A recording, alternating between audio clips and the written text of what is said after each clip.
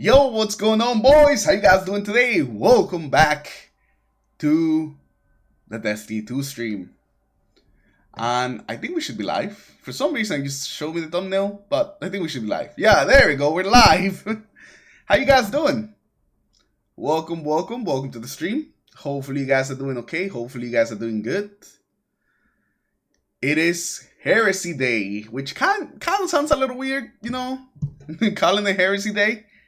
Seems like I'm doing the heresy, but you know that's what's happening today. For some reason, there is an update. I'm not sure what they're adding to the game on this final week. I didn't think they were gonna add anything, but there is an update, and there is maintenance, as you can see from the background.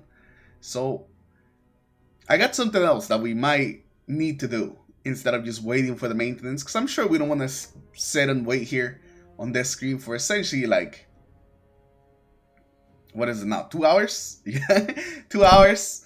We don't want to be here for 2 hours just sitting here in the maintenance. So, we gotta do something else. The copying incoming. Oh my god, the copying, bro. The copying. Those of you guys that are on the PS4 understand the copying is coming. If you're not on the PS4, then that's it.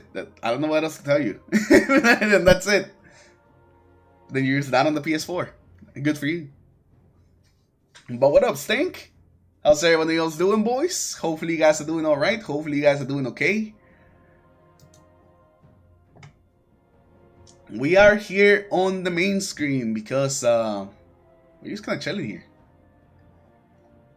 We are just kind of chilling here in the main screen.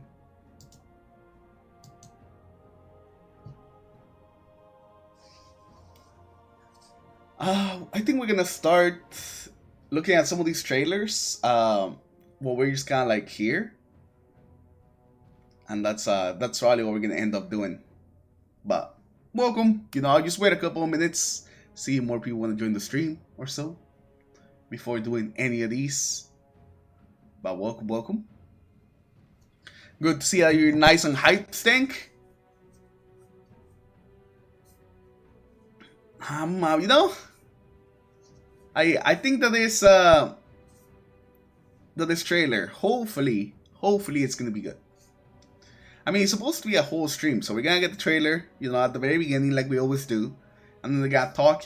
I don't know if it's gonna be like a 30-minute type of thing, or if it's gonna be. Oh, you know, can I make a poll? Can I make a poll? Hold up, I wanna make a poll. No, that's Q&A. I wanna make a poll. And the question is gonna be,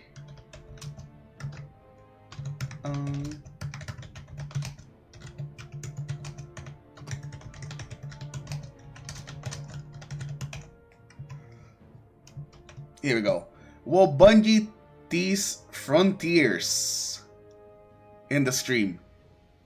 That is the poll for today.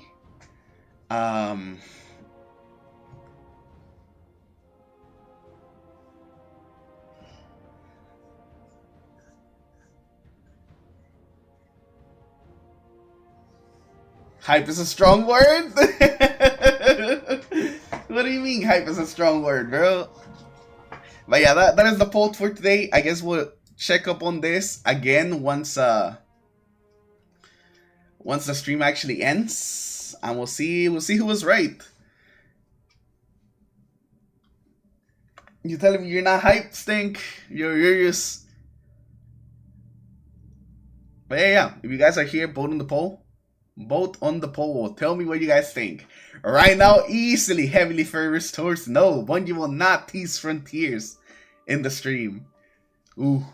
I mean, they kind of have to start at some point. It's Frontiers. It's just at most 4 months away. So they gotta get some trailers out here. Like, when did Final Shape start getting trailers, and Lightfall start getting trailers? Well, I want to say at least 6-7 months beforehand, and we only got 4 months to go. They gotta start the marketing machine at some point here. You know, they gotta start drip feeding the trailers, the posts, you know, all of that. So we'll see. But yeah, let me know what you guys think. Let me know what you guys think. And like I said, at the end, I'll see. Actually, probably before the end. No, not at the end. We'll probably end the poll when the stream is starting. Because if not, if we keep the poll going while the stream actually gets started, then people could change their answer. So I think we'll end the poll when the stream starts. And then we will really see where the poll ends. What's up, Lance? How you doing? Welcome. The poll starts at the end of the base. Ronnie, you're not wrong. You're not wrong, Ronnie, but it doesn't stop me from wanting to strangle you. But hopefully you guys are, at least a little bit excited. But welcome all of you guys. Also, if you guys haven't left a like on the stream, leave a like. Helps out the channel, helps out the stream. We're gonna be here. We're gonna watch the reveal and all of that. I'm also hyped for the death stream. Unfortunately, there is maintenance, so my plan kind of went out the window. I wanted to play a little bit before the maintenance, but I do have a backup plan that you guys might enjoy. You guys might enjoy this backup plan. We'll see. We'll see. But let me... When the Bungie stream? The Bungie stream is like in 2 hours? No, we're not playing the KFC game. The KFC game was a one-time thing. Do not tell people about the KFC game. The OGs will know the KFC game. If you don't know, then you don't know, bro. If you know, you know. When it comes to the KFC game, that's one of those things. If you know, you know.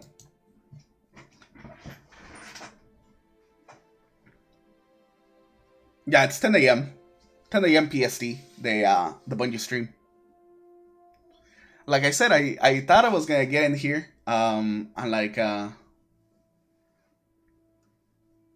play some, but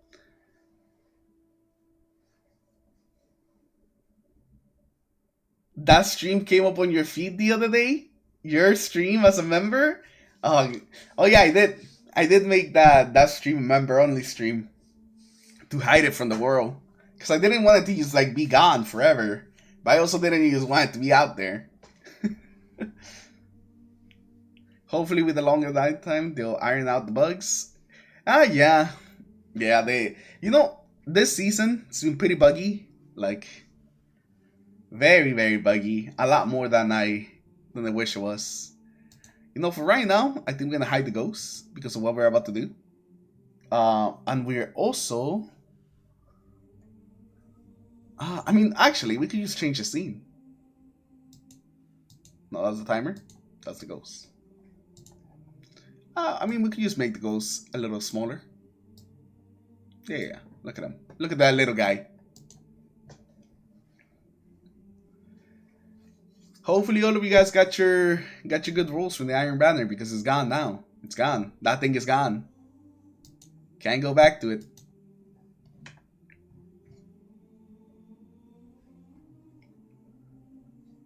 The Pokemon TCG battles? No, we're not doing Pokemon TCG battles, bro. We're gonna watch some things. Wait, did I do it right? No, that completely removes that. Hold up.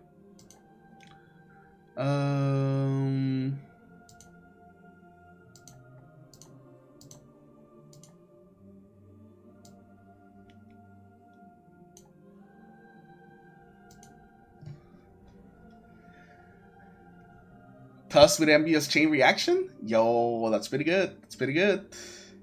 Watch football videos? Brother, you just trying to get me a copyright strike. That is the easiest way. That and listening to music is the easiest way to get the channel shut down.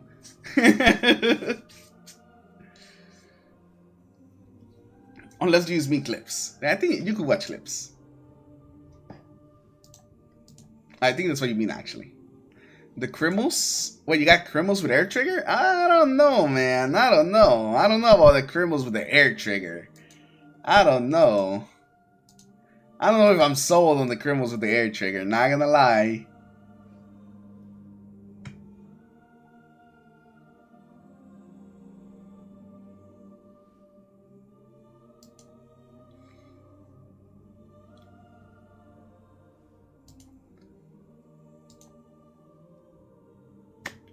Did it work?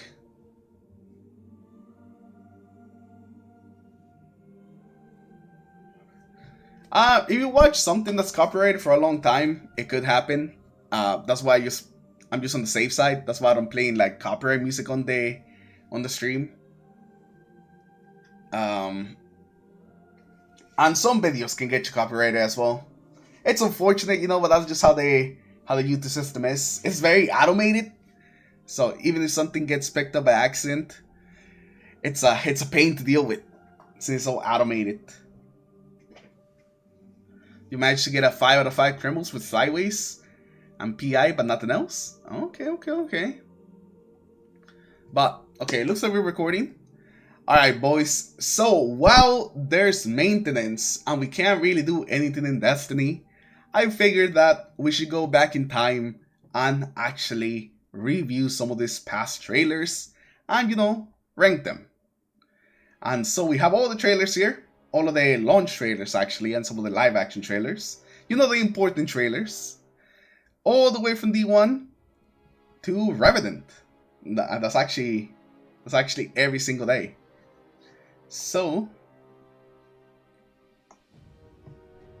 over here, just kind of chilling. We'll watch these trailers. Oh wait, what? Someone's birthday? Yo, happy birthday. Archons with 4 times rewind? Yo, that's pretty good. That's pretty good. Wait, you guys distracted me. The birthday distracted me. Ah, fuck, I don't even know where I was.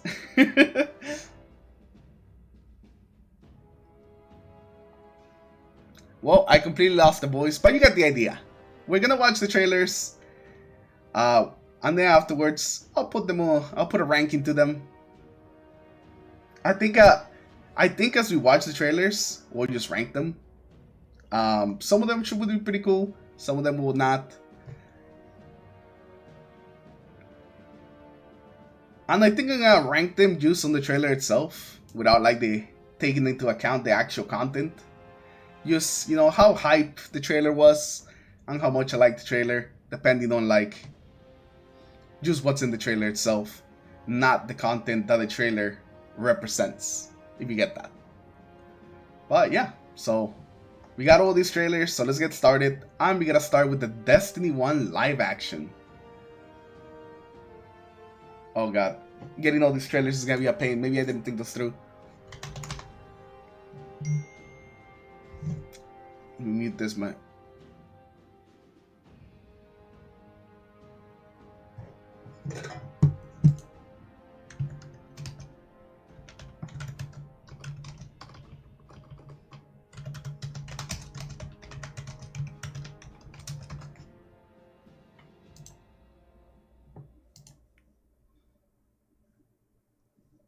Bring back the seasons, the episodes are mid. Wait, is it this one? Yeah, it's become legend. Okay, it's this one. Okay. So let's put it full screen. Yo, what's up, Broly? How you doing? So the very first trailer right here is Become Legend. I think I had all of these on a playlist at some point, but they're fucking gone now. Wait, can you guys even hear these? Hold up a second. Probably should check that first. Nope, it's muted. It's muted. Okay, that should do it, I think. Yeah. I don't know how loud it is. I think it might be a little too loud, but you guys just let me know.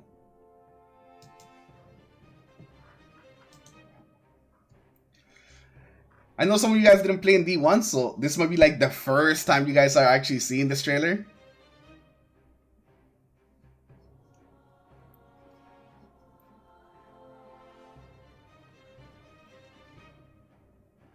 I think this may have been the very first trailer I saw of Destiny.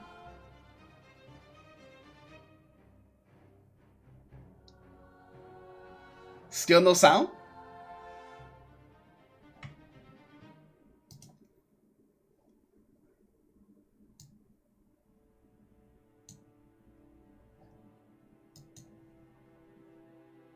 Oh, god damn it. I forgot about this. I was just talking about music.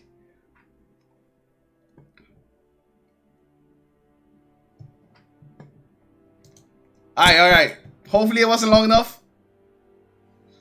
Oh, it just keeps going.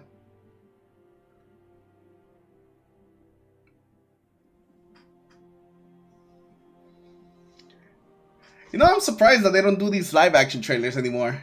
They were pretty cool. They did them for a while.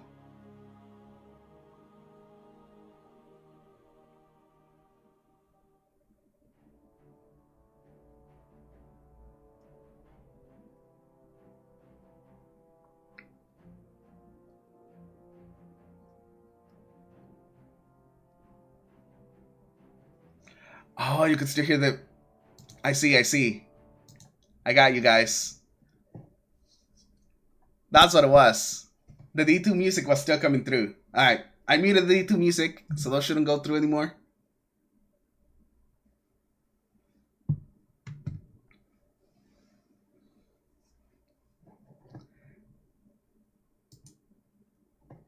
I don't think they have the budget for live action trailers anymore. You know, that is a good point. The Bungie budget has greatly diminished.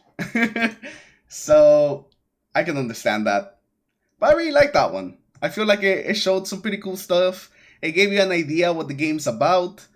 It even showed some of the abilities in like the live action trailer. So I would say that's a pretty high A tier type of trailer. That was pretty good. I definitely like that one. Save the puppies. I'm pretty sure that one is in here. That would be like what, D2 launch?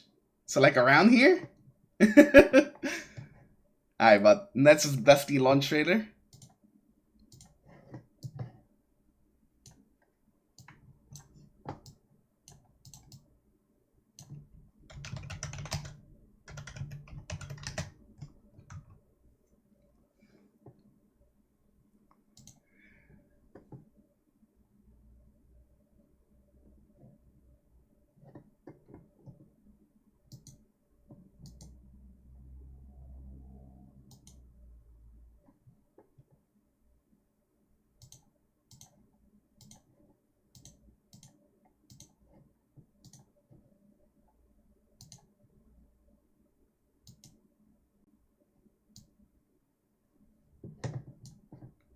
Alright, so this is the Dusty launch trailer.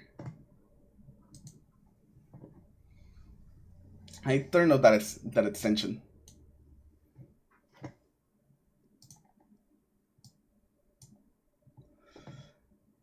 The launch gameplay trailer? Do I have the right one actually?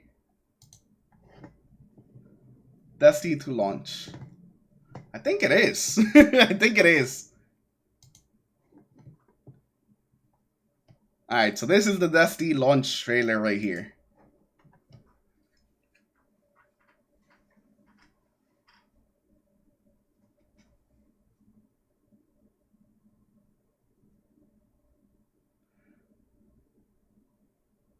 Man, this music. Still no audio? Bro, are you serious? Why is there no audio? Why is there no audio? Audio should definitely be coming through. Hold up. Hold up a second, boys. I got you guys. Yeah, it shows like the audio comes through. On my thing at least. That is very weird. Is it just too low? I've never done anything like this, so this is like the very first time we're trying something like this.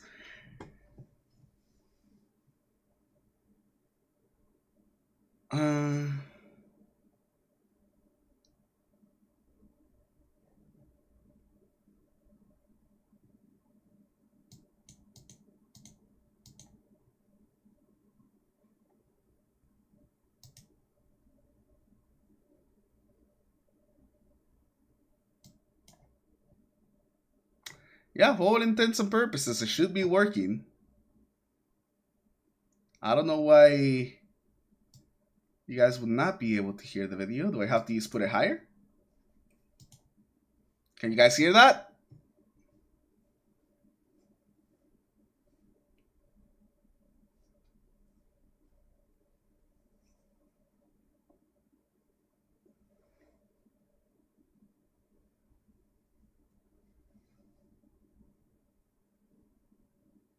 Negative? Still no audio? Oh my god. What is happening? Hold up. Let me see if I could change this. Is it not with this? This is usually what we do, and the audio works. It's fine. So I don't I don't know what's happening right now. Alright, so I'll put you guys on.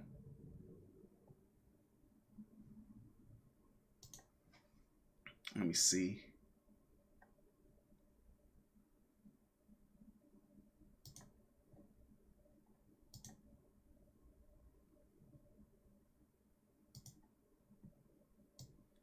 We'll see if this works now.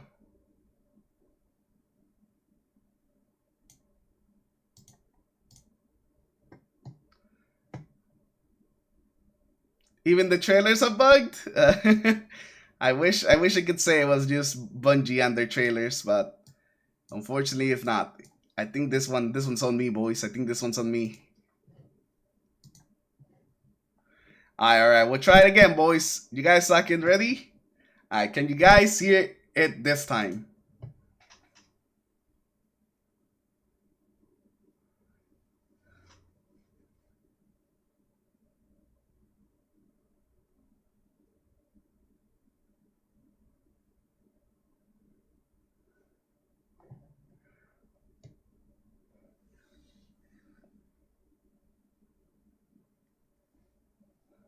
Negatory?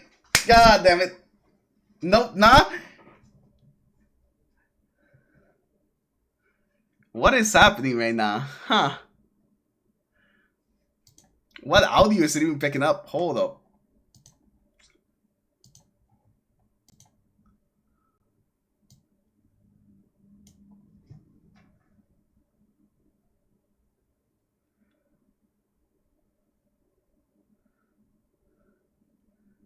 Yeah, I didn't even pay attention to the trailer because I was trying to fix this.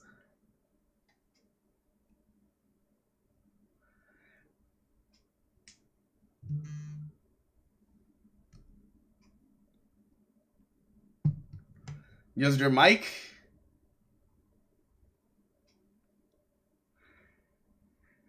Maybe I could change the capture desktop audio. That's what I used it. I changed it to 2 different things, and it is still not doing anything. Is the hype part sarcastic? Only half of it. Only one of them. The other one is genuinely looking forward to the episode. You know, we know we're gonna be playing the episode. It's not like that's something that's up in the air. We are gonna be playing the episode.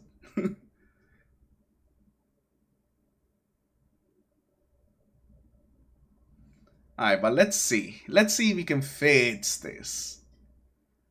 Okay, so we got the Destiny muted. Destiny's muted. Will this change it?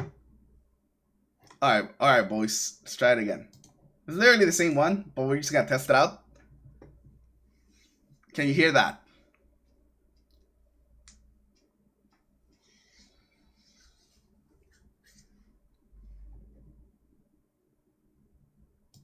No. Pain. Suffering. Pain and suffering, that's what I feel. Wonder why it's not going through this time. Let me see if I can use... Doesn't it start in 2 hours? Yes. This is why we are just kind of chilling for a little bit. Let me see if I can add like a... Oh, you can hear my pain and suffering? Well, I'm glad that you hear that, bro. I'm glad that you hear that. I'm very glad.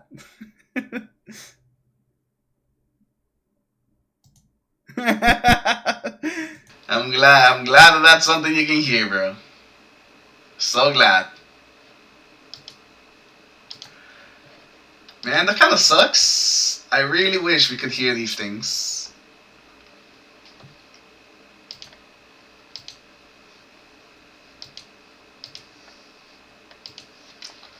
I'm not sure what it could be. I'm not sure what it could be right now. Sounds like my mic changed. Oh, did my mic just change? Oh my god. Oh yeah. Mic just did change. It's gone. I was just looking at something.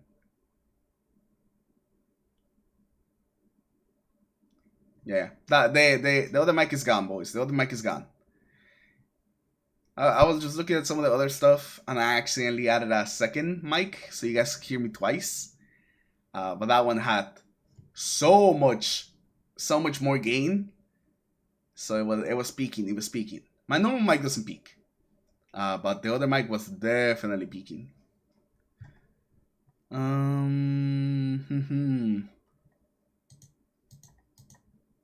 Well, I'm not sure. I'm not sure what could be done here. I'm not sure what could be done here. We might be cooked. We might be cooked. Cause everything should be working. It's active. Everything works.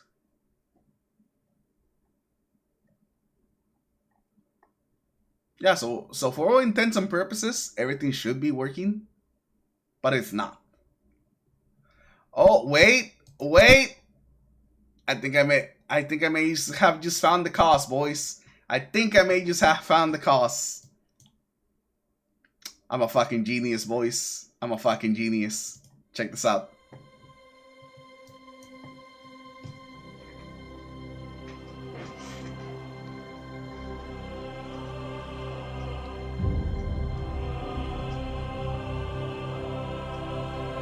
Big brain, boys. Big brain. Hype. Real. Yappers. Okay.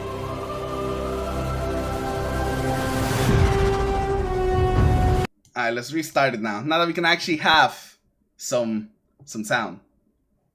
Let's start this thing.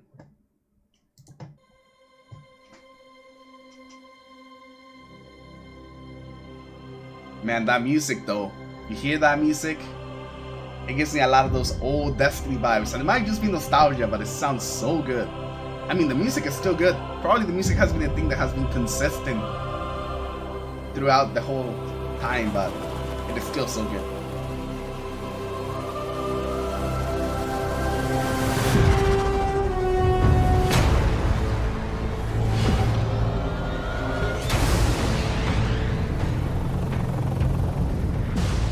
I know what you're about to do. It's brave. There are enemies out here you would not believe. Play the first one again? Yeah, we'll play the first one again. But they've never seen anything like you.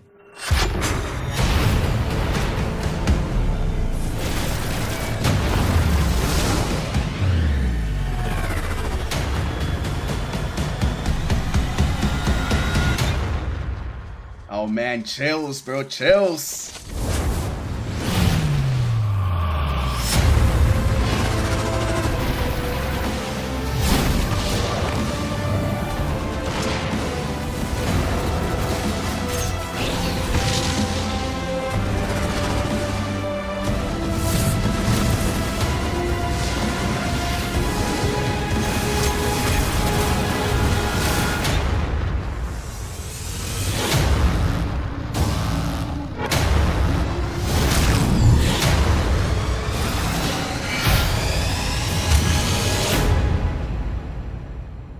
It doesn't matter who you were.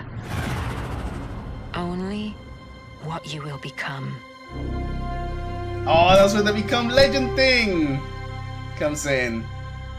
Oh man, that was so good. I want to play that game right now, bro. I want to play that game right freaking now. Where did we put this thing? Oh man, I don't want to nostalgia cloud my judgment, but man, this trailer definitely does want to make me play the game.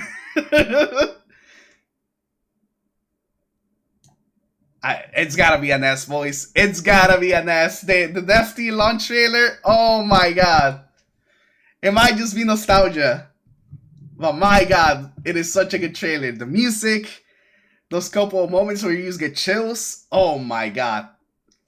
Absolute cinema. And we'll play the live action trailer again just because a lot of you guys could not hear it. You guys should have mentioned it much earlier. You guys should have mentioned it much earlier that you guys could not hear anything. But alright, let's do it. Yo, what's up, Sitcon? What's up? How do I turn this thing off for now?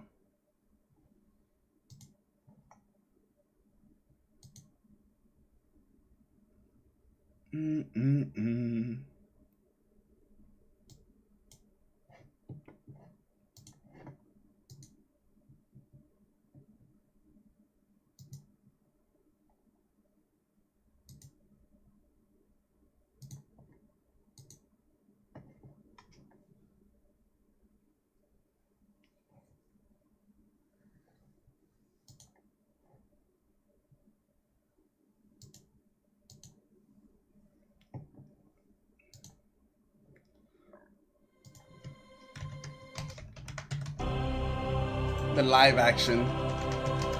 Oh, I had to reload my whole thing to get rid of that one thing.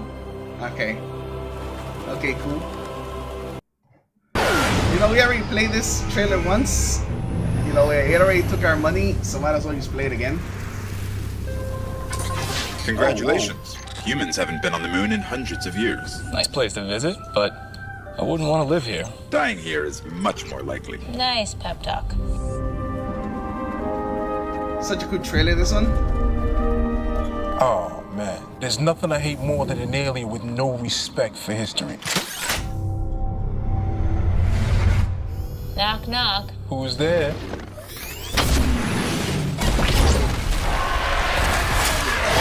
Well, now it's a party. Music? Looks like he can say goodbye, too.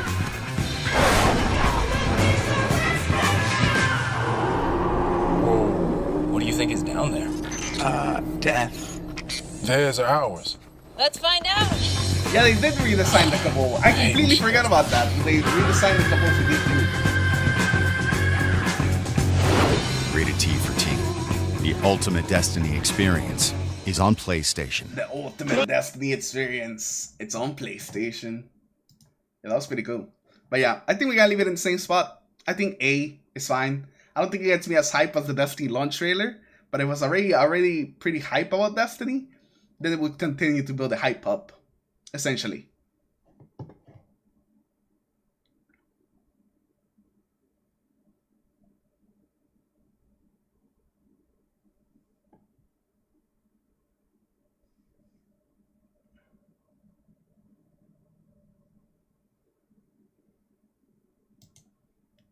But all right.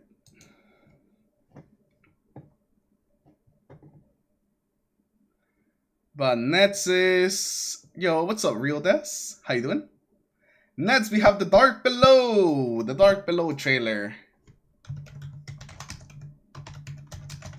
Dark Below. I think this is the Dark Below launch trailer, right?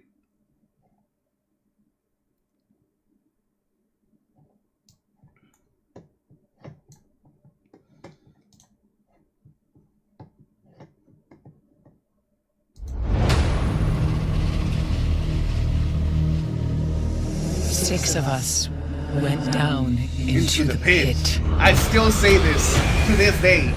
It's such an iconic line. Only one crawled out. I am Eris, the last. I have seen what the Hive call a god.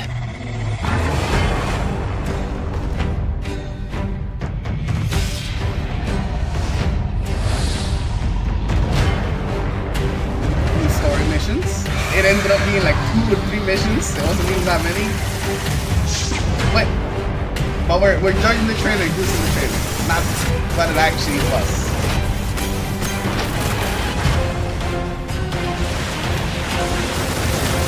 And we got some Crucible masks.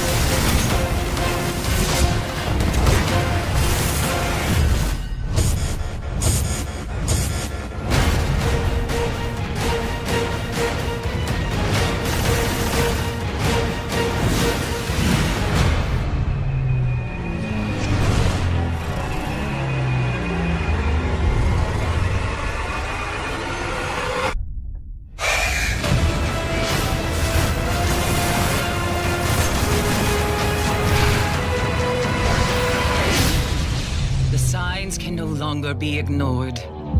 We must stop what is coming.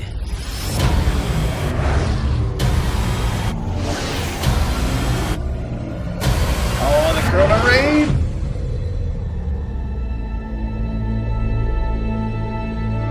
The Dark Below. This is actually when I really started getting into Destiny with the Dark Rated Below. T for teen.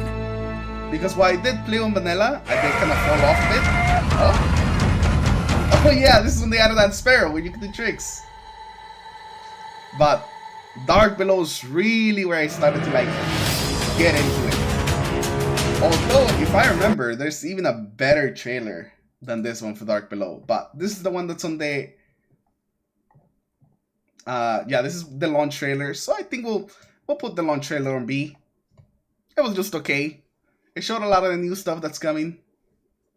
But overall, I thought it was just okay. If it was the other trailer for Dark Below, like the reveal trailer or the teaser trailer, I don't remember. Didn't even remember what it was called. That definitely would have been much higher. And if you guys don't know which one I'm talking about, it was just on the other page. It was this one. The prologue trailer. I'm gonna play this just because I like this one. 6 of us went down into the pit. Right, man, what's about to be some low for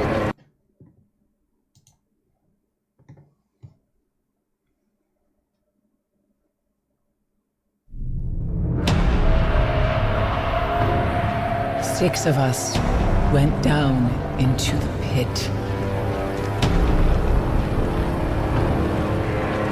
Only one crawled out. I am Eris, the last. I have seen what the Hive call a god. Crota, son of Oryx. He took everything from me.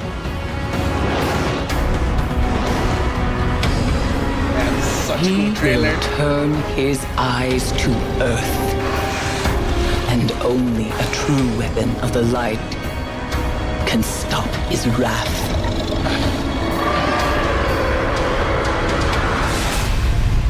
Now you must face what lurks in the dark below. Bro, that one, I like that one better than the other one. This one just has like the banger Crota music that you plays whenever you pick up the sword. So like the music that plays in the boss fight. It has Eris's commentary, which it's fantastic. And overall, it just really hypes you up for this like expansion and just builds up Crota as this like unstoppable force, which I'm pretty sure that's what they were going for. So yeah, I kind of like this one better. It's not in there for whatever reason, but if it was, it would be like an AS trailer. But next up, we have the House of Wolves.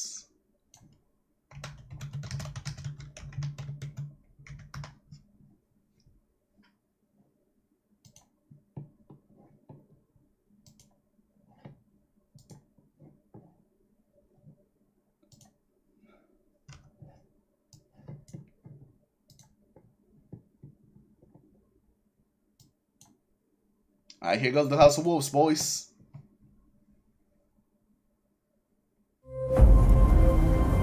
When the Fallen sought to destroy us, I protected the reef. In the end, we showed them mercy. They met that mercy with betrayal. Now, and I love like the Destiny one Marisol. Like look.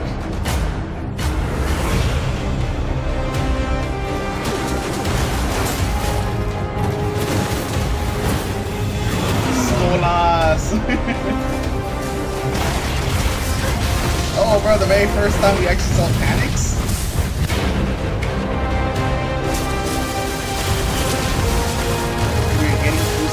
every single expansion. That is crazy.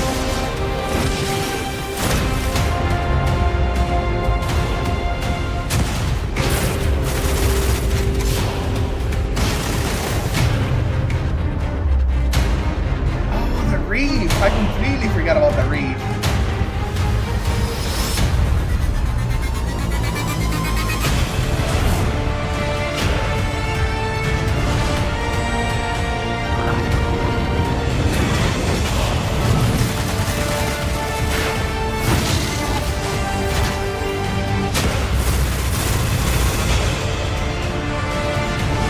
Trials. Bro, I remember the first you did trials. Hurrying home, like school, to go play some trials and trials this game with the boys. Open the reef. I'm pretty sure we got our ass kicked. Let the hunt begin.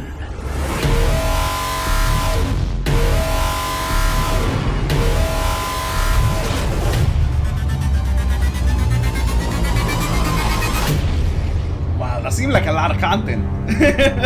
That seemed like a lot of content for one expansion. Was House of Wolves really this much? That seems like so much.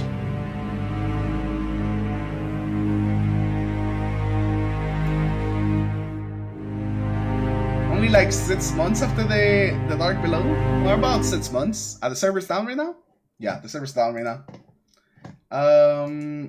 So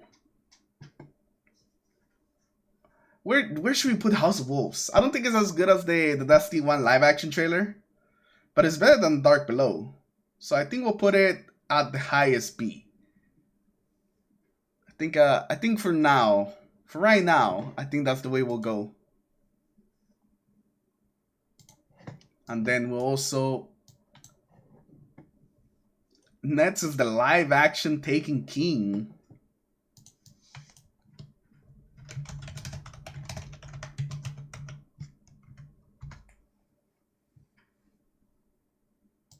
Oh, there's a PlayStation trailer? Because of course it is.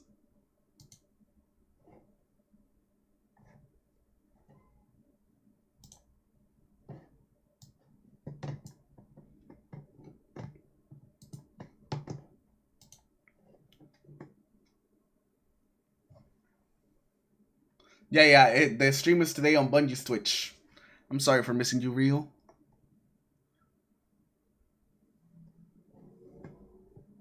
Alright, but this is the Taken King live action. Let's go. I don't remember much about this one. I remember it's in the that's about it. We're close. Any sign of the evil king? Nope. What are you so worried about? Well, you did kill his son, and you are on his ship. Nah, I doubt he even remembers me. I'm detecting enemies ahead. Huh. Let's give him something to dance to. Hey, mama said the way you move gonna make you sweat, gonna make you groove. Great. Now I'll never remember all your names.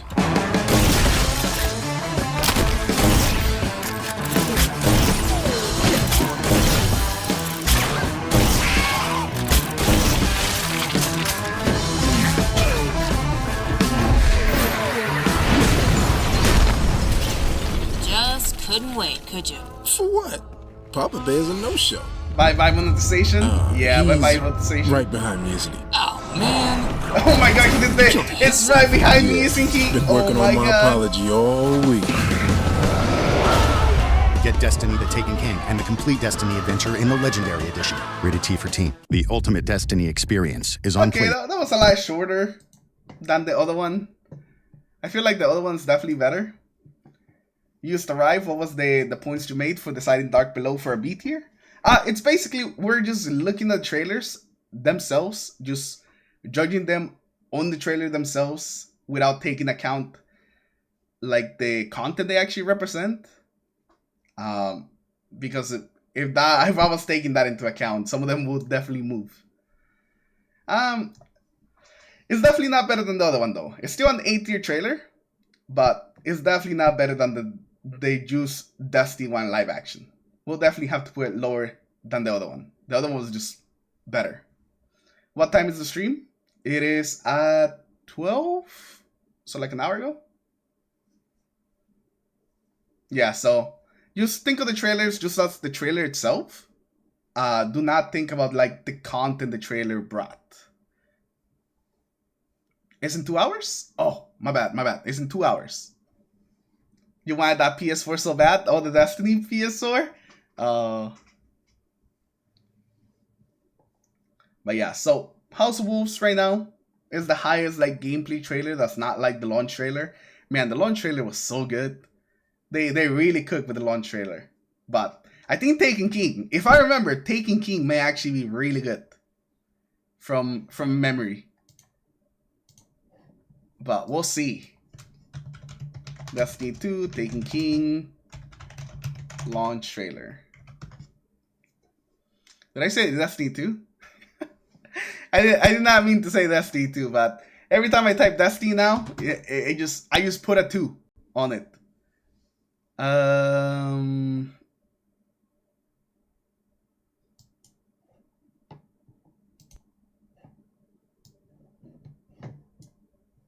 Alright, boys, you ready for some Taken King?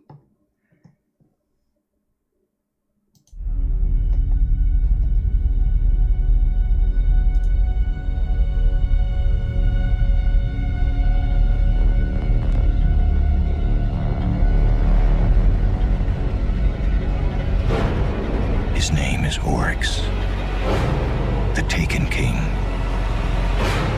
And he's coming for you, Guardian. Who was this person that was talking in the trailer? Can you blame him? Oh, that music. You killed his son with his own sword.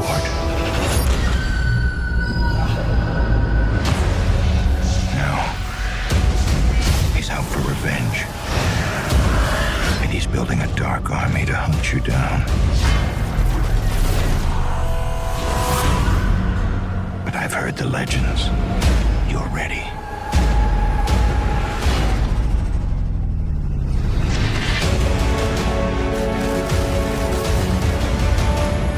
Okay, we get to see the new supers.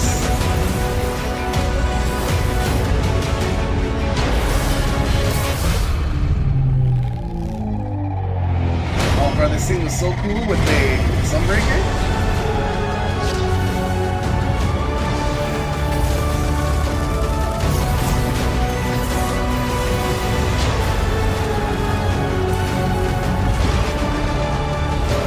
Is coming, Guardian. You got his attention. Now, go get his head.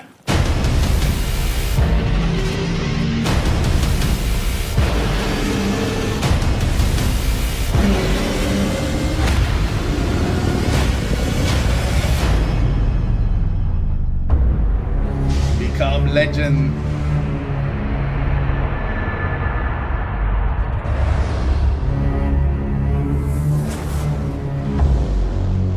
Not yet rated. Get the complete Destiny adventure, The Taken King, Legendary Edition. Damn, bro. The Taken King. That was pretty good. That's it. I like that they showed like a bunch of they pretty much focus a lot on the supers. Because, you know, that was like the big new thing. But yeah, I really like that one. I think it is better than House of Wolves. Definitely better than Dark Below. Do we want to venture into A with the Taken King? I'm debating between being the highest B or low A, because I don't think it's better than the live action trailers.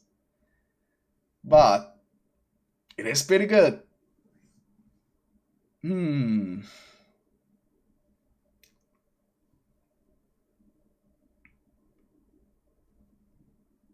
You know, I think we'll leave it at A. I think low A for the Taken King, because I do feel like it's just a step above the House of Wolves and what we saw in the House of Wolves. So I think we'll definitely go for that. Like that during this time, Bungie was on their game when it came to the trailers. So it makes sense that they were pretty good. Especially since they weren't really putting out too many. So we're definitely on their game.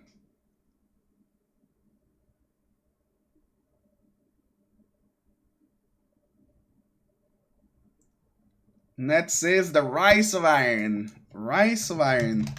I don't even remember the Rise of Iron trailer.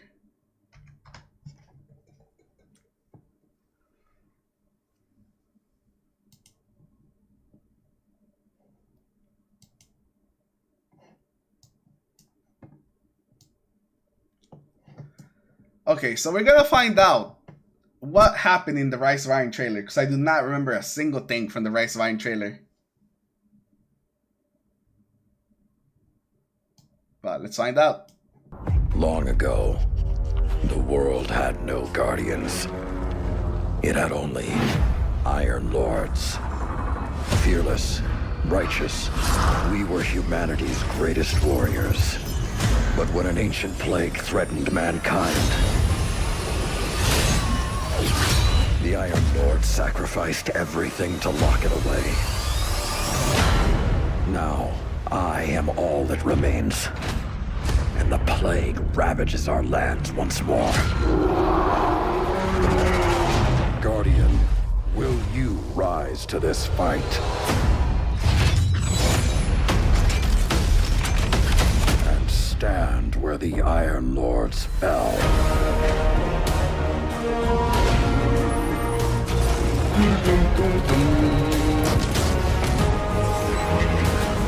Oh, this iconic songs.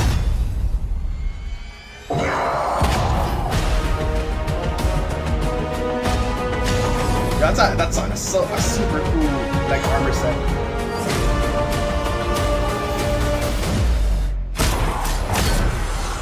Join me, Guardian, and become an Iron Lord.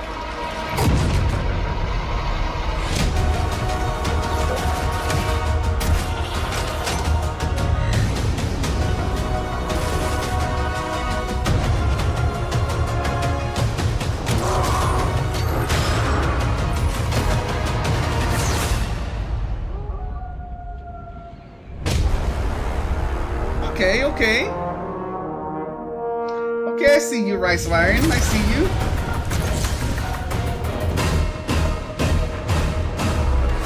Pre-order Iron Galahorn, baby.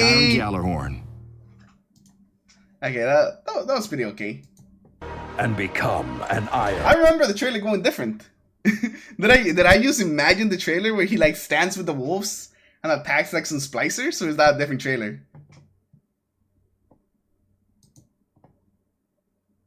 Did I imagine that trailer in my head? No, there has to be a trailer, right? Ooh, is that one better than Taken King though? Is that one actually better than Taken King? You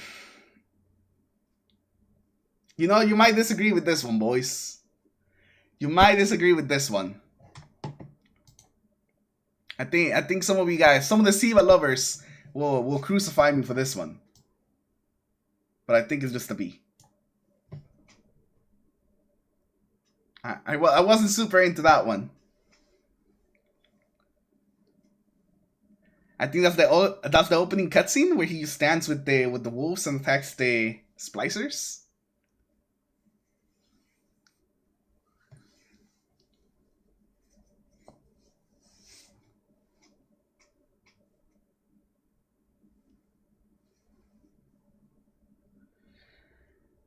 I didn't feel as much hype from that one as I did for the Taken King. The hype just wasn't there. I think it was the supers in the Taken King one with the Taken King music. I still liked it. I still liked the Rise of Iron trailer, but it just wasn't as there for me as the Taken King one. Was the beginning from the Iron Banner? Yeah, that's like the Iron. It's the Iron Banner song. I guess it started as the Iron Banner song, but then it became like the Iron Lord theme. Or they're very similar with this, where you can like really tell it's that song. I mean, they still play it in the Iron Banner in Destiny 2 now, like towards the end of the game. Everyone has their opinions. Yours is just wrong. I see. But I'm leaving Rise of Iron there for now. So next is the Destiny live action trailer. Alright, so Destiny 2 live action. Does anyone remember the Destiny 2 live action? I know they did one, but I don't remember what happens in it. Oh wait, oh no, wait. Just looking at this thumbnail, I think I remember it.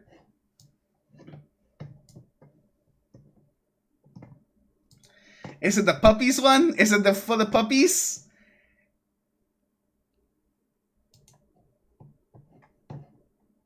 Is this one the for the puppies trailer? Look, I know you're new here, so let me catch you up. Everything you love about Earth is gone. Your skinny, no-foam vanilla latte? Gone. Binge watching? Gone. Carbs, love songs, the Grand Canyon? Ruined. Okay, that didn't change much. But say goodbye to surprise parties, ketchup and mustard, late night texts, Taco Tuesdays, and if that wasn't enough, puppies. Or not the puppies. I know, right? Who does that? I mean, I'm more of a cat guy, but still, where was I? Everything is gone, except for the last city. And now, a psycho rhino named Gaul has come to take that away too.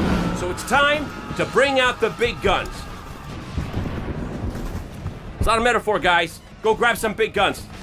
Because if we're going down fighting. Do it for the tower and the ramen shops. Do it for the loot they've taken from us. But most importantly, do it for the puppies!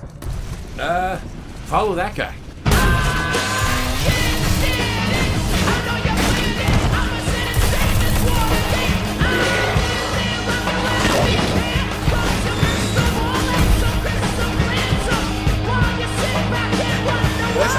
This is the trailer.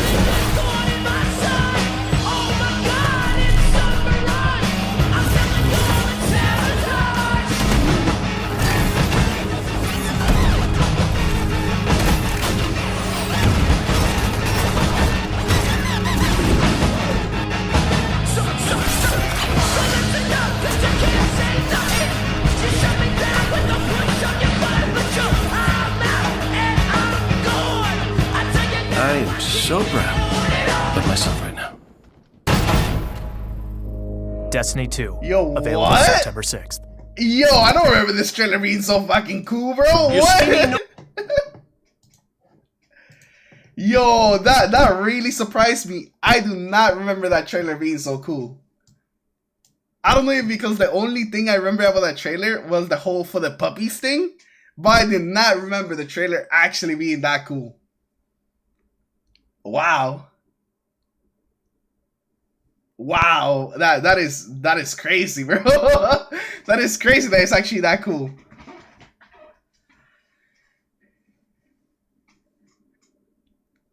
What was the live action trailer dance thing? I think, is that in here? Oh yeah, that's over here. That's dancing. We'll get to that at the end. Bro. I know you guys just hated my opinion on Rise of Iron, but fuck it. It's going to next year. It's going to next year. D2 live action trailer is going to next year. I do not remember that being that cool. That was much, much cooler than I expected. Wow. I really thought it was going to be like a pretty okay trailer. But wow, that was actually really, really good. That was a really good trailer. It got me pretty hyped to play the game. So it has to go on S tier. It has to. Even if D2 Vanilla, you know, left a lot to be desired. And Cade was in that trailer too. That was so cool too. Alright, now the Destiny 2 launch trailer. The D2 official launch trailer. Every time I search for the D2 launch trailer, it brings up the Forsaken one, which, you know, should show you where we're heading. The Forsaken one might be the best trailer from my memory. From a memory, the Forsaken one might be the best trailer. Like that has gameplay in it. It might be. The city is secure. Those who fled are being hunted, and those foolish enough to remain have been executed. Do you see all that I have done? That's actually pretty badass.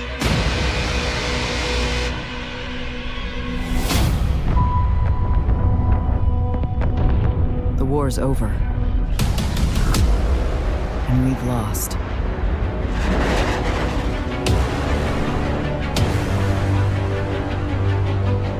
Our numbers will continue to dwindle. And we can no longer protect ourselves, much less the survivors.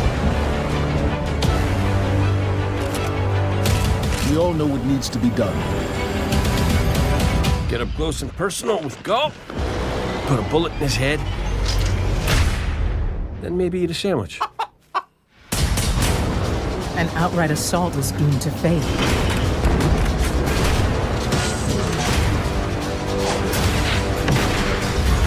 There will be no coming back.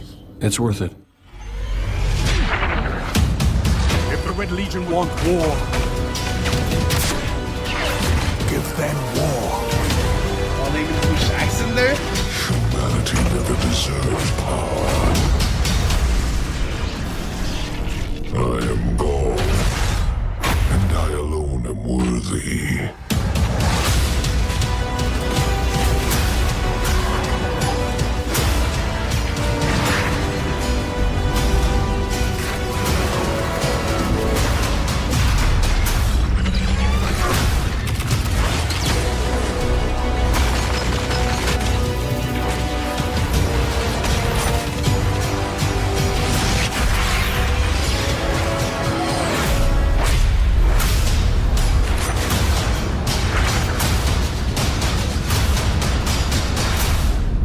This is great. Anyone want a hug? No hugs.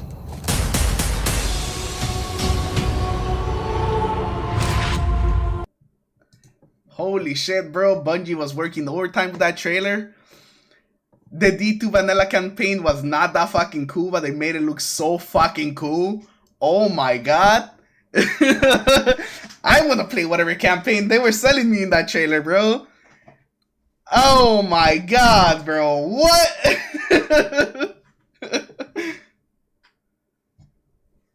Wow. That was a lot better than I remember. That was a lot better than I remember. You know, I did not remember the vanilla launch trailers being this good. But this one, where do we put this one? I think it has to go an A.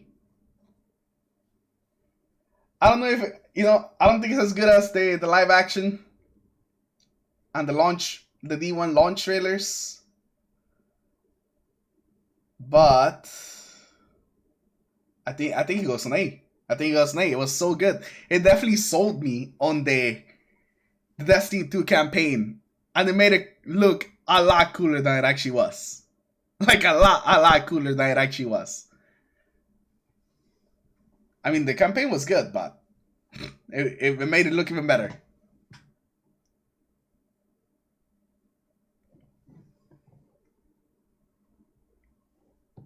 Alright, so what's next? Curse of Osiris. Okay, here's where we start getting our low rank trailers.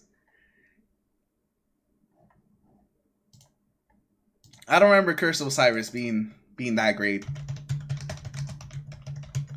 I remember people clowning on Curse of Osiris immediately, so I'm gonna say that that's probably what's gonna happen here.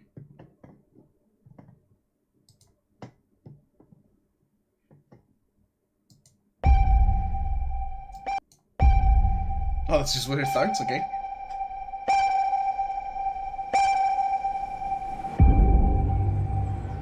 Guardian, what I'm about to tell you stays between us. While we have been fighting, an ancient gate has opened on Mercury, and an army of past and future machines amasses. They intend to reshape the universe in their image. But there is one who has glimpsed this dark future.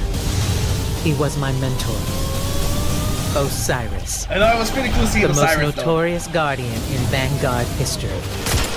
Once, his dangerous ideas nearly destroyed us, and he was banished. Now he has returned, but will he be a powerful ally, or bring us death?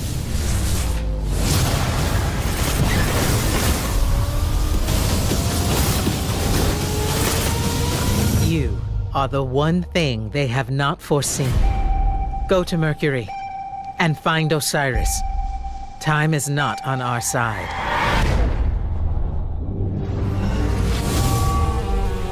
Okay. Get the expansion pass now. 2 all-new expansions. 1 great value. Okay. You know, that was Curse of Osiris. Better than I expected. I like that whole din they had going through the whole trailer. I don't even know what that was, but it was kind of cool, but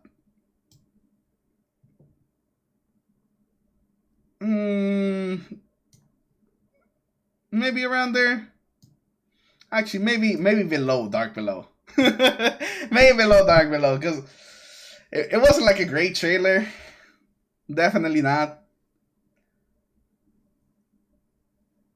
But even when Bungie doesn't make like great trailers, they still know how to build up hype.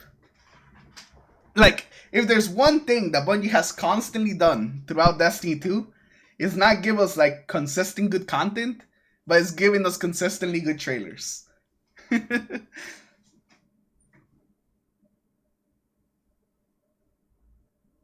There's also the release trailer.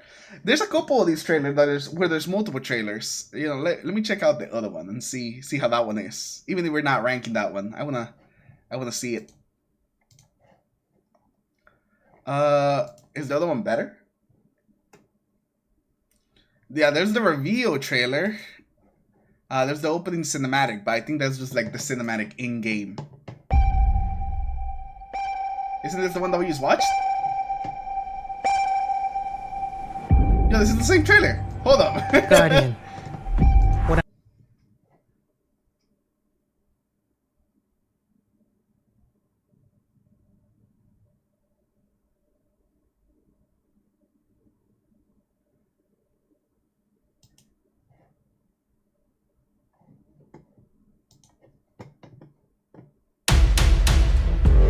Okay, so there is another trailer. There is another trailer. So we'll see how good this other trailer is.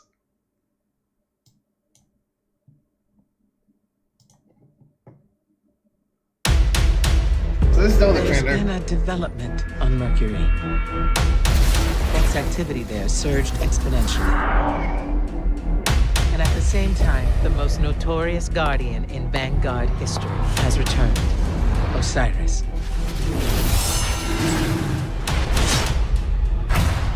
Go to Mercury and find Osiris.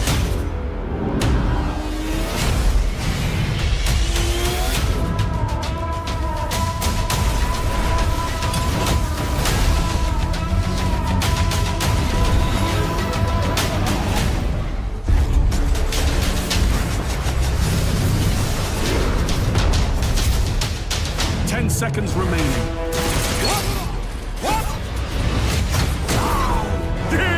You actually got Crusoe maps. Oh my god, bro. This is wonderful. No, this trailer is much better. This trailer is much better.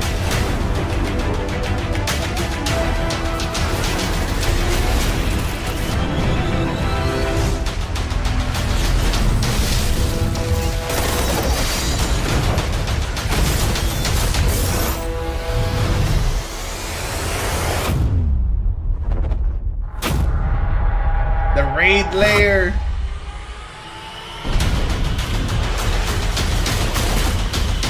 You made that look easy. You know, that trailer was actually better than the other one. Get the expansion pass. Which makes it worse because Curse of Osiris was so bad. It was so bad. That GM though? Oh, that GM though. That GM though. But let's go with Warmind.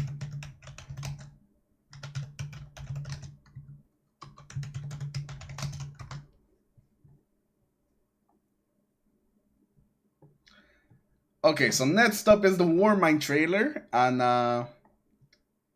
we have it right here.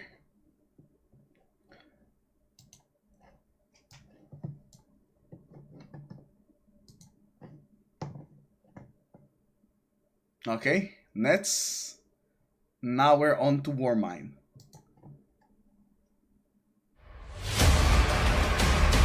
Immediately into the action, okay.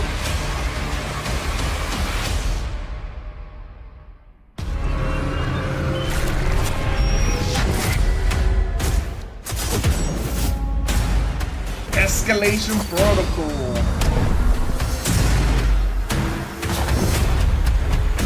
Stronger they get. Okay.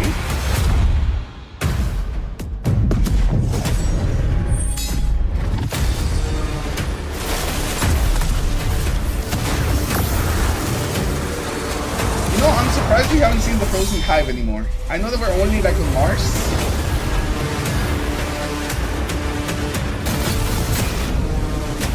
They could bring it back.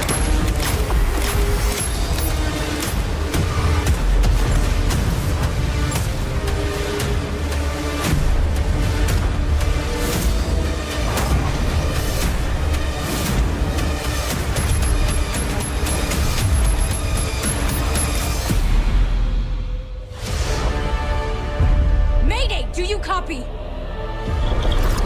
The most dangerous weapon in this system is on this planet. And an entire army of Hive is trying to destroy it. This is a war of many fronts. And there's more than one way to fight it. And you think Rasputin is the answer? It's a broken weapon. Too dangerous to be left alone and too unpredictable to wield.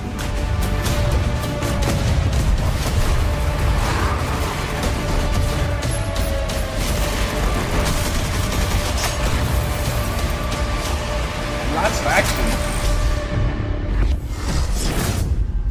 Rasputin was not the only thing to awaken on Mars.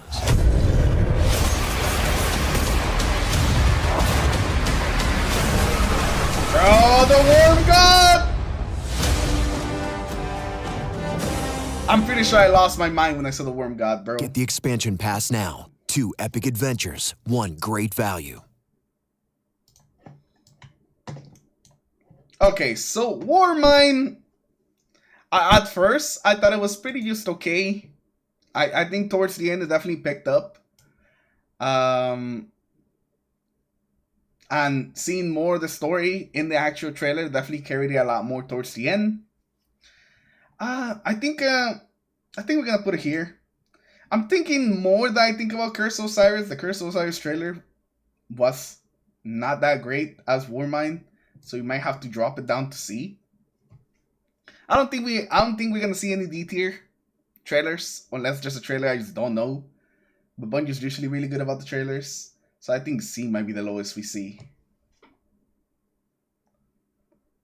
But yeah, I think the Warmind was definitely better than Curse of Osiris.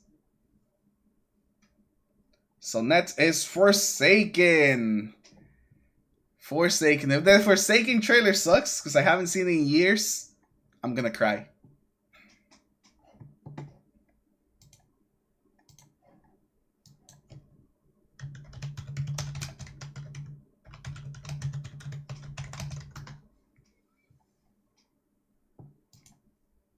Why I actually watch this on this account? It says this trailer has already been watched.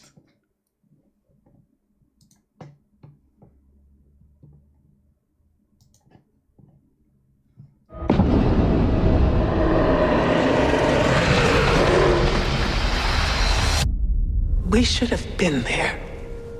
Well, this is awkward. You got a gun I can borrow. This is not your fault. Any last words? How's your sister?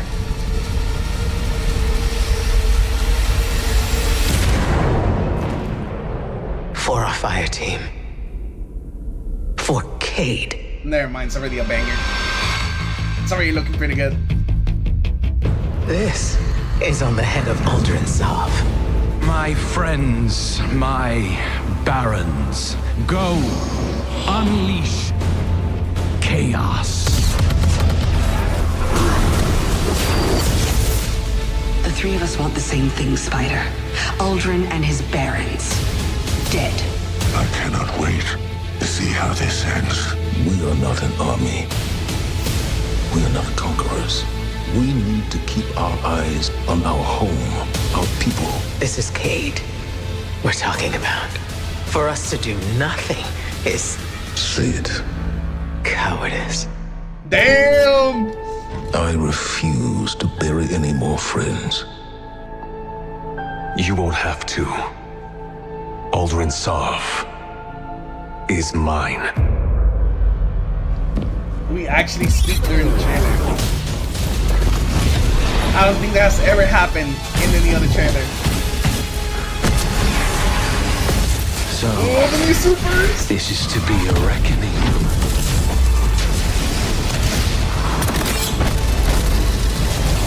I know where Aldrin and his barren scheme. You have no idea what he's done! The line between light and dark is so very thin. Do you know which side you're on? We will take the reef by storm. All of us, every Titan, every Warlock, every Hunter. If he thinks what he's done is the end, it's not. It's the beginning. You gotta promise me. Put Aldrin in the ground. We have a deal.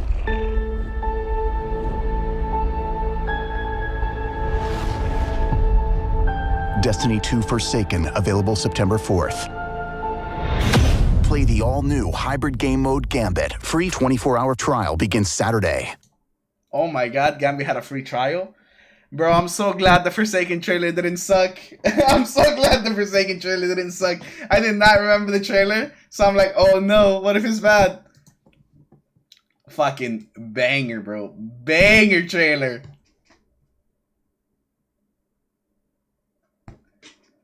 As S tier just for the Gambit. S tier just for the Gambit. Such a good trailer, bro. That was much better than I expected.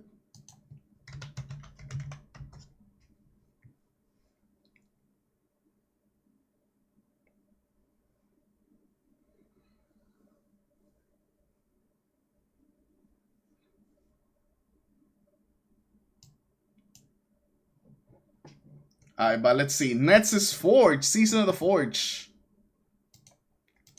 AKA Sipcon's favorite season.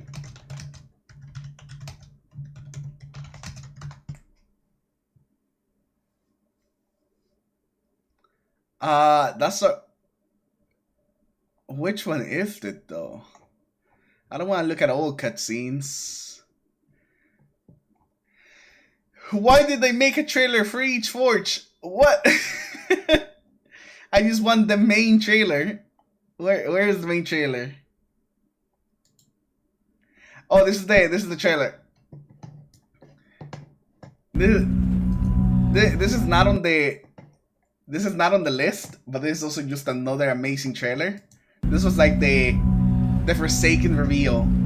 I remember seeing this trailer. I'm being speechless.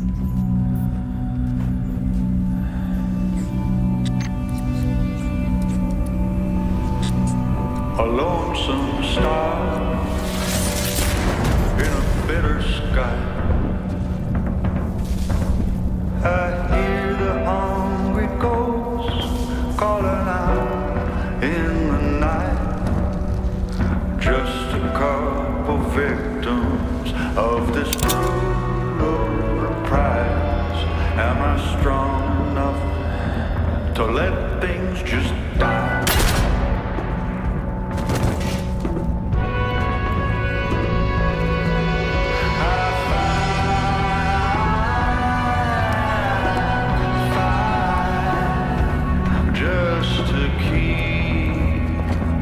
The spark alive.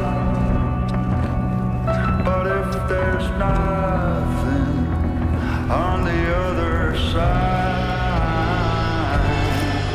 remember they dropped this trailer. I think it was in the middle of E3. And it was just this and nothing else. And that was enough.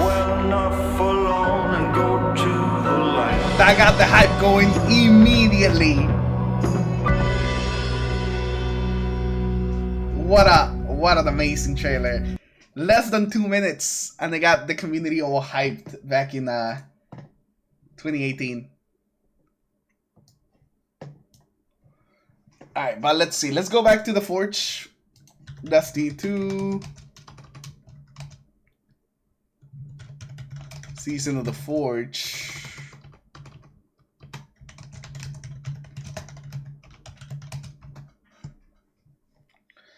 Bro, which one is it though? Weapons of the Black Armory. There's so many of these trailers. Why did Bungie make so many of these trailers, bro? There's one for Scourge of the Past. There's one for each.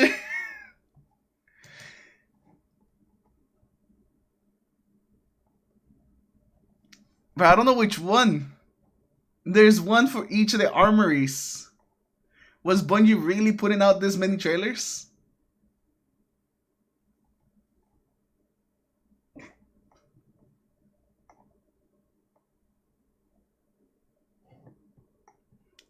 Did they not put like one overall trailer? Did they just put a bunch of smaller trailers for this for Season of the Forge? No way. They must put one big trailer out, right?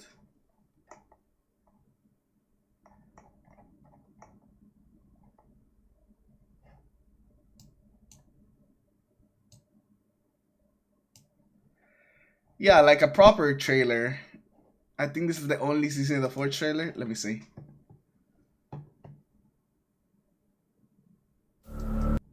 The only Season of the Forge trailer is the Weapons of the Black Armory trailer. Alright, well, I guess we're going this one. So yeah, it turns out for Black Armory, Bungie's made a bunch of smaller trailers. So this is like the only big trailer we could find. So let's see how this one was. What we offer, Guardian, is privilege. Today, it would seem our doors are open to you. Welcome to the Black Armory. They wear elite weapons, alright. They wear elite weapons. Ooh, the Geese and Aggies. Boom! You're unstoppable!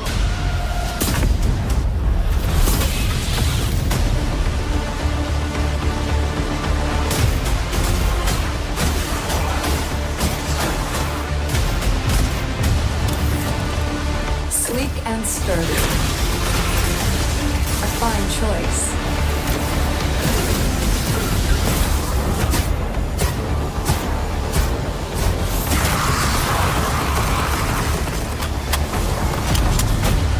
People lost their mind when they saw the Hammerhead, bro. The first machine gun. That one will last you.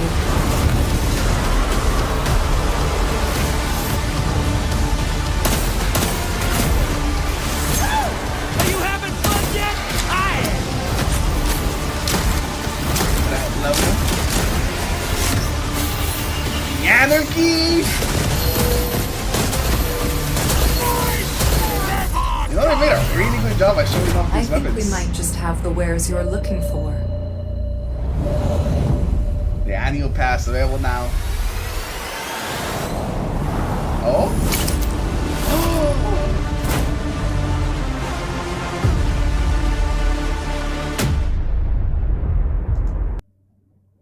Oh, I forgot about that teaser at the end with the last word. Oh, I forgot that's even there, bro. That's the last word. You know, surprisingly, still better than Curse of Osiris. Maybe even better than Dark Below. I think we'll put it here. We'll put it on B. Halfway through the B's. Drifter Prime. Oh no. Oh no, the Gambit Prime trailer. Did they actually make Gambit Prime actually look good in the trailer.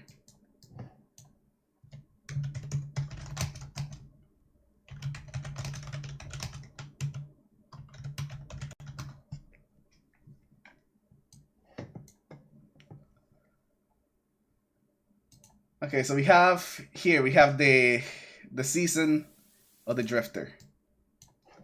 Are they actually gonna make Gambit Prime look good in this trailer?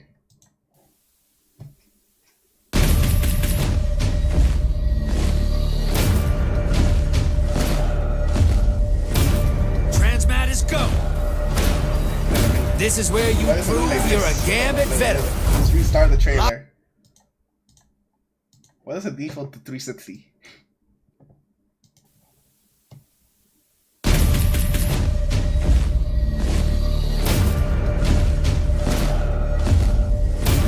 Transmat is go.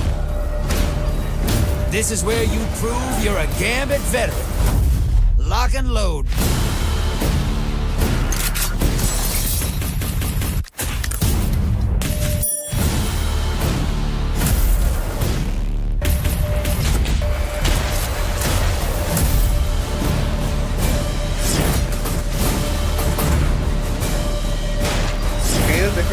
Different sets. The Invader.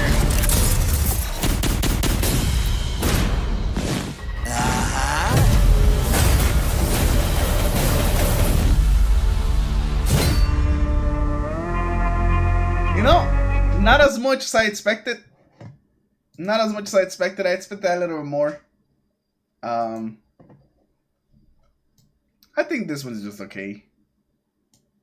I'm sorry, Gambit Prime. You did not convince me. You did not convince me, Gambit Prime. I thought they were gonna make it look a little cooler. It did not convince me.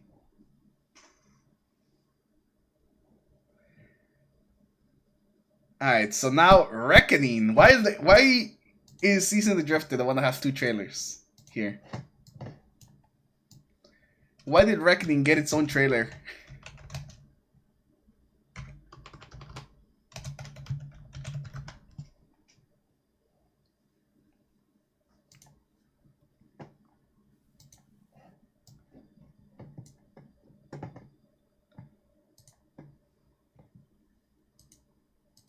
Okay, we got Season of the Drifter Reckoning. This is less than a minute. So I don't know if I'm expecting much from this trailer right here. You have proven yourself worthy. Accept this gift from the 9. What gift?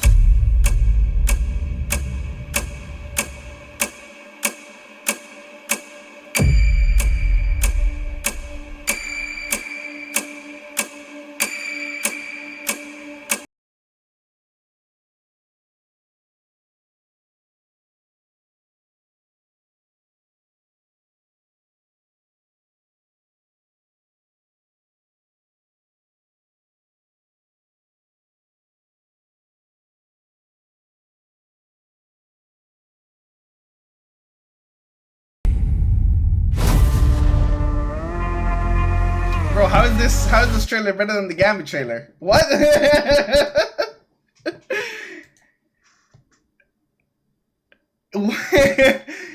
How? How did you do it?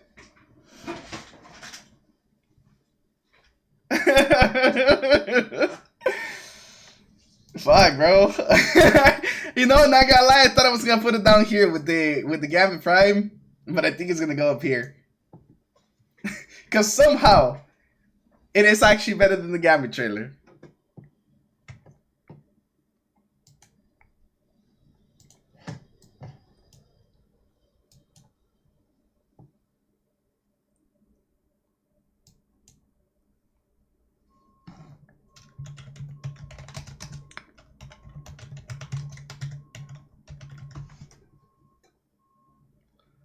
Next is the Season of the Opulence. You know what I'm noticing with all these, like, smaller seasons? Their trailers are very short. Looks like Season of the Opulence is also just a minute long, which is pretty crazy.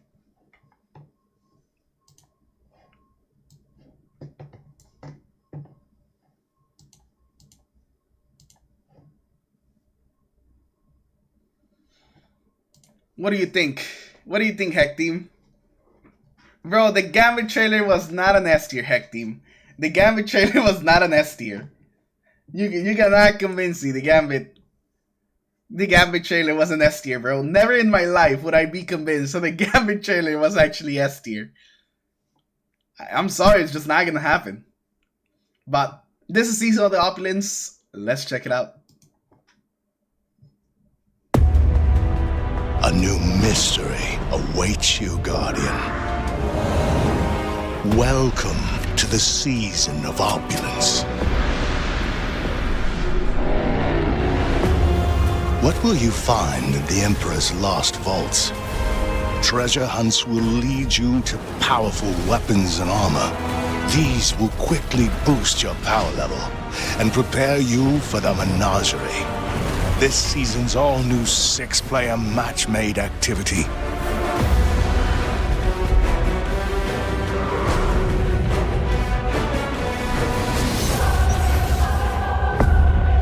I don't know. I don't remember this one being narrated. Grow strong, Guardian. Narrated about, like, over. Prove your worth.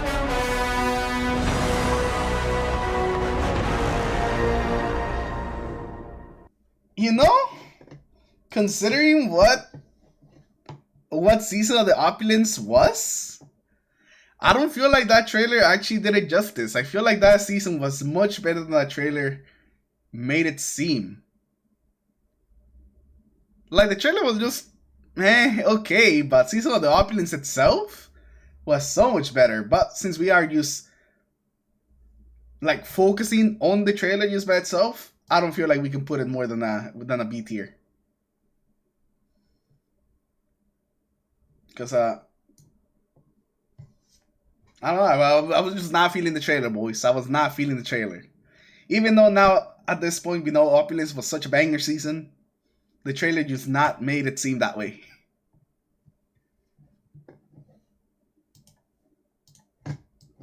And now let's look for Shadowkeep. Destiny 2 Shadowkeep. I think this one does have like a big trailer.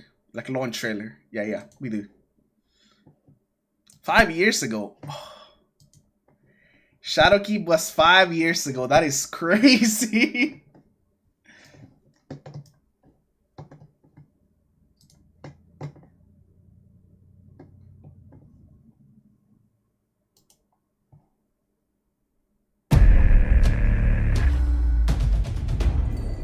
Listen to the shadows. They whisper death. Welcome. We've been waiting. It knows we're coming. I can sense it. You know that thing that goes bump in the night? Become that thing. Oh, they showed some champions in the trailer?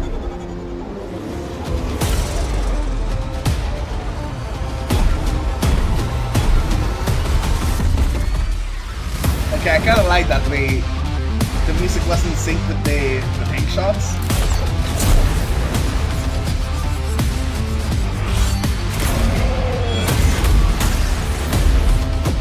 Guardian of Salvation. We have work to do.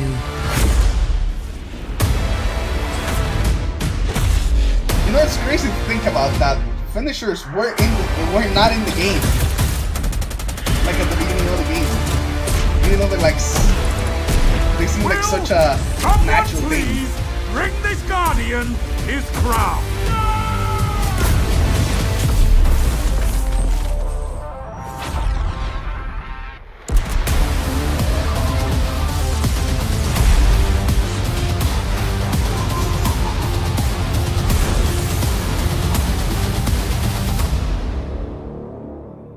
Okay. What do you guys think about Shadowkeep? What do you guys think of Shadowkeep? I thought it was just okay. It didn't really blow me away, but I also didn't think it was bad.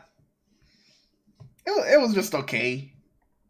Just okay. Pretty average. the most average trailer that probably we have seen the whole time. So yeah, pretty average. Probably above Opulence. But nothing really too crazy with Shadowkeep. Undying had its own trailer. Undying launched at the same time as Shadowkeep, so they probably released the trailers pretty close to each other. But let's see.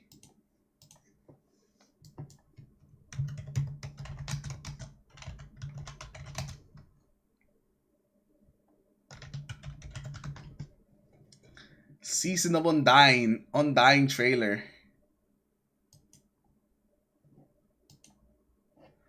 Alright, we got the Undying trailer over here. The Moon Review trailer was cool. I don't even remember the Moon Review trailer. But this is Season of Undying, the thing that launched with Shadowkeep.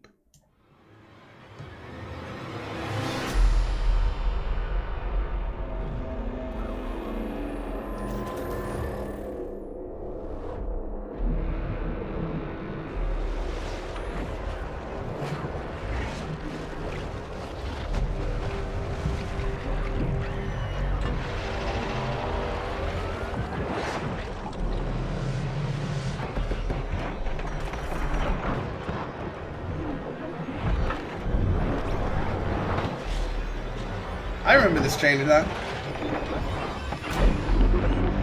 I remember seeing this trailer when it leaked back in D1.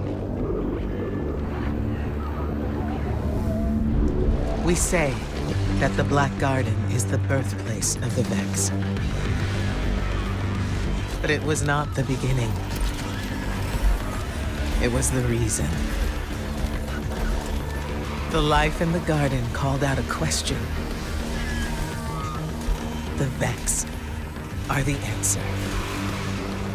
They will do anything to protect the garden. In these things, there is symmetry. The gateways have opened. The Vex are coming.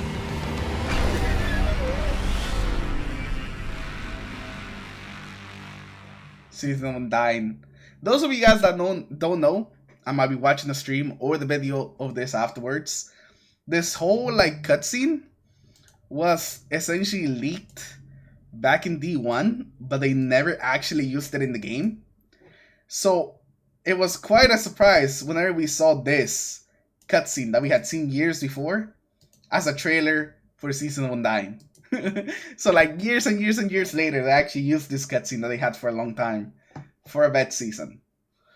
It was just okay. I mean, it was cool seeing the vets like go into their suits, I guess, because the vets are like technically the milky substance inside the vets, and they like march out the water. So that was kind of cool, but I don't know, for a trailer building up hype, I don't think it did it for me. I don't think the Undying trailer really did it for me that much. Where should we go for this one? I'm thinking either low B, high C on this one. I can't believe that we almost know nothing about the vets 5 years later. Oh, you know, you're right. You're right. We do not know much about the vets. You think low C? Nah, I don't think it's worse than the Drifter like Gambit Prime trailer. Is it better than the Curse of Osiris trailer though? Is it better than the Curse of Osiris trailer? I think we'll put it in between. We'll put it in between. You think it's a B? I mean, it's got a nice cinematic, but not really much happened. Like, it wasn't related to the to the season at all. I guess it was, if we really just look at it as a trailer. Osiris, you? Alright, so Season of the Dawn is next. Season of the Dawn. Do you guys remember playing during Season of the Dawn? Season of the Dawn is a little close to my heart because of the whole Corridors of Time puzzle. That's the thing that I remember the most about Season of the Dawn.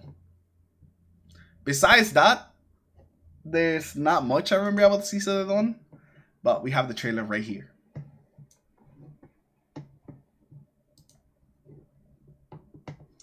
Oh, we're not ranking the whole season. We're just ranking the trailer. Yeah. So we're not ranking the whole season as a whole. We're just ranking the trailer itself. All right, Season of the Dawn. You've been busy, Guardian.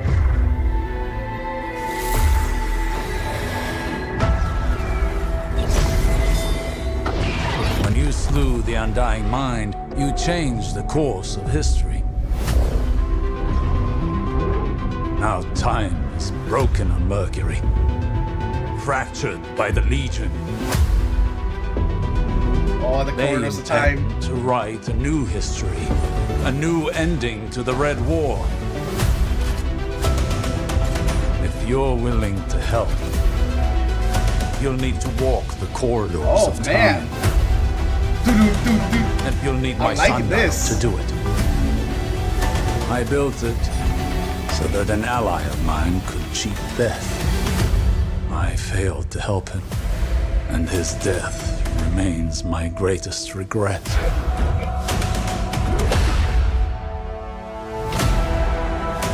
Oh, it's safe! The greatest Titan who ever lived.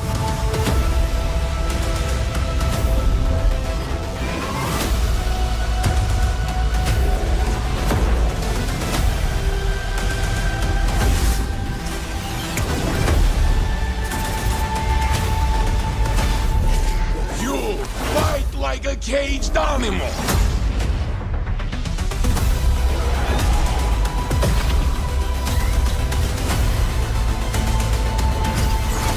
They brought back that map from that season? Why, your light is savage.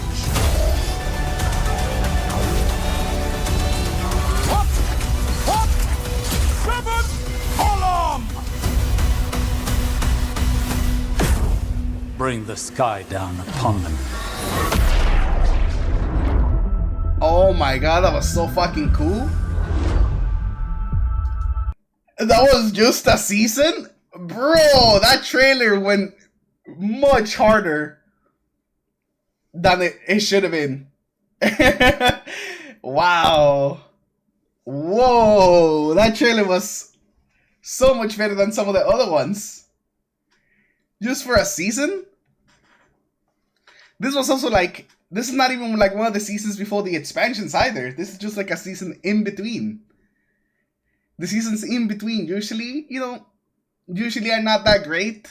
But my god, this one kicked ass, bro. This trailer is so good. Wow. Okay, Dawn has to be up there, bro.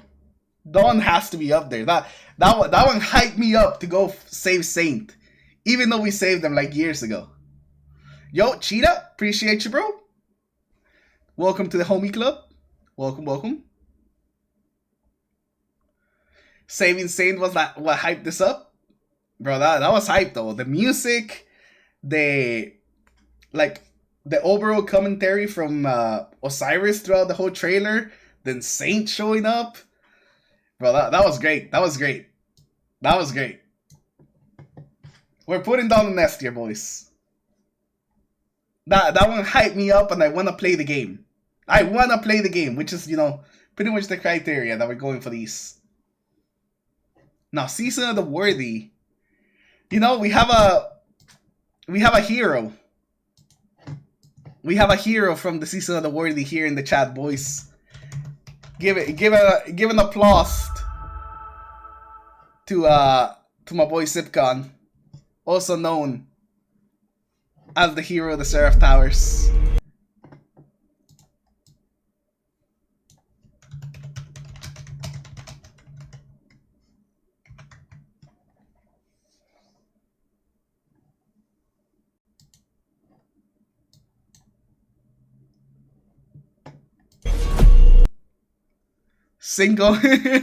single-handedly destroy the Almighty.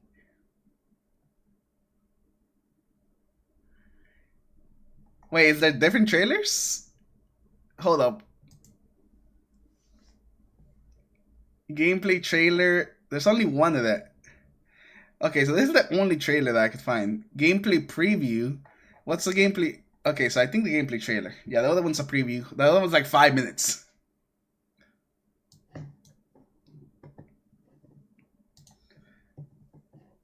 But here we are at Season of the Worthy. Worthy? I always struggle to say that. But Season of the Worthy. Let's go.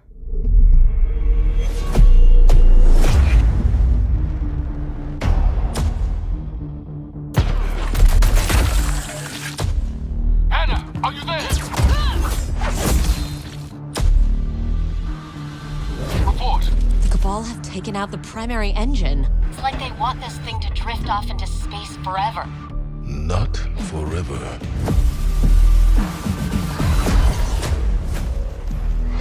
Guardian, the Almighty is plummeting towards the last city, yet we have no way to stop it.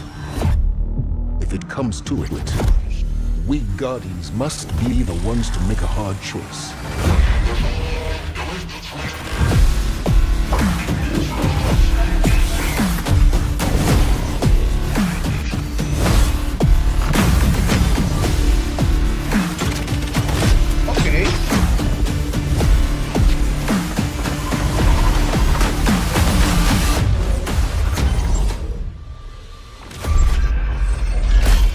Yeah, baby, the return of trials. I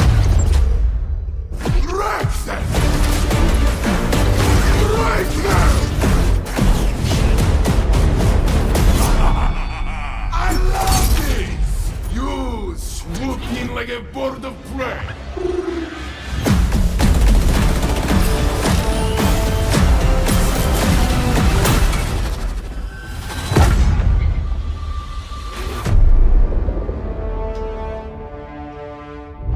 Okay, that was pretty good. That was pretty good. I don't think that it's as good as like what we just watched before, like Dawn. I don't think it's as good as Dawn, but it was pretty good. Pretty alright. Not bad worthy. What am I watching it on? Oh, right now we're just watching some trailers. I'm ranking them. The new like live stream is still not out. The Trials of Saint.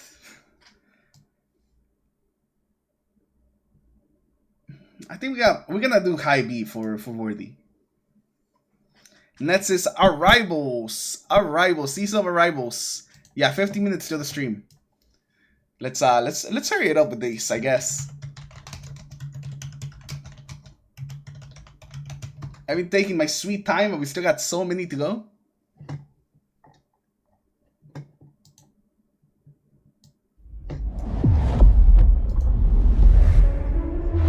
Season of Arrivals.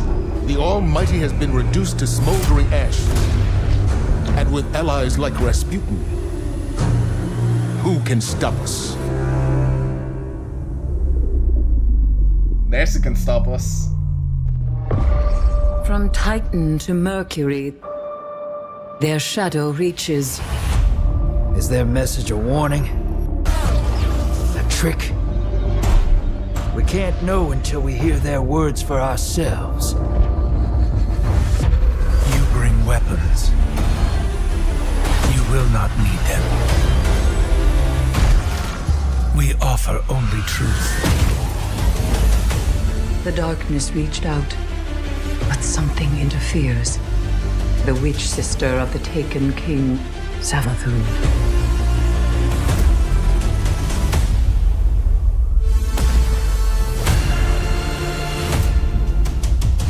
We are the final line that halts the second collapse.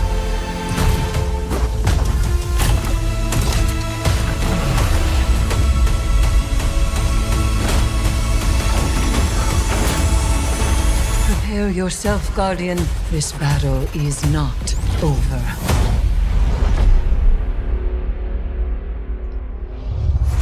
like that trailer. I ended up liking that one. Okay, so Arrivals, that trailer was pretty good. I think the thing that I remember the most about Arrivals is like that opening cutscene. That opening cutscene of Arrivals is so good. But we don't really see too much of that in the trailer itself. So I think Arrivals is gonna go around. We're gonna make Arrivals the top B. Top B is gonna be Arrivals. And then that leads us into Beyond Light. Beyond Light. Back when Stasis was good. Peggy. Oh, we have a European one?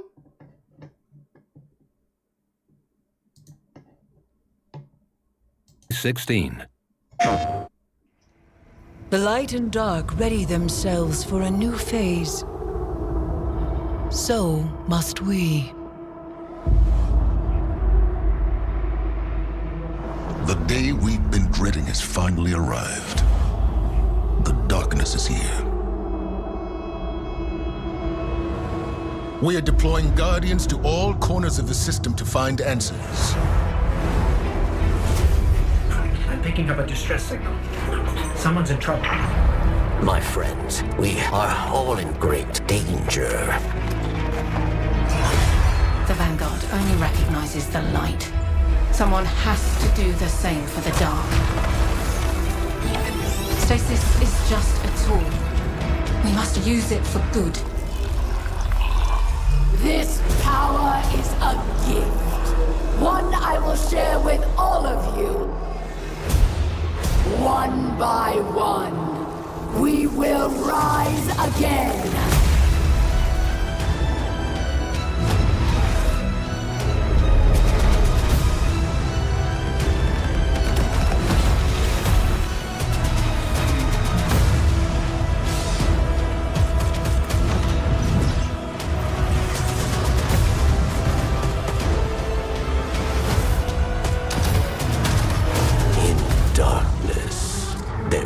Only one truth: death.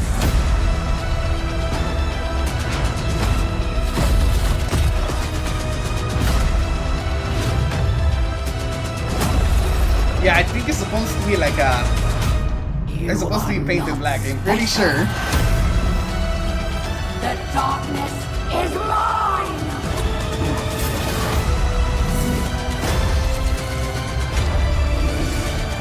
I carry you this season. Yeah, appreciate you like the channel, bro. Yeah, that 100% is painted black. Frozen in time.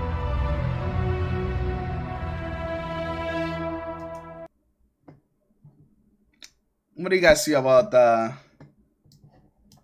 with the builds? Nice, bro. I'm glad that you enjoyed the builds. Fat Cheetah.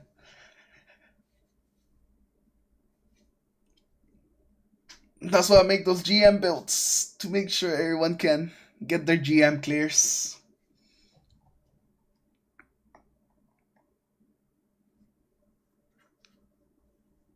You know, to be completely honest, boys, I was not feeling Beyond Light.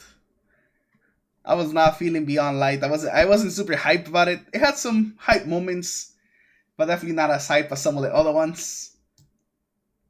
I don't think it's like C tier. Not quite. Not quite. Heck team, I know you hate Stasis.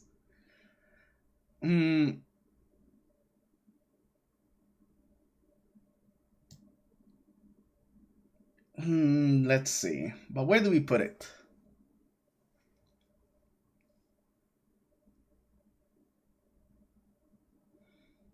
We'll put it right here. Yeah, I think the trailer just didn't have a lot of hype happening. Definitely didn't like make me wanna play the game right away. That's for sure. But let's go to Hunt, Season of the Hunt.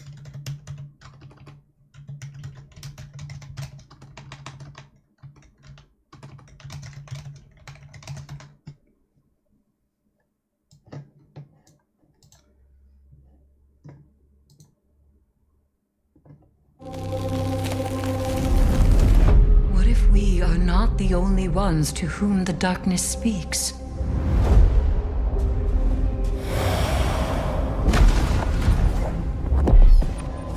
Wait, why is it so pixelated? The traveler closes like a fist. It will strike. Caesar the Hunt, Lamau. Okay. You're just looking at the trailer. Doesn't matter if the Caesar the Hunt is bad. We are not the only ones to whom the darkness speaks.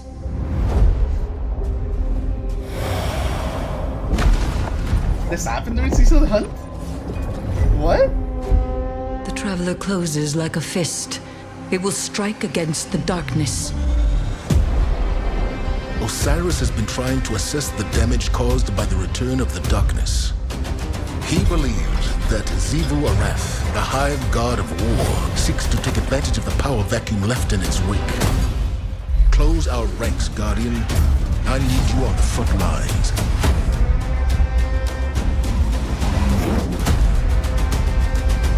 Welcome, my most productive Guardian. I propose a partnership.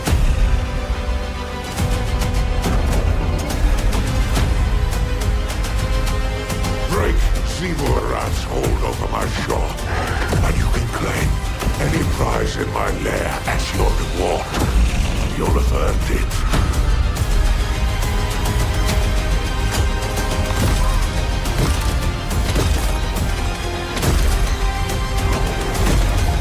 I know how accomplished you are at exacting revenge.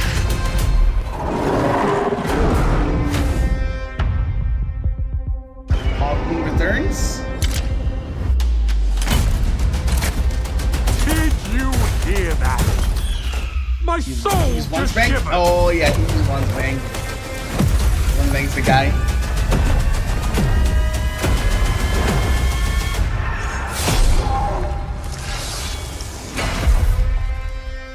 They call me the Crow. What's up, boy? You know, no. That one was just okay. Caesar the Hunt. You know, for a second I thought that we were gonna have a D tier. It was gonna be Caesar the Hunt. Because I didn't remember the trailer. But it's just okay. I think it's a C tier. Not really much happened, and they used a lot of trailer footage from like the other seasons that wasn't even in Season of the Hunt. They showed stuff from like Shadowkeep and stuff. So we'll put Season of the Hunt there. Actually, maybe even lower. Maybe right there.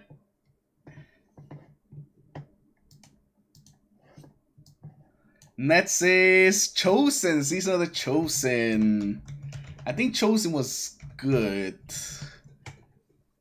but I don't remember if it was actually that good. I know Season of the Lost is gonna be a banger, boys. Season of the Lost, 100% certified banger. I remember the trailer still for Season of the Lost.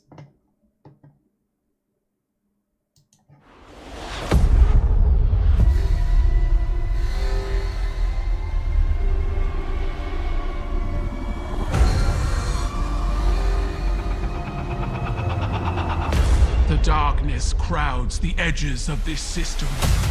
The Hive serves it. You'll fall to one, if not the other. I propose an alliance. With my army and your light, the Cabal will crush the Hive. Bow. No.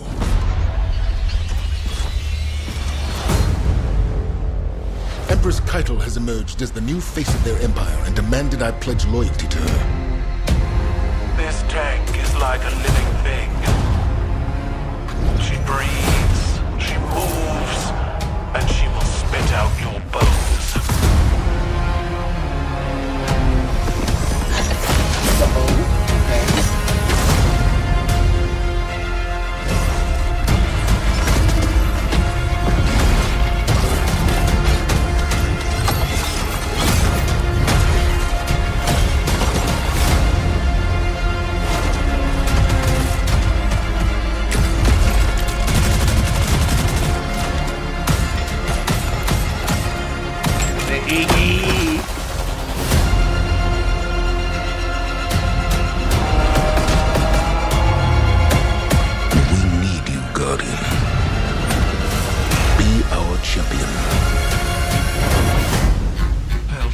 sharpen my gilded knife and see you both on the battlefield.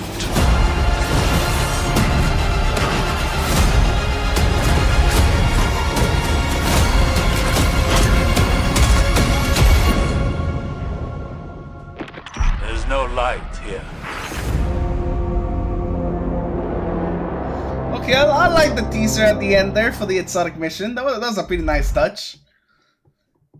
I like that. I like that part of the trailer. Chosen. Where should we go with Chosen? You know, it feels like it's been a bit since we've seen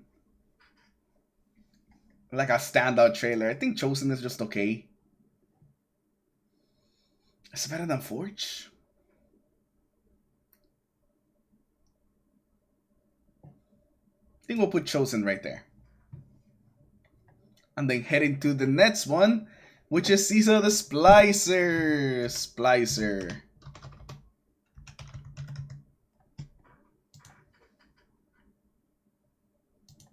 $1.4 million views for Season of the Splicer. No, we should have been keeping track of how the views go on this videos, huh? To see like how the views either fluctuate like up or down, but 1.4 on Season of the Splicer.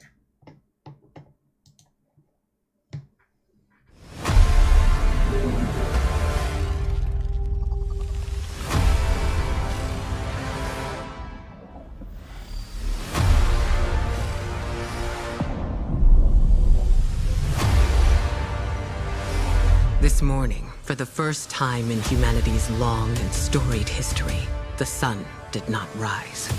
It's a Vex simulation that has plunged the city into an endless night. Osiris and I could only think of one we might turn to. Mithrax.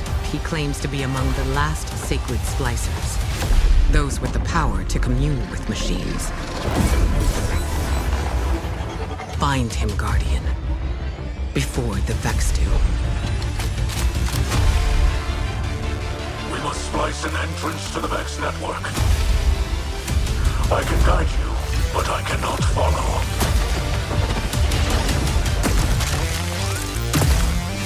Once inside, you must find your own way.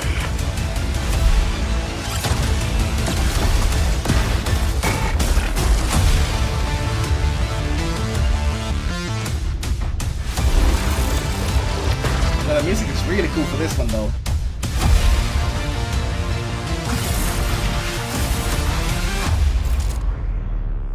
Oh, the Bolt Glass return!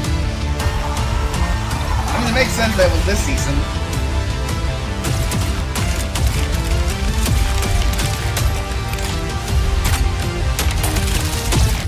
Immediately, D tier. This brought the fucking entire species into the game. D tier.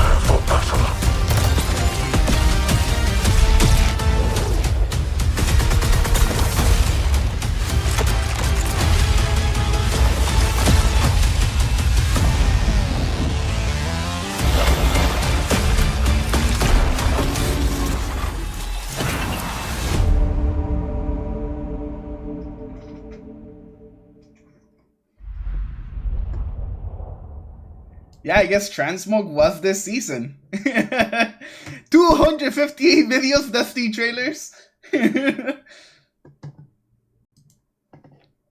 I feel Splicer was definitely better than Chosen, so I guess we'll go more towards high Bs. I don't think it gets close to A territory. We haven't had an S or we haven't had an A since Taken King.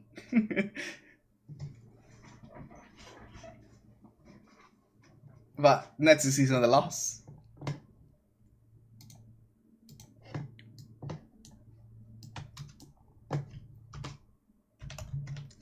This was so easy to search, bro.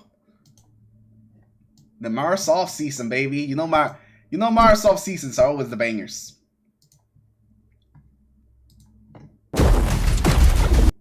That's a huge drop off, bro. The other one was like 1.3 million. This one's 451.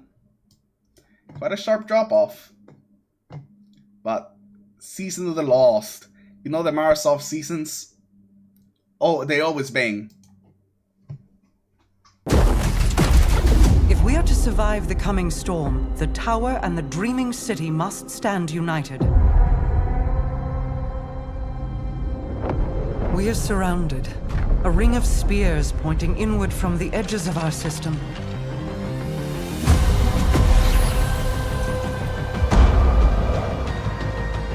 The Witch Queen is no less dangerous now than she has ever been. We must uncover whatever secrets she knows with the time that we have.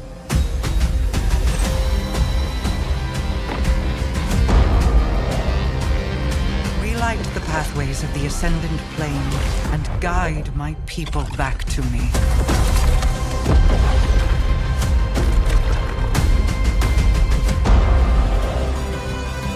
There is a malevolent force at work in this plane, Guardian. This is the where you came back, technically?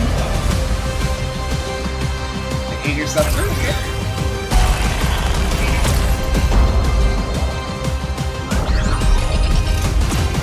This was where the Lawrence got added. S tier season. S tier season.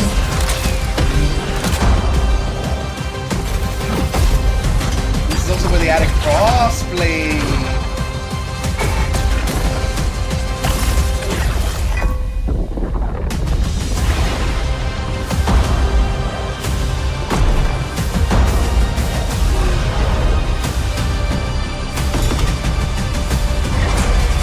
Perhaps with them, I can save us all.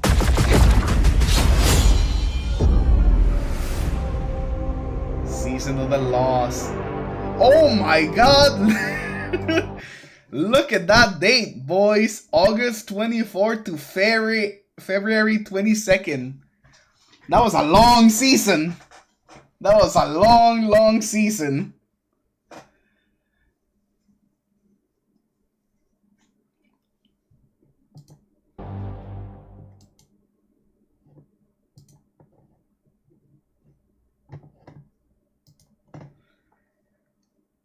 The Lost was pretty good. Lost was pretty good. And that leads us to Witch Queen.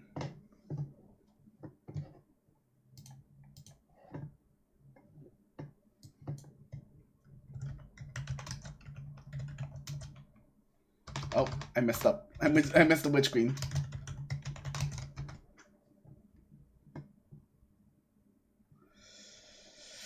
It's the launch trailer, not like...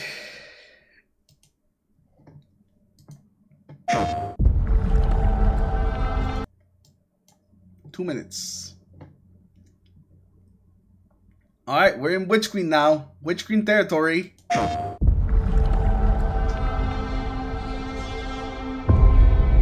Hello, old friend. I've chased you for a long time. Savathun, the Witch Queen. She infiltrated the Vanguard, weakening us from within. Stealing our most sacred resource.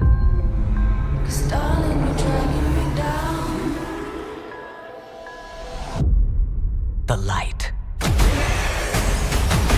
How do we stop this?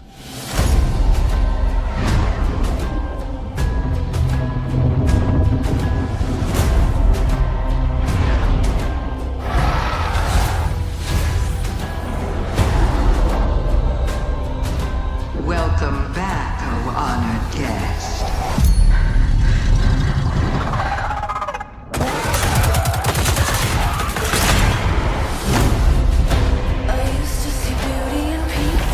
It is the mind that must bend to see the truths hidden here.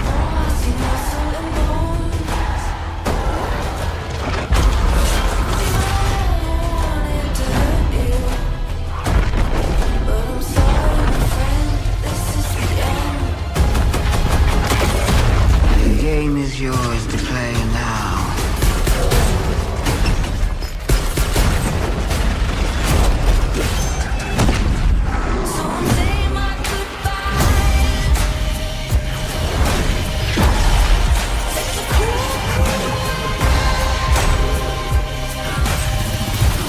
The monetization wasn't long gone. It definitely was gone with this trailer.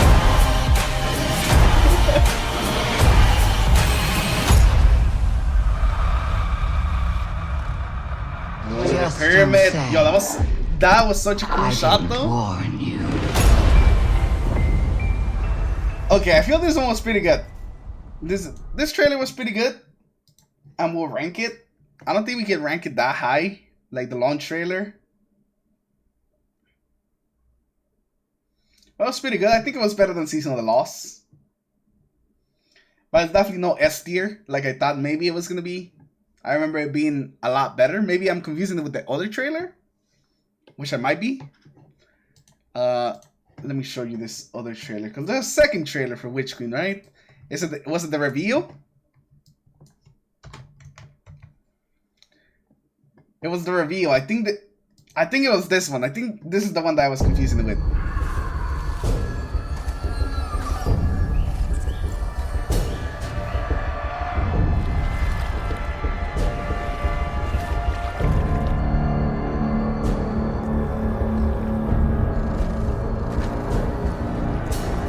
Truth is a funny thing. Does it live in the world or in the mind?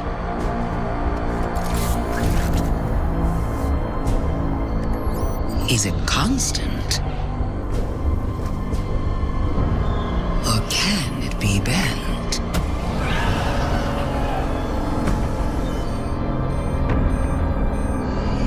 Who decides what is true? In this universe of light and dark, there is no greater power. Tell me, little lights, what is your truth now?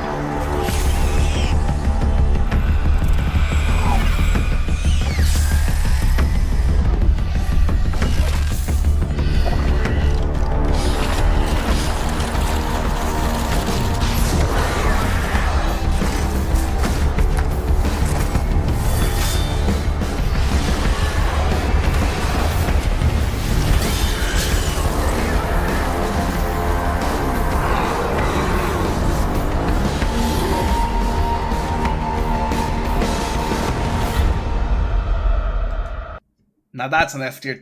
No, that's an S tier trailer. Now that's an S tier trailer, bro. Wow. But we're not ranking the reveal trailers.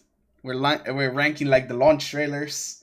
But I feel like once we get like a reveal trailer for Frontiers, maybe we'll take a look at all the reveal trailers, because we definitely didn't take a look at them today. We skipped a lot of them. But that's something that we could possibly do in the future. Yo, that's such a good trailer, though.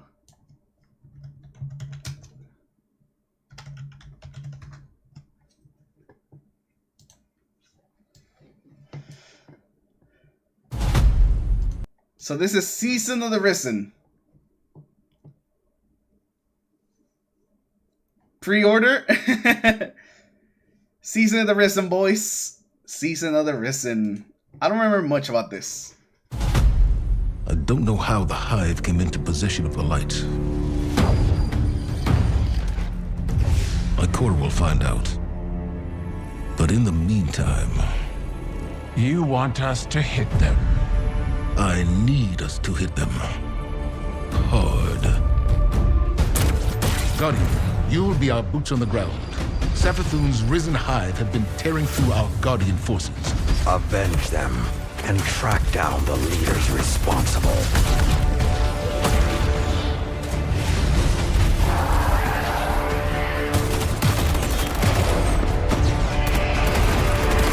You've got backup coming, Guardian.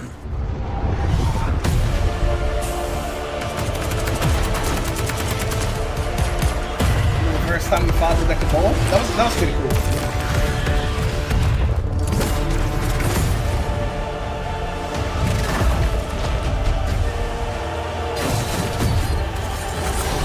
Once they're weakened, my scions will step in. Be ready to enter the Mindscape. Yo, the Mindscape is cool as hell. While you're down there, burn this place to the ground. Okay, that was okay. That was okay. That was an okay trailer. I think we'll put it around here. Haunted.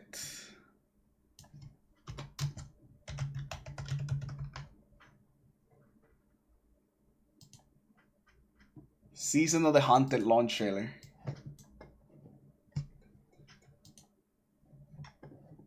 Haunted was awesome. Some of these trailers I do not remember. Hopefully Haunted is awesome. I'm really hoping it's awesome.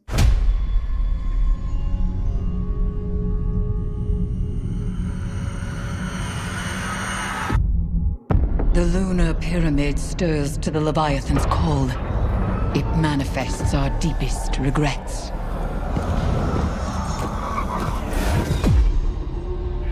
Where once we banished the nightmares, a new terror rouses them from their slumber.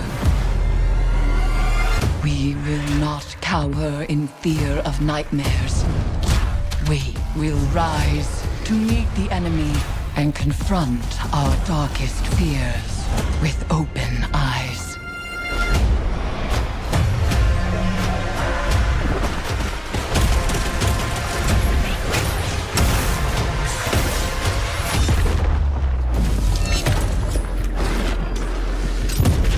Oh, that's a cool shot. The nightmares are converging on your locations. Begin the harvest. Solar 3.0. And so you become an eater of fear.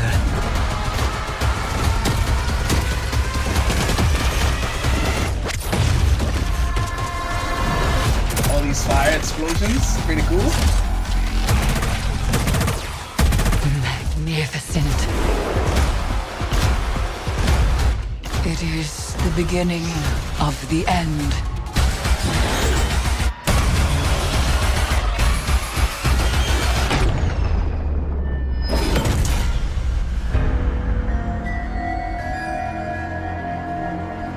Season of the Dodge to get restoration ×2. Oh my god, that was this season, wasn't it? Classic restoration. Oh man, that was crazy. That was a crazy time in classic restoration. I think the new abilities did a lot of heavy lifting for this trailer. I think it would have been much lower if it wasn't for them like showing off the new abilities, getting me hyped for the new abilities. So overall, the B's getting a little crowded, but that just shows how consistent Bungie is at putting out like okay trailers.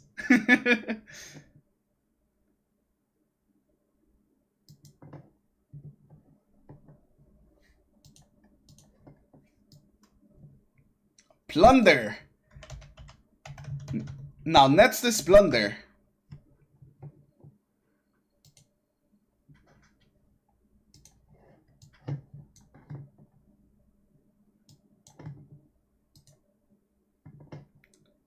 We have Season of the Plunder.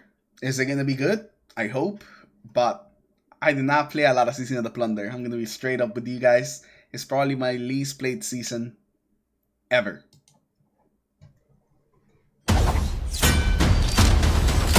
Aramis has broken free. The old crew's now rally under her command. I've read about them. What is the human word? Pirates. The full vanguard should be rallied to deal with these outlaws. Well, anchors away. And go show those pirates what happens when they crush Spiderhead.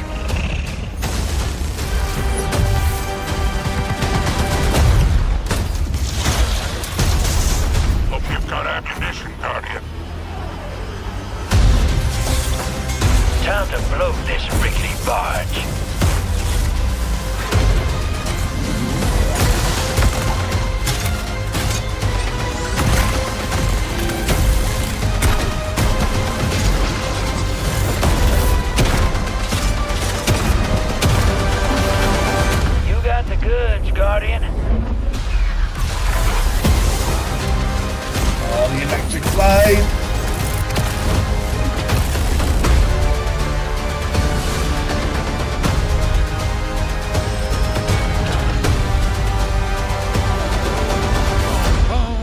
boom, boom, boom, boom, boom, boom. Sorry, getting a little swept up in all this adventuring.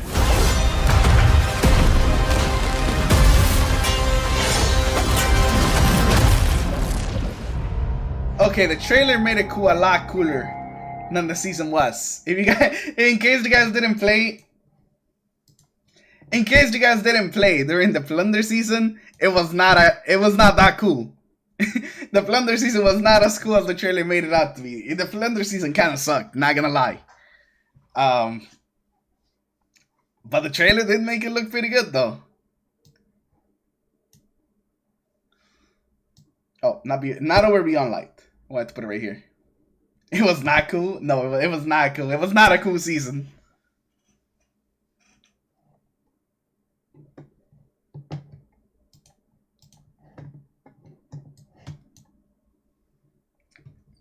Seraph and Lightfall.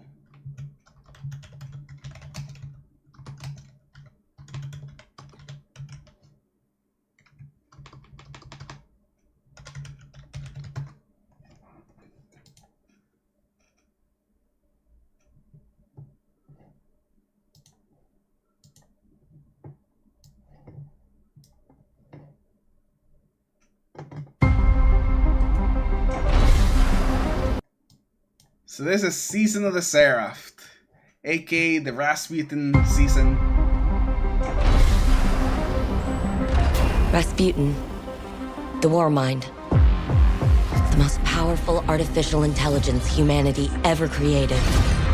It's only a matter of time before his warsats fall into the wrong hands. The witness is coming. This time, there is no escape.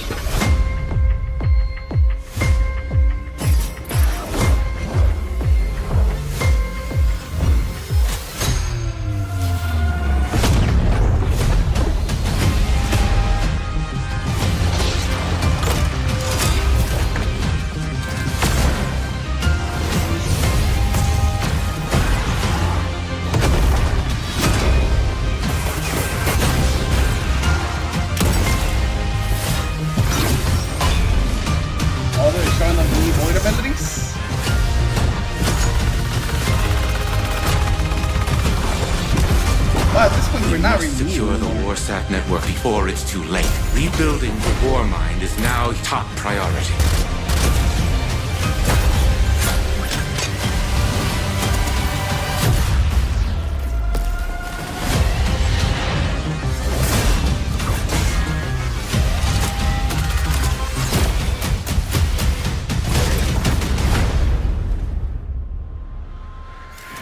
It's time.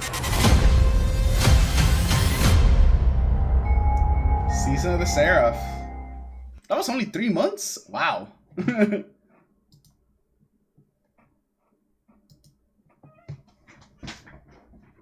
What are you guys feeling on Seraph?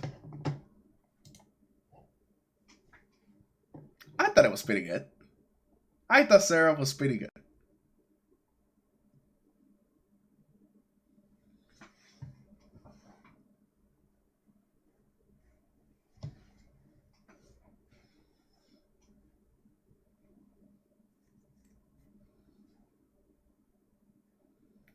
We got Lightfall, Defiance, Deep,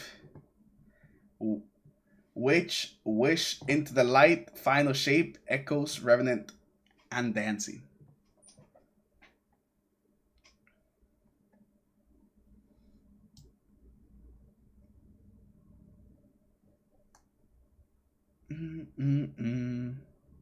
I don't know if it's better than Lost.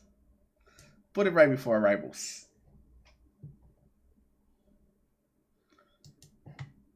Lightfall? Oh boy, Lightfall.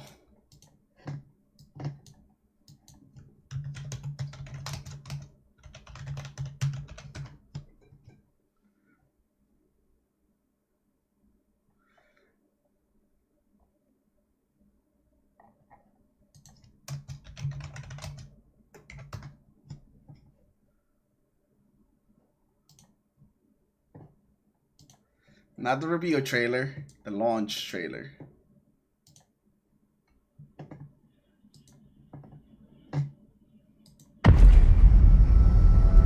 Why does the launch trailer only have 98k views? Is it just like spread over a bunch of like other channels? That seems pretty low for Lightfall, considering this was like the highest point with the highest players.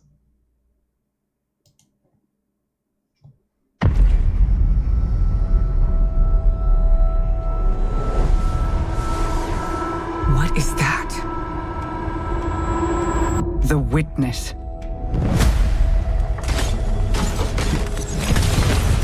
The malefactor of our first collapse is at our doorstep. You have no purpose. Because you fear to seek one.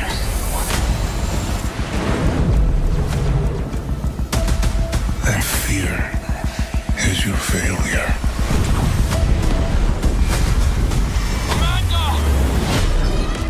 Vanguard to all units. Keep the enemy away from the Traveler at all cost.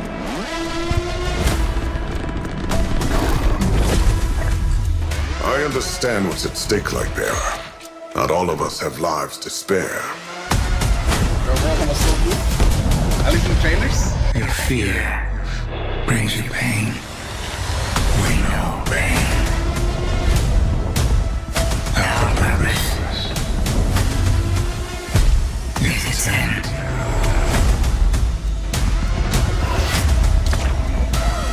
The battle begins here, now.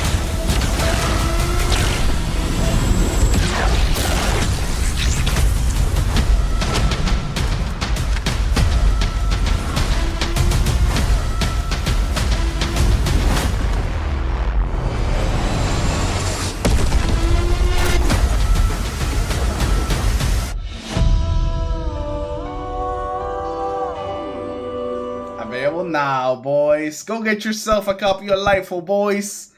I know you guys love Lightfall. Go get yourself a copy of Lightfall. But when it comes to the trailer, Life was pretty up there. Life was pretty cool. Life was pretty cool when it comes to the trailer. It just sucks that the trailer made Lightfall feel so much better. The trailer 100% made Lightfall look so much better than we actually got. Just sighs. Just sighs in the chat. You know, that's heavy. That's heavy with Lightfall.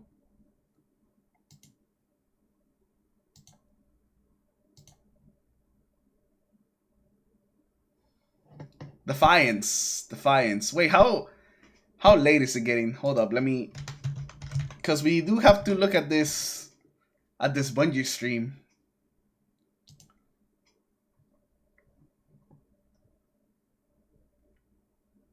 Okay, stream starting soon over there on Bungie. We could probably do like a couple more of these, and then man, I don't think we're gonna be able to finish them. I don't think we're gonna be able to finish them completely. Maybe after the stream we'll finish them up. But yeah, doesn't look like we're gonna be able to finish them. We could probably knock out these all the way to Wish, and then we'll do the rest of them after. So let's do this.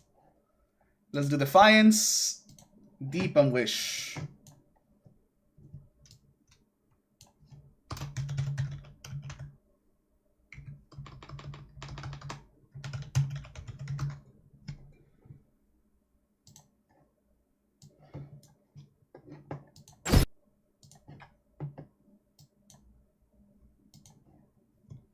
Season of Defiance. We now face a war on two fronts. One on the far reaches of the system. Very similar to Lightfall, okay. And the other at your home, Earth. The Shadow Legion has begun taking captives to the pyramids. Together, we will save the captives. The light provides. You will need more than the light to stand against the Witness. But I can provide. Your light sings with the incantations I send forth. Let it flow through you, Queen's Guard, and I shall knight you myself. Breach the Ascendant Plane. and banish those who would oppose you.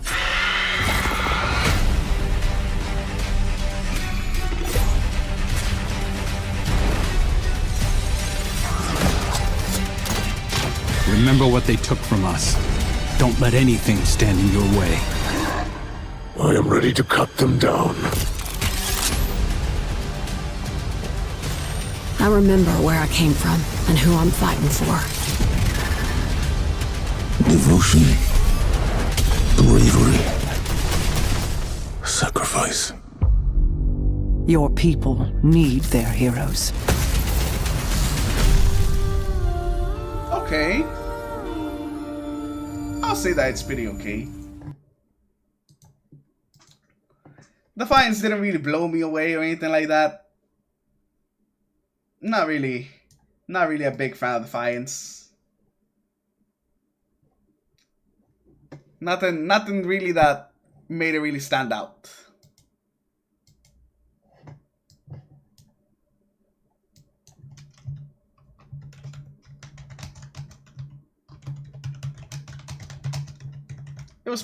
Defiance was pretty normal. Nothing really special about it. At all. But let's see if Deep is better. The witness has moved. Yeah, I did see that hectic 10 minutes for the one go stream. The witness has moved beyond our reach. All attempts to follow it have failed. To any Guardians listening, this is Deputy Committee Commander Sloan requesting emergency support. I have Sloan's position as 1 kilometer down. Fire team, you are clear to descend. I am not leaving anyone behind again. That distress call wasn't for me. It was for her. She knows our true enemy, the Witness.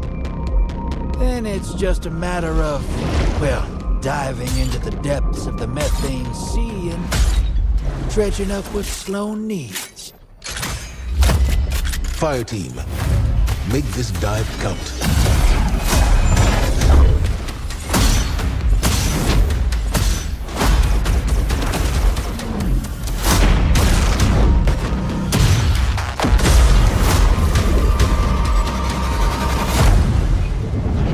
We're not in danger. We are the danger.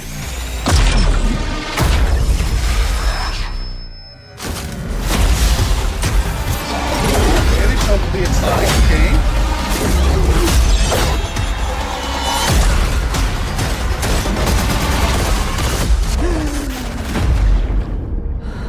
Season of the Deep.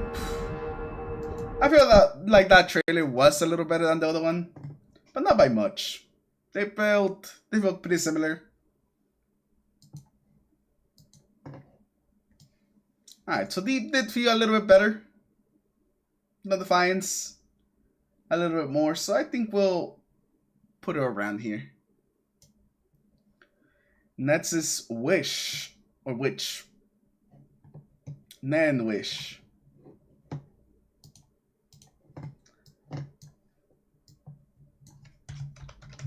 Witch.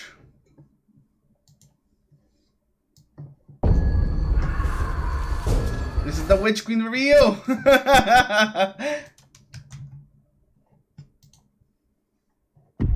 Hi. They got us. They got us with that one. Alright, Season of the Witch. Guardian, the Witness poses a dire threat. And the Witch Queen holds the answers we seek.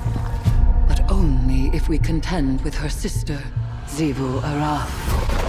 It rests with me. Will you come back from this?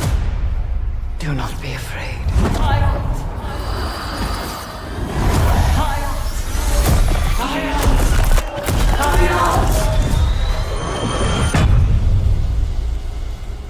Bring me your tithes. the hive wield season hive and nothing magic else. and have entwined it with your light. Assault the Spire Guardian and open the way to our tides.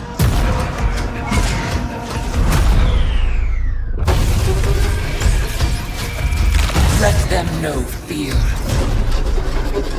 The deck of whispers, and they do whisper.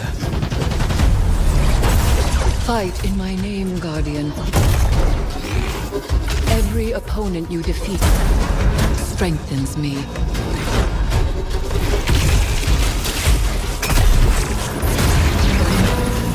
My appetite rises for your brutal tributes.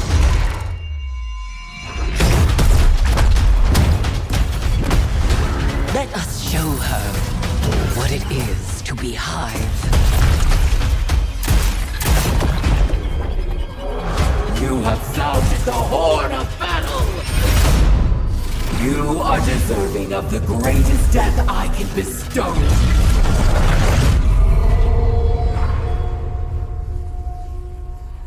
They just can't miss, bro. They cannot miss during the Hive season. It is impossible. Yeah, I think Witch is an A. I think Witch is an A. Over Loss. And then the last one we'll do for right now, which is gonna be Wish, because we gotta get ready for the stream.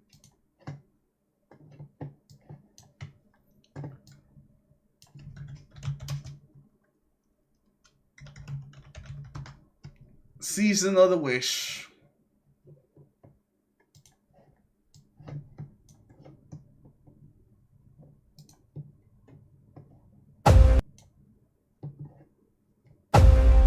A wish to pursue the witness. Only Riven can open the way. Riven, whose heart was torn out by guardians. We have a dragon to charm. I am dead, as are the rest of my kind. But if you were to secure my eggs, then you would also secure your heart's desire.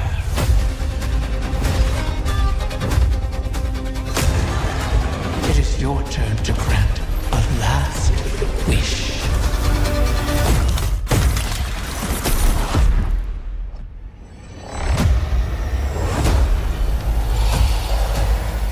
Beware, Guardian. You may find it a place most unwelcoming.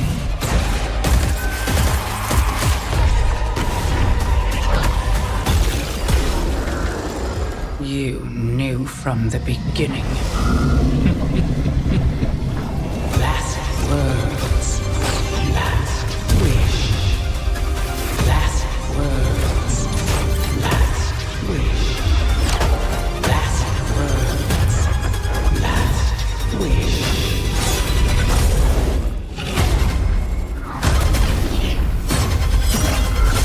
All wishes come at a cost. Season of the Wish! Oh my god, look at that. Look at that wait. November 28th to June 4th.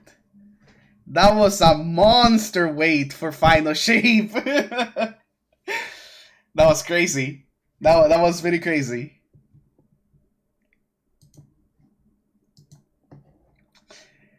This might be a little controversial, but I think Wish is another A. I love the Season of the Wish trailer. That was so good. Maybe it's not as good as like Witch that we just watched, but Wish was also really good. I'm gonna have to finish these off. Just 5 more trailers here after the Bungie stream.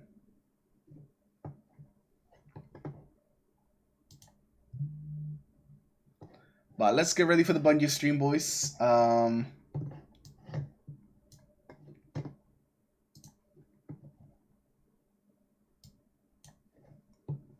That'll do.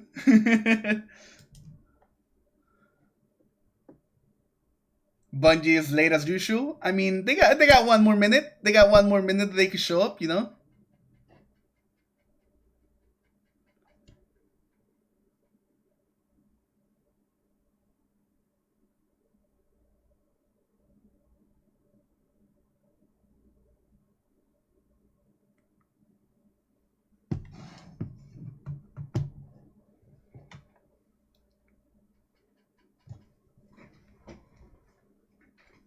Uno más. Alright, let's listen to this beautiful music while I go get some water.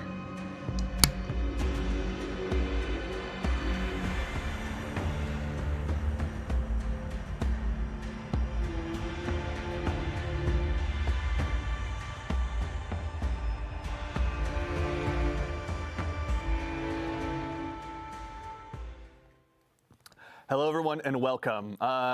It's good to see y'all again, Guardians. Welcome here to Bungie HQ. We're broadcasting live from beautiful Bellevue, Washington, today with our stream that's going to be talking through some of the awesome stuff you're going to be able to check out just next week when Act 1 of Episode Heresy launches on February 4th. Now, worry not, you're not going to just have to sit here and listen to me. My name's Andy, I work on the social media team here at Bungie, but I've got some amazing colleagues here to go ahead and share some of the finer details of all the cool stuff we're going to be checking out today. So, to not waste any time and show y'all what you came here to see, let's go ahead and introduce everyone so we can get to it.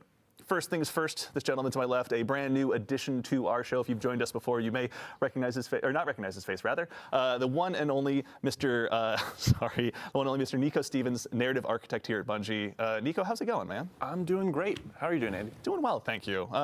Obviously, your first time joining us. For anyone that may not have followed you on social media or maybe wondering what it is a narrative architect does, can you tell us just a little bit about who you are and what you do here? Sure. So I joined Bungie. I joined Bungie back in Season of Undying, like right at the tail end of that, and I've been working on seasonal content from then up until now and doing the episode stuff. Yeah. And I've done a few annual releases here and there, did some Final Shape stuff. People might know my work from Presage or Warlord's Ruin or some of those. Presage is like my favorite exotic mission of all time. I'm not even kidding. We're in here. I'm a little biased, but I do love it. It's so good. All right, we can talk about that at another time, but thank you for being here, Nico. We appreciate it. Next to him, someone who's joined us in the past, actually. If you joined us for our Episode Echoes stream, you probably recognize his face immediately. The one and only Ryan Harris, senior designer here at Bungie. Ryan, welcome back. I gotta close the poll. How's it going? It's going well, man. Thank you very much. For anyone that maybe didn't join us on the last Echo stream or is just seeing you for the first time, can you tell us just a little bit about who you are and what you do here? That we'll see some frontiers. So I'm a senior activity designer here at Bungie. I've been around since Season of the Plunder. Folks may know my content that I've worked on from most recently the Battlegrounds, from Echoes, and then before that it's Savathûn Spire, and then the Defiant Battlegrounds. Yeah, another one today to add to the best hits, obviously. Absolutely. Yeah, well, thank you for being here, Ryan. We appreciate it. And last but very not least, someone who needs no introduction, a friend to all Guardian kind, a voice of all of you fine folks out in chat, here in the studio, the Youngblood Dillionaire himself, Dylan Gaffner. Dylan, thanks for being here, man. Thank you. How are you doing, Andy? Question number 3. Doing so well, thank you! Exclamation point! Period. To that same end, you are the global community lead here. Can you tell the folks at home that may not have accosted you on Blue Sky or anything like that, just a little bit about who you are and what it is you do here? Yeah, I mean, we're listening. I'm that guy. Bread, #meme. But ultimately, yeah, we on the community team, we make sure to field all your feedback, get our roadmap of comms together for what's in a TWID, how can we set expectations, what's all the cool stuff going on in Destiny in the game or outside of it too. Yeah. Speaking of outside of it, I want to do a quick shout out to Mactix. We have a Game to Give charity marathon going on right now. Actually, his time slot coincides with ours. So throughout this, we're going to be dropping links in chat to his charity page. Awesome. So if you want to support a good cause, help out the Bungie Foundation and all the people in need, hit up that link, check out the incentives, and donate some money if you can. If you can't, totally fine. Yep. Spread the word. And hey, do yourself a huge favor while you're out there. Give Mactix a follow. Steal some of his builds. I know I do. I mentioned it last stream. All right, so that is enough about us. Let's talk about the cool things that you guys have been building. Obviously, we're about to go ahead and arrive at Act 1 of Heresy. But before we get there, Nico, I'd love to ask you really quickly, what got us to where we are today? Obviously, we're concluding episode Revenant, but a lot has occurred. Can you catch anyone up at home about what happened last time? Yeah, so the story of the Echoes, which the episodes encompass, it was kicked off from the Final Shape. So at the end of the Final Shape, we kill the Witness. Spoilers. Yeah, spoiler, sorry. That witness is dead. So we take out the witness, and from the witness and from the Pale Heart, we see all of these echoes like burst out and start flying across Sol. Yeah. The first one that we encountered was in the hands of Maya Sundaresh. We dealt with her. She escaped. Second one we encountered was in the hands of Fikrul. We dealt with him. He did not escape. And then the third one that we are encountering is going to be here in the Dreadnought. And after it left the Pale Heart, You know, the ghost in a the bottom very right? specific It's me. dread that we're going to be I am the seeing ghost. this episode Yeah. That's why it blinks gave when I chase to it. So we're going to be dealing with the Dread and the Taken and the Hive all revolving around this third echo. Excellent, very exciting. All right, so we have up on screen here in just a moment, I think, the key art now for this next episode. There's a lot going on here. But Nico, What I'll is leave it to happening you. Can you here? tell us just a little bit about what we're seeing here?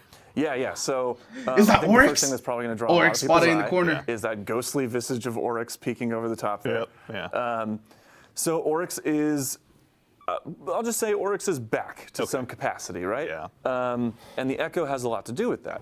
So not only are the Guardians jumping through trying to figure out what exactly is going on in this first act, but they're dealing with this old foe that has been dredged up from the bones of the Dreadnought. Yeah.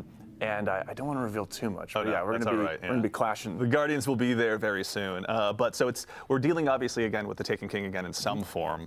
So we have some old foes returning. But before we go ahead and move on into gameplay and dive into that, we have some old allies returning as well. Can you tell us about some of the folks we're going to be working with this time around as well? Yeah. So our main cast right now is Eris Morn, which is our resident witch hive expert. A lot of people know her from Season of the Witch, aptly named, or even further back.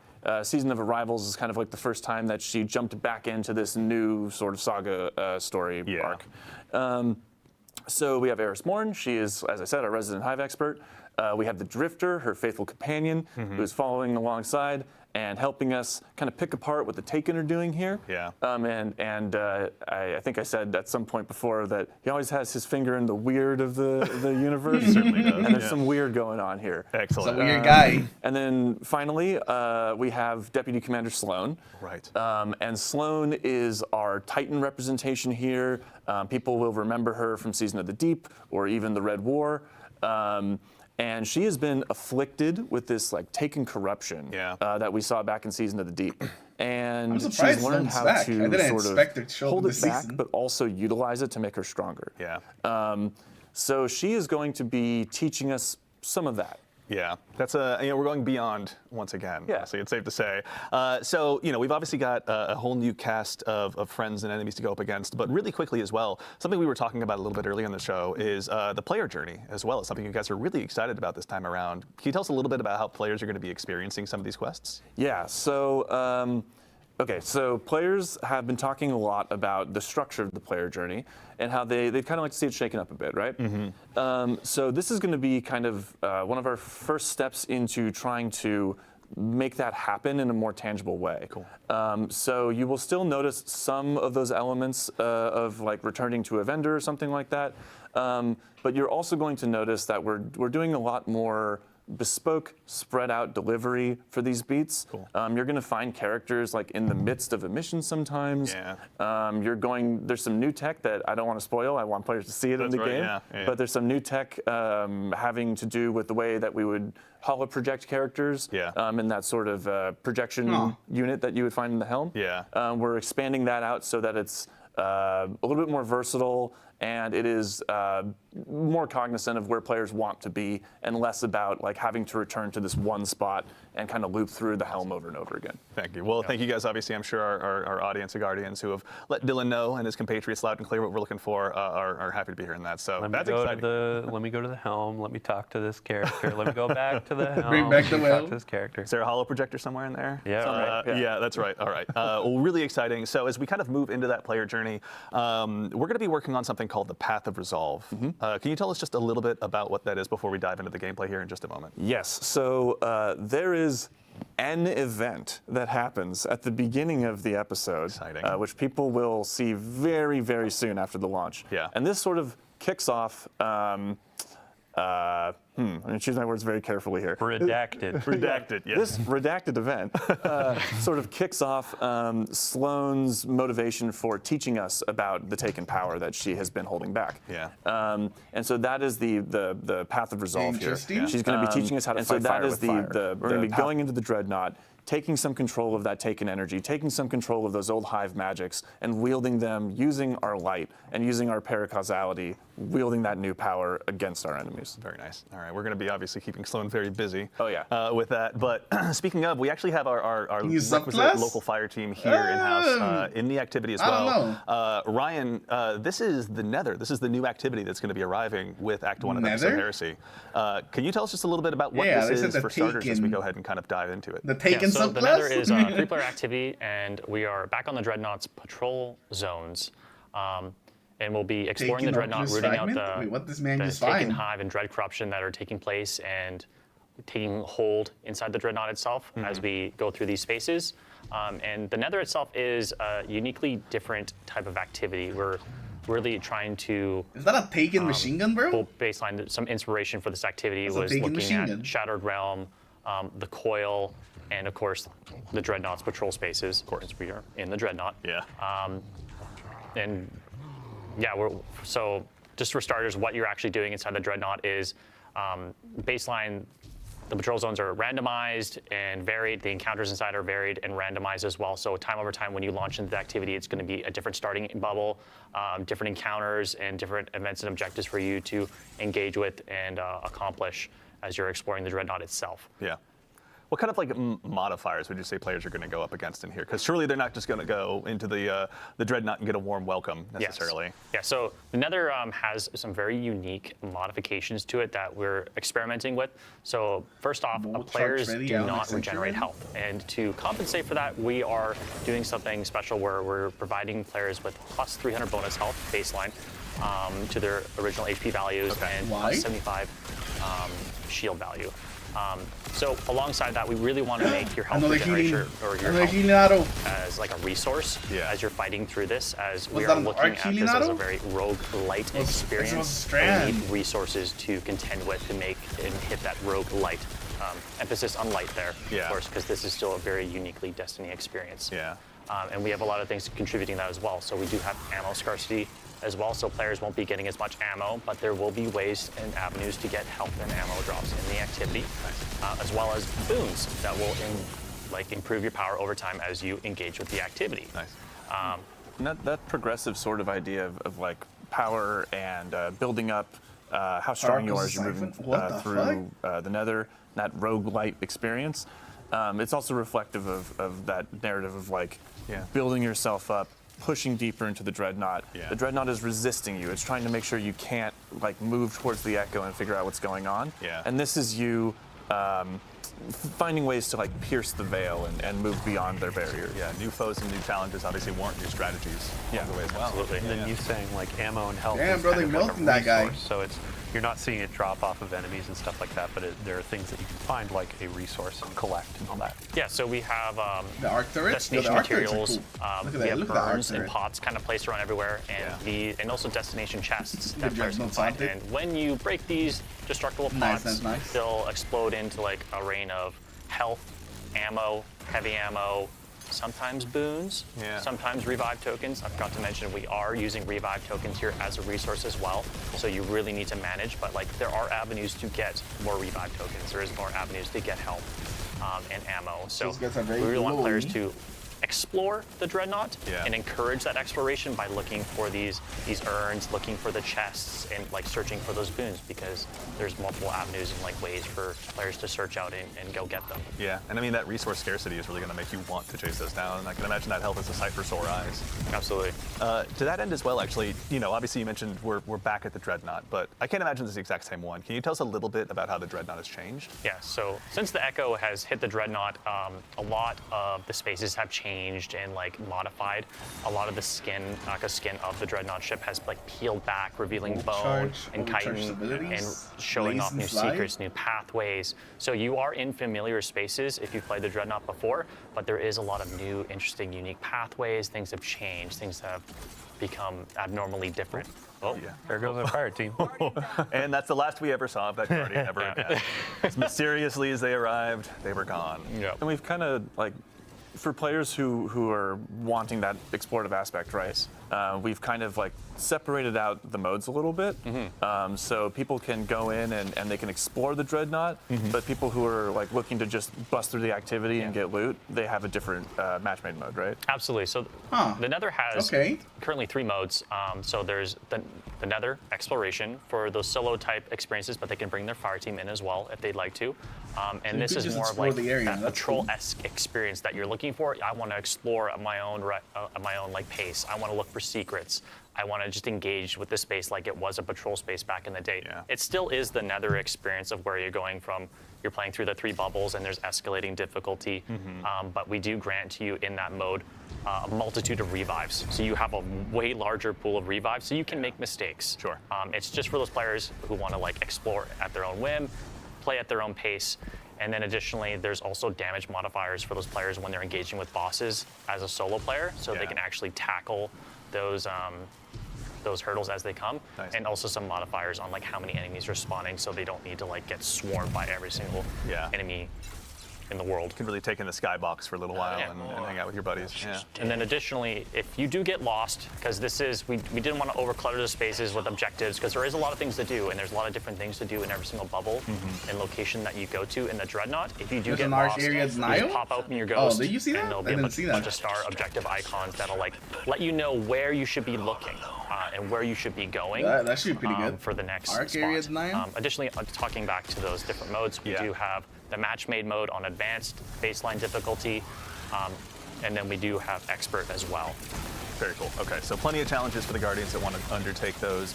Make sure they're pushing not only themselves, but the opportunity to get loot as far as they possibly can. Absolutely. And on that loot note as well, every time you complete a bubble, there is a chest checkpoint, so you do get loot checkpoints essentially. And like the average runtime for like a bubble is 8 to 12 minutes, but you do get the most loot. No, that'd be crazy. They no shot at putting Joel feedback on it. But there are checkpoints for players who just want to jump in for like 8 to 12 minutes, hit that loot checkpoint, like, okay, I'm out for now, or players who want to just like rush through it and get all the loot at every single end of every single bubble checkpoint. Very cool. Okay. All right. And then also, I think, in addition to the modifiers we're talking about, the boon system is one that I heard you mention a little bit earlier. I'd love to actually kick off the conversation about that. I think we maybe saw the folks in chat that were eagle-eyed that were keeping an eye on the modifiers. May have seen something a little bit earlier before. But can you tell us a little bit about the boon system? Yeah, so the boons here we have a multitude of boons. We have minor boons, major boons, and corrupted boons. So minor boons are minor stat increases. Bro, where are you guys seeing all these weapons? Am I pretty much just just missing them? Increase your power incrementally. Is it what the other people are using? They can stack up to 10. What the other people are using, right? And they're just like the typical like increased light damage, increased darkness damage, movement speed on kills. Some are like based on health and regenerate health, and are typical like mobility increases, but like things that'll make you stronger over time and allow you to tackle the more difficult bubbles as you approach them. Yeah. And then additionally, we have major boons. Yeah. And then from there, they're like actually more larger gameplay modifiers that actually affect your abilities and your actions. Yeah. And of course, they know nobody uses glaives. We do have Eric. That's right. yes, actually. So anyone at home that may have noticed, our good friend Nico, please give him a shout out in chat and let him know that you love him, has stepped out of the scene for just a moment, and we are now joined by gameplay feature lead Eric Smith. Eric, how's it going, man? It's going well. How are you? Is there any, oh my God, that hoodie, mustard! For anyone that may not have seen you in the Vidocs or anything like that, can you tell us just a little bit about who you are, what you do here at Bungie as a gameplay feature lead? Yeah, sure thing. So I'm Eric Smith, gameplay feature lead on Destiny 2.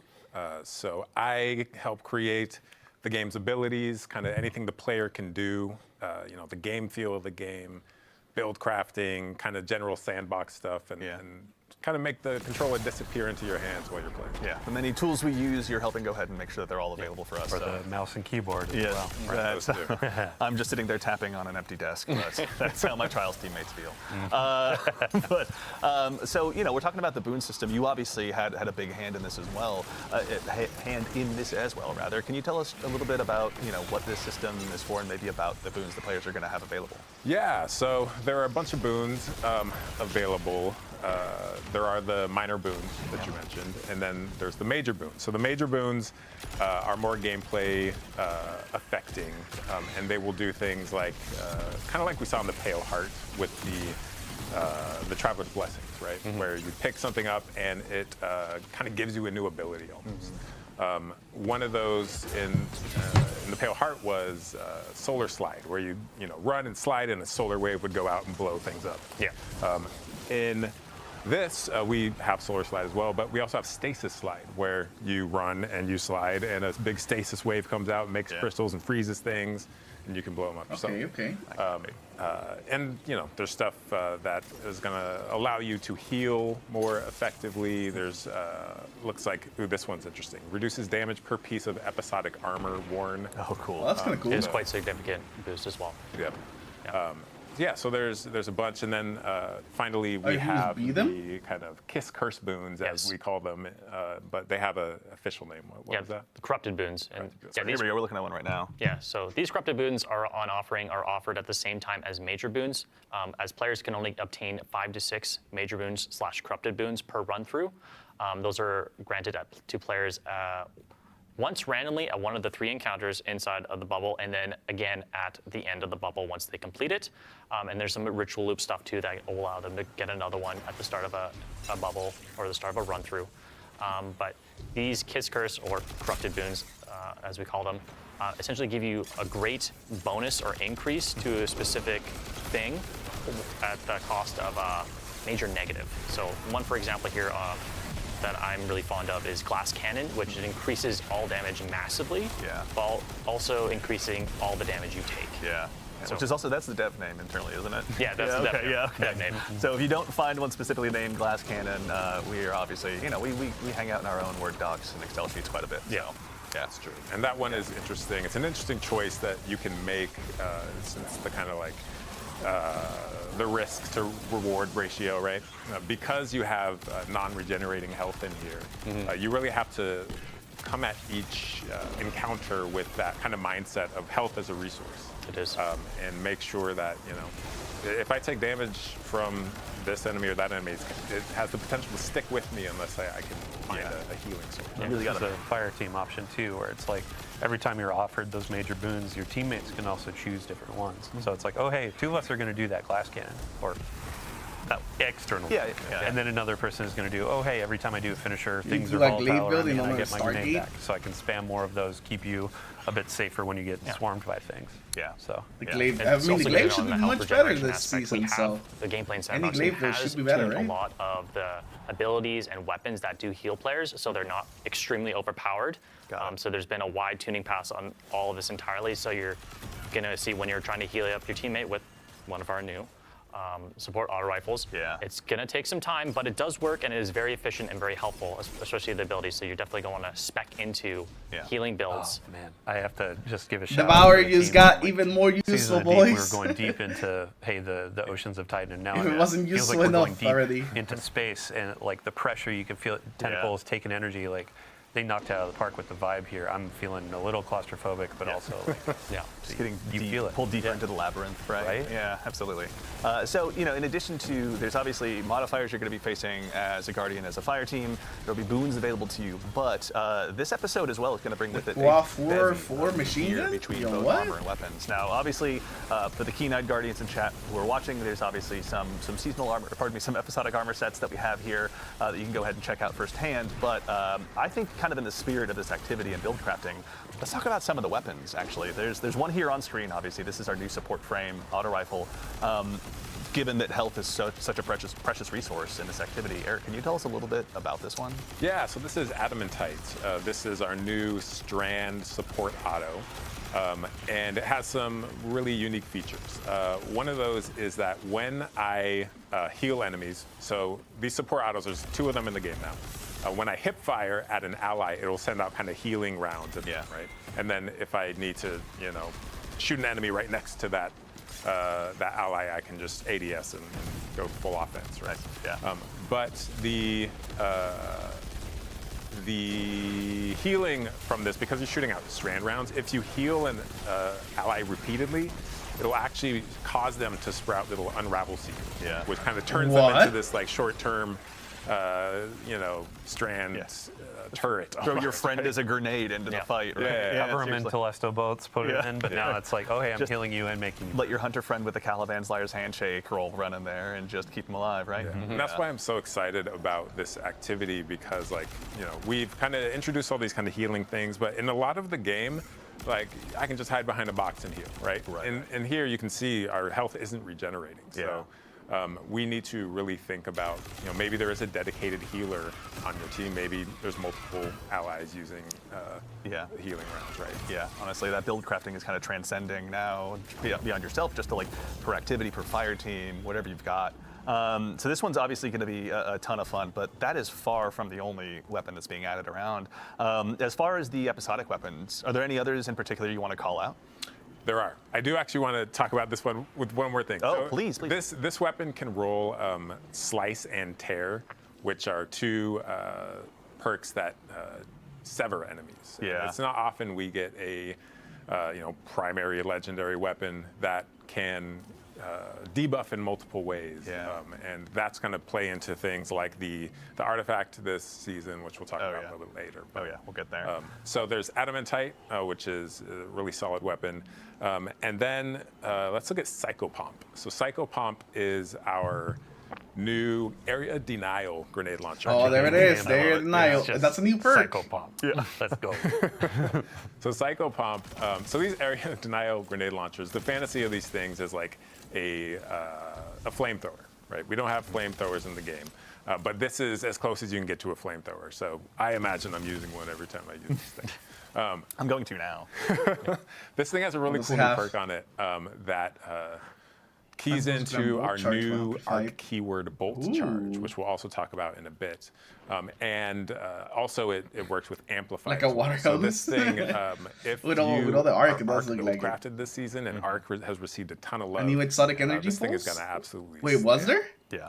It's I one used we'll to miss definitely it. get to see our fire team put it to good use here, but as someone who's been building area denial grenade launchers into my loadout, I can't wait. Honestly, the second I learned this was on the docket, I was so excited. It's arc. The folks that have been working Don't on worry these about it. weapons too, like the general look of them, it goes along with what you were saying of, oh, hey, the Dreadnought's kind of peeling back. If you look at the weapon, you can see like, oh my gosh, there's like the bone. There's the weapon. bone. Yeah. Actually, Dylan, while I've got you, also the previous one on Adamantite, that one was an adept weapon.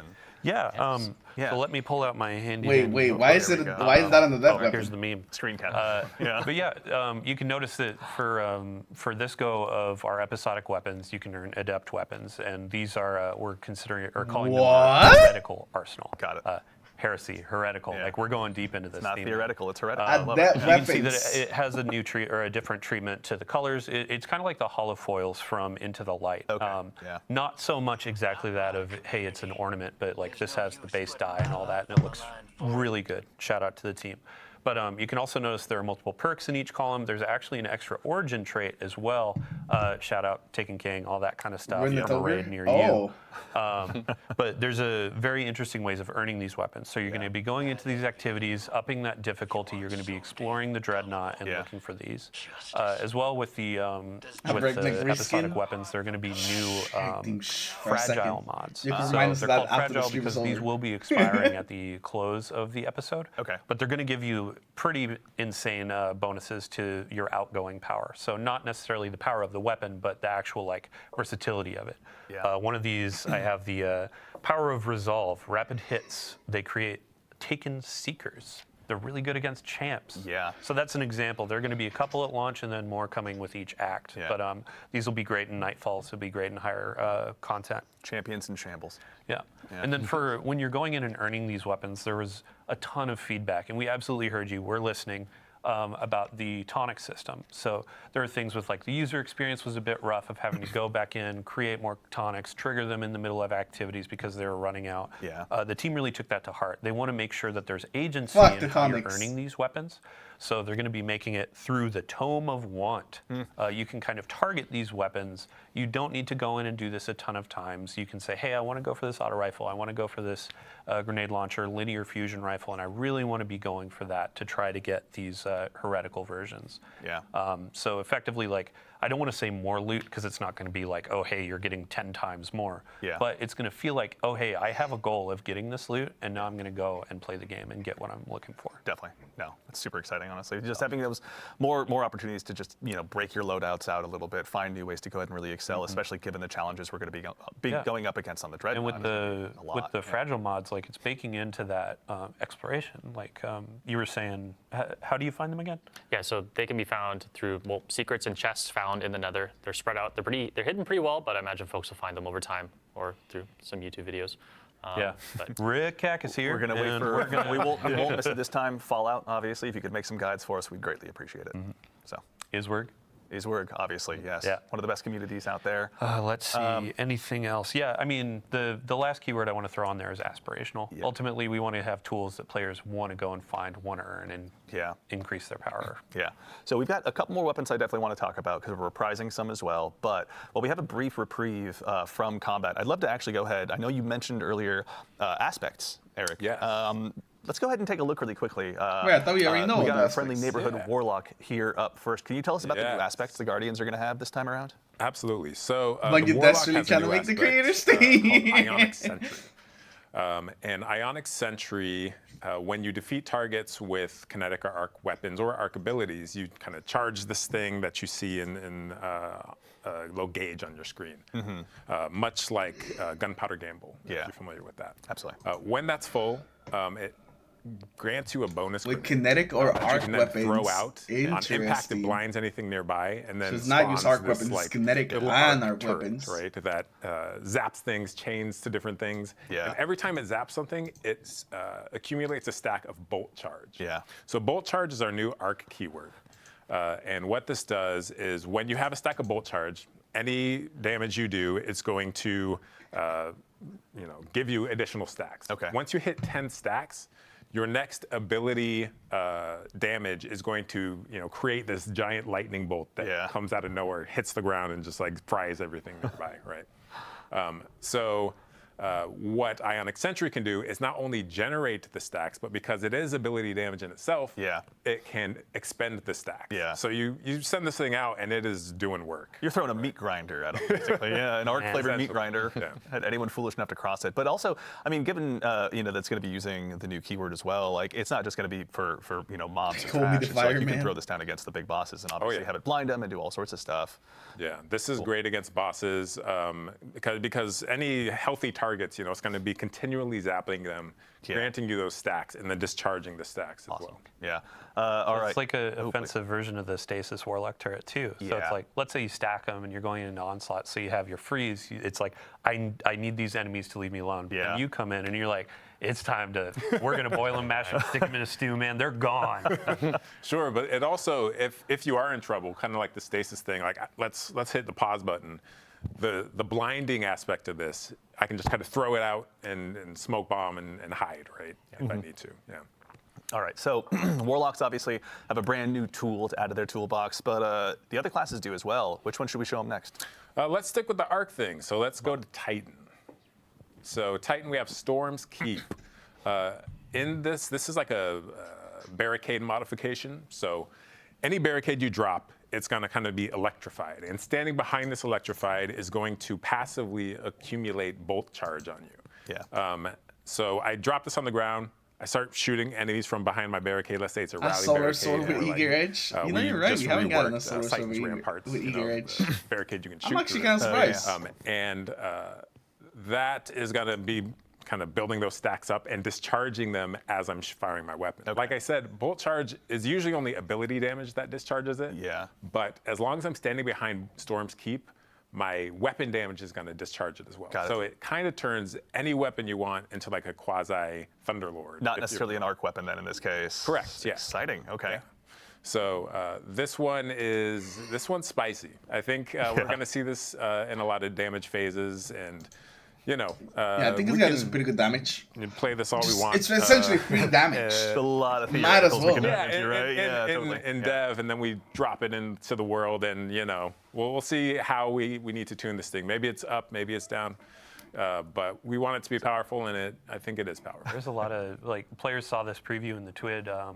I think it was last week, and they immediately noticed the animation for the Titan was changed, right? So when you went down to put down the barricade, it was like this big thunderclap, like, hey, I'm going to charge everybody up, right? Yeah, and that animation went through a lot of different kind of versions. You know, we put so much love into all of these abilities because, you know, it's in the game forever, and we want it to be right. So, you know, there were like slams and like raises, and you know, we ended up with the thunderclap, and our animators are godlike. They're absolutely incredible at their jobs. Yeah.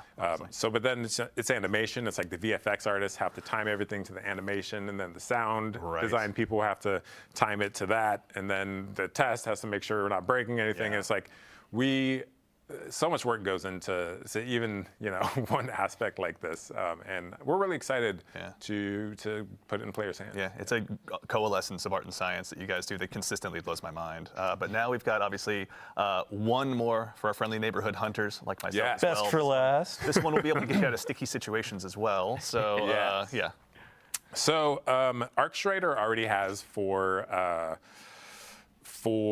arc aspects, but they needed one in their void slot. So we gave Night Stalker on the prowl. And shout out to the boy Danny Nanny, who is the designer for this one. Yeah. So on the prowl, you kind of become a hit person, right? Yeah. And you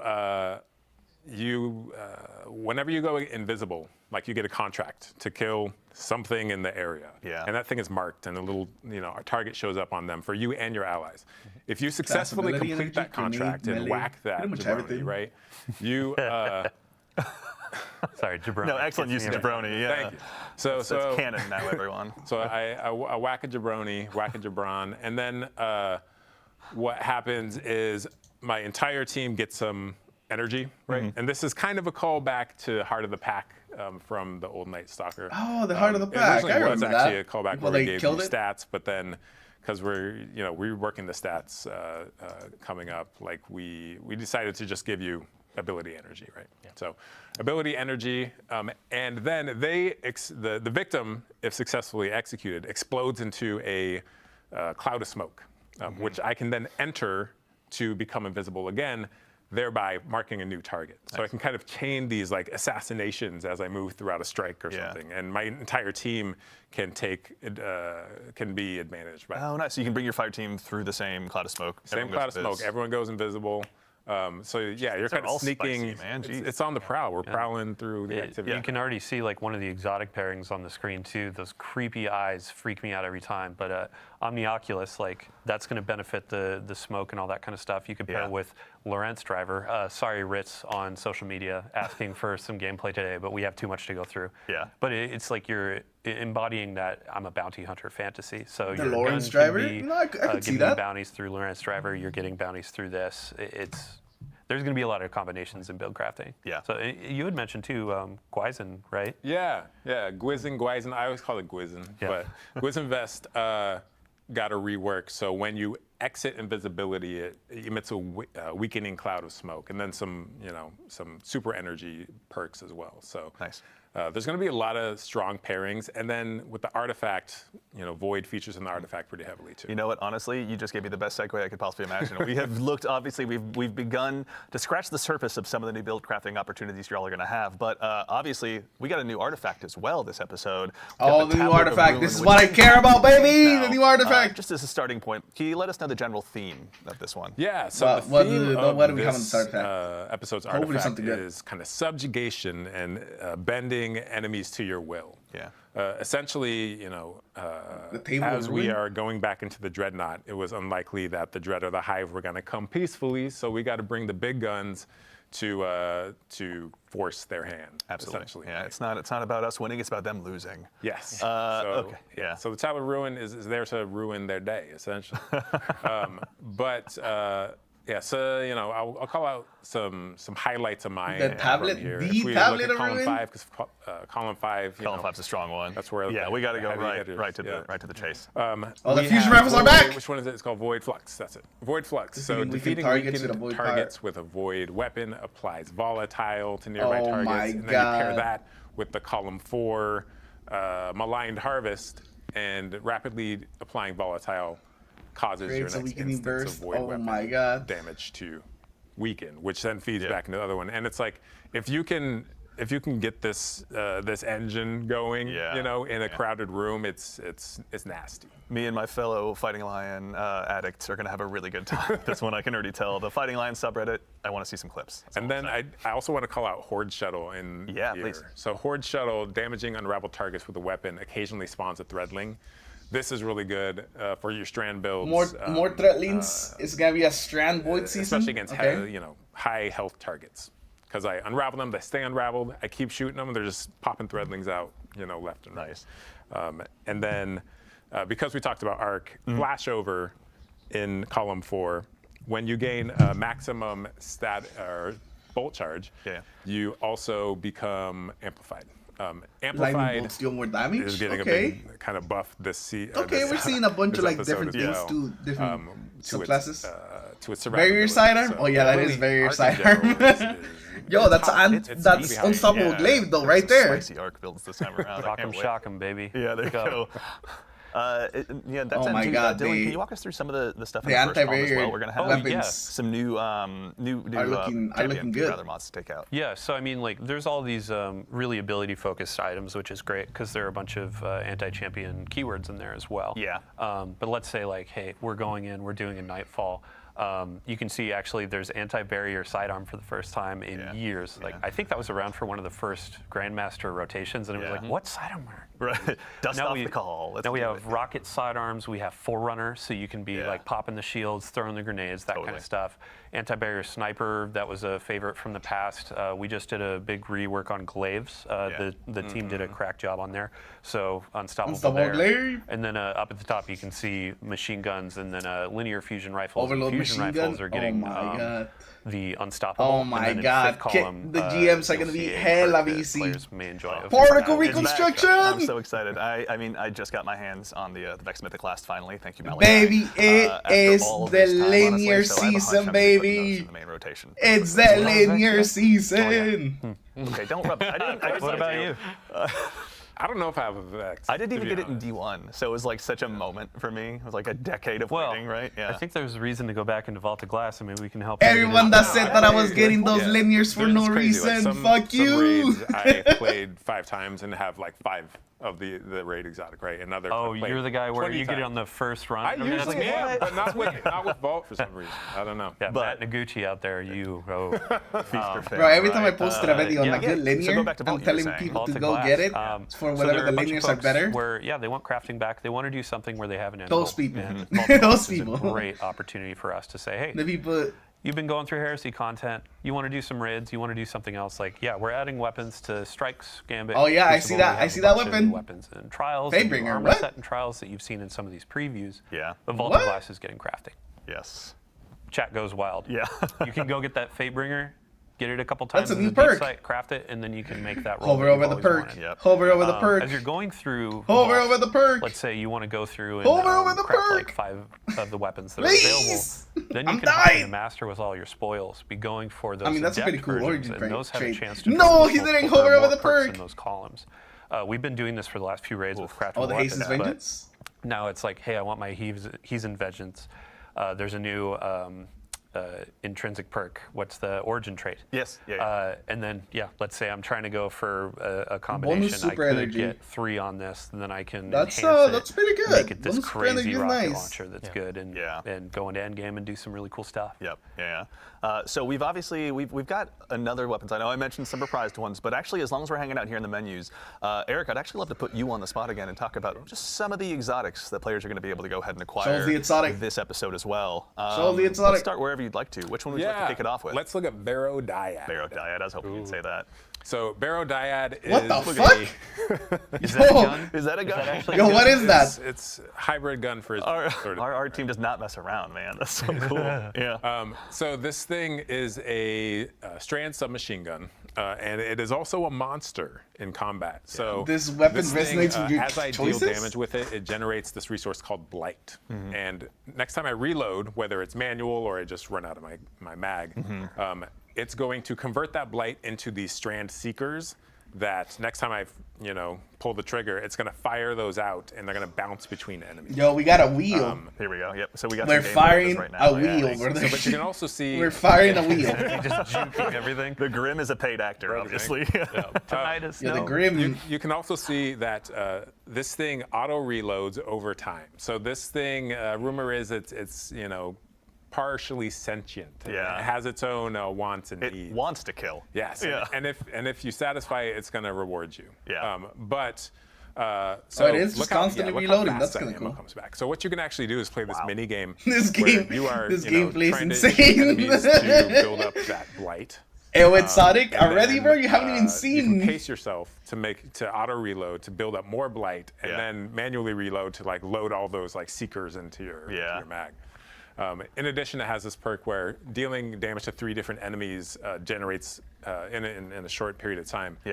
Generates a large amount of blight. Very nice. Okay, so equal opportunities to go ahead and clear out crowds, but also to just burn down that big Grim, bad standing they just below move you, too or fast, whichever bro. one's foolish enough to do so. So there are going to be player questions immediately of when you're talking about blight and those sorts of keywords, is this a weapon of sorrow? That's a great question. It is not a weapon of sorrow, but Not a weapon of sorrow, I heard boys. another rumor that this thing is a kind of fossilized precursor to a weapon of sorrow. Interesting. But I can't, confirm. Redacted. That's, one of our top 3 favorite words, redacted. Okay, so this is the one, and we won't spoil how, but players will be earning this one this season. It'll have, catalysts and other intrinsics to earn as well. Oh, so it's not just the This seasonal thing in has Sonic? a lot of surprises. Interesting. I don't know where. You can leave it there. Let's just leave it. I like that. Yo, this okay. man's trying to All right, snipe so something with obviously, an the SMG. Barodyad will be one that will be getting added to a lot. It's definitely of very, loadouts very across the entire different. Soul system. we definitely don't have that's anything in what the we're game gonna be like taking a look this. at today. Yeah, let's also look at our new exotic trace rifle Lodestar. Here we so go. this one Lodestar. will This be given seems to to be players probably via the the season seasonal. pass. Wait, I've seen is this the weapon. first primary ammo trace rifle ever. So cool. And I think this got leaked when. So in hipfire, this thing Final behaves shape like got the trace rifle you know and love. But when you ADS with it, it's closer to a pulse rifle actually. Okay.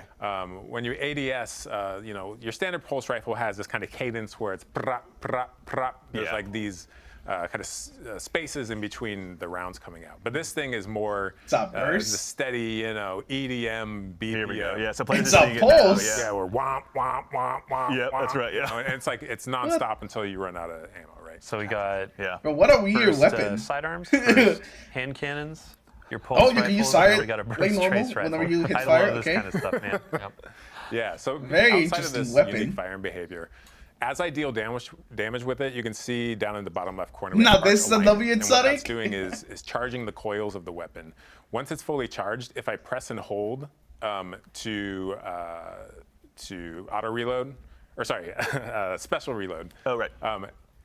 As I hip fire, I jolt anything I hit. So the jolt is a debuff, right? So you can kind of charge this thing up, auto reload to go into the other fire primary mode, ammo? and then kind of Yeah, sweep the it's beam primary across a bunch ammo. of enemies, Yeah. jolt them all. So it's got a and limited then, ammo. Paintbrush of death, this thing.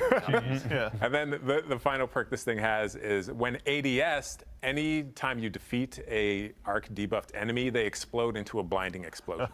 So it's this loop where I can charge it up, I jolt enemies. Yeah. I defeat the jolted enemies with the ADS shot, which explodes and damages more enemies, which charges it up. And the loop continues. Honestly, This thing has, I think, a really high skill ceiling. And this is just this one weapons loop. There's obviously all the different artifact mods. There's all the new aspects. There's the new gear we're gonna have available to us through the Dreadnought. Theory crafters, update your spreadsheets. The time has begun. You can. There's some big brain combos you can pull off. Yeah, and I will be counting on stealing all of them. All right, so we also, really quickly before we move on, we have some new armor as well with Trials. Dylan, can you briefly tell us a little bit as well about we the already new saw the updates, Trials armor. and the new armor? Oh, for sure. Yeah. So I mean, we'll still have Heresy gameplay on here, but as I was saying, like once you're kind of like, oh hey, I've been playing that for a bit, I want to go play my core rituals like Nightfalls, Crucible, that kind of stuff. if I want the endgame PvP experience, Trials is getting kind of a rework. It's mostly focused around the Lighthouse experience. So the main goal, big shout out to Mercules on the team that's been working on this for a while, and then Test and everybody too. But what is a Trials experience when it's not flawless or bust? Right.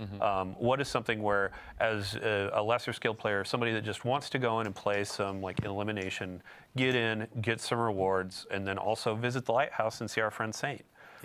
So ultimately, it's framed more around streaks. So you don't need that flawless 7 games in a row ticket to go up to the Lighthouse. Now it's more, oh, hey, I won 2 games in a row, lost a couple, but ultimately got 7 over time. Now I can go to the Lighthouse, open that chest, and then get some cool rewards.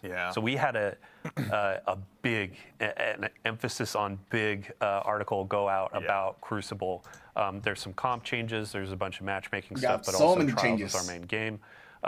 Or main focus for that. And you can see the armor that you get on there. You'll be getting these pieces like once a week or a couple times a week through challenges or opening the chest. But we're going to that kind of Osirian, that Egyptian theme again. And these take shaders great. It's one of those pieces where, okay, I'm going to be spending a couple weeks in here to fizzle. Oh my gosh, don't carry me, teach me. But even just if don't go up against me while you're out there. If you could do me a solid, that'd be great. Even if you're not high skill, it's like you can earn these armor pieces. The cool cosmetic bit is like, oh hey, as a high skill player, I still want that representation of what Flawless used to encapsulate. So if you hit a 5, a 6, a 7 win streak and go open that chest, you're unlocking different glows. You're getting different cosmetics like ships, ghosts, the sparrow. Or a farming time. Right? That's right. And then afterwards, how long of a streak can you go on? We're going to have a new emblem tracker where it's like, oh man, I went on a 25 win streak in Trials. 25. I'm kind of hot right now. And then Said Andy never. Andy saying, hey, Dylan, you want to play Discord? And I'm like, sorry, I'm a bit too busy. It's all right. We get it. You're a big deal. But I'm not no, a big thank deal. you, honestly, in the interest of being busy. Thank you and yours, obviously, putting together that article. If anyone wants to see all of that in painstaking detail, it took a village. So Dylan, to you and the PvP Strike team and everyone, thank you a ton for getting all that information together. I know we have one more topic to move on to, but I'm realizing in my notes, I didn't quite get to speak to the reprised weapons. Let's call out a couple before we move on. There's one in particular I'm actually pretty excited about. It's the return of probably one of my favorite pulse rifles. I've been watching a lot of TikTok. Our friend Epic Defender out there is running Fighting Lion and, Cold Denial. So I've gone ahead and personally dusted off my Cold Denial, which is now also making a return. So if you don't still have it from Season of Arrivals, Cold now's your Denial, chance. boys. Dylan, we were talking about I this a little cannot bit earlier. What's your believe it. favorite role for this one? Well, so back in the day, I always made sure to have Head Seeker, and it was kind of a niche Power perk Coastal back Fluid? then. It was like, oh, hey, it helps with one-on-ones a bit. But it has been buffed over time. It's been a while since 2020 Season of time. Arrivals, We so are going back to I'm Season gonna of be going for Head Arrivals, Seeker again on boys. this baby. And like, one of the cool things is that all of the reprisals are going to be dropping day 1 of Act 1. Cool. So you can go and get this. All of them. There were a that's few cool. others that All were reprisals, mentioned, I Act believe you're 1, about to mention. day 1. Another one. Yes, that's right. Reprisals We can honestly, I can talk about my favorite role of Max many. Weapon. I don't care about your favorite role. Okay. No, Fair no, enough. no, You know what? go. No, that's fine. You know what? Message received. I'll leave that for my What is your inventory favorite alone. role? Because we debated this. Well, there's, Come on. all right. It's very close. It's Zen Moment Head Seeker. But Okay. No, that's good. It's just a 2-burst machine.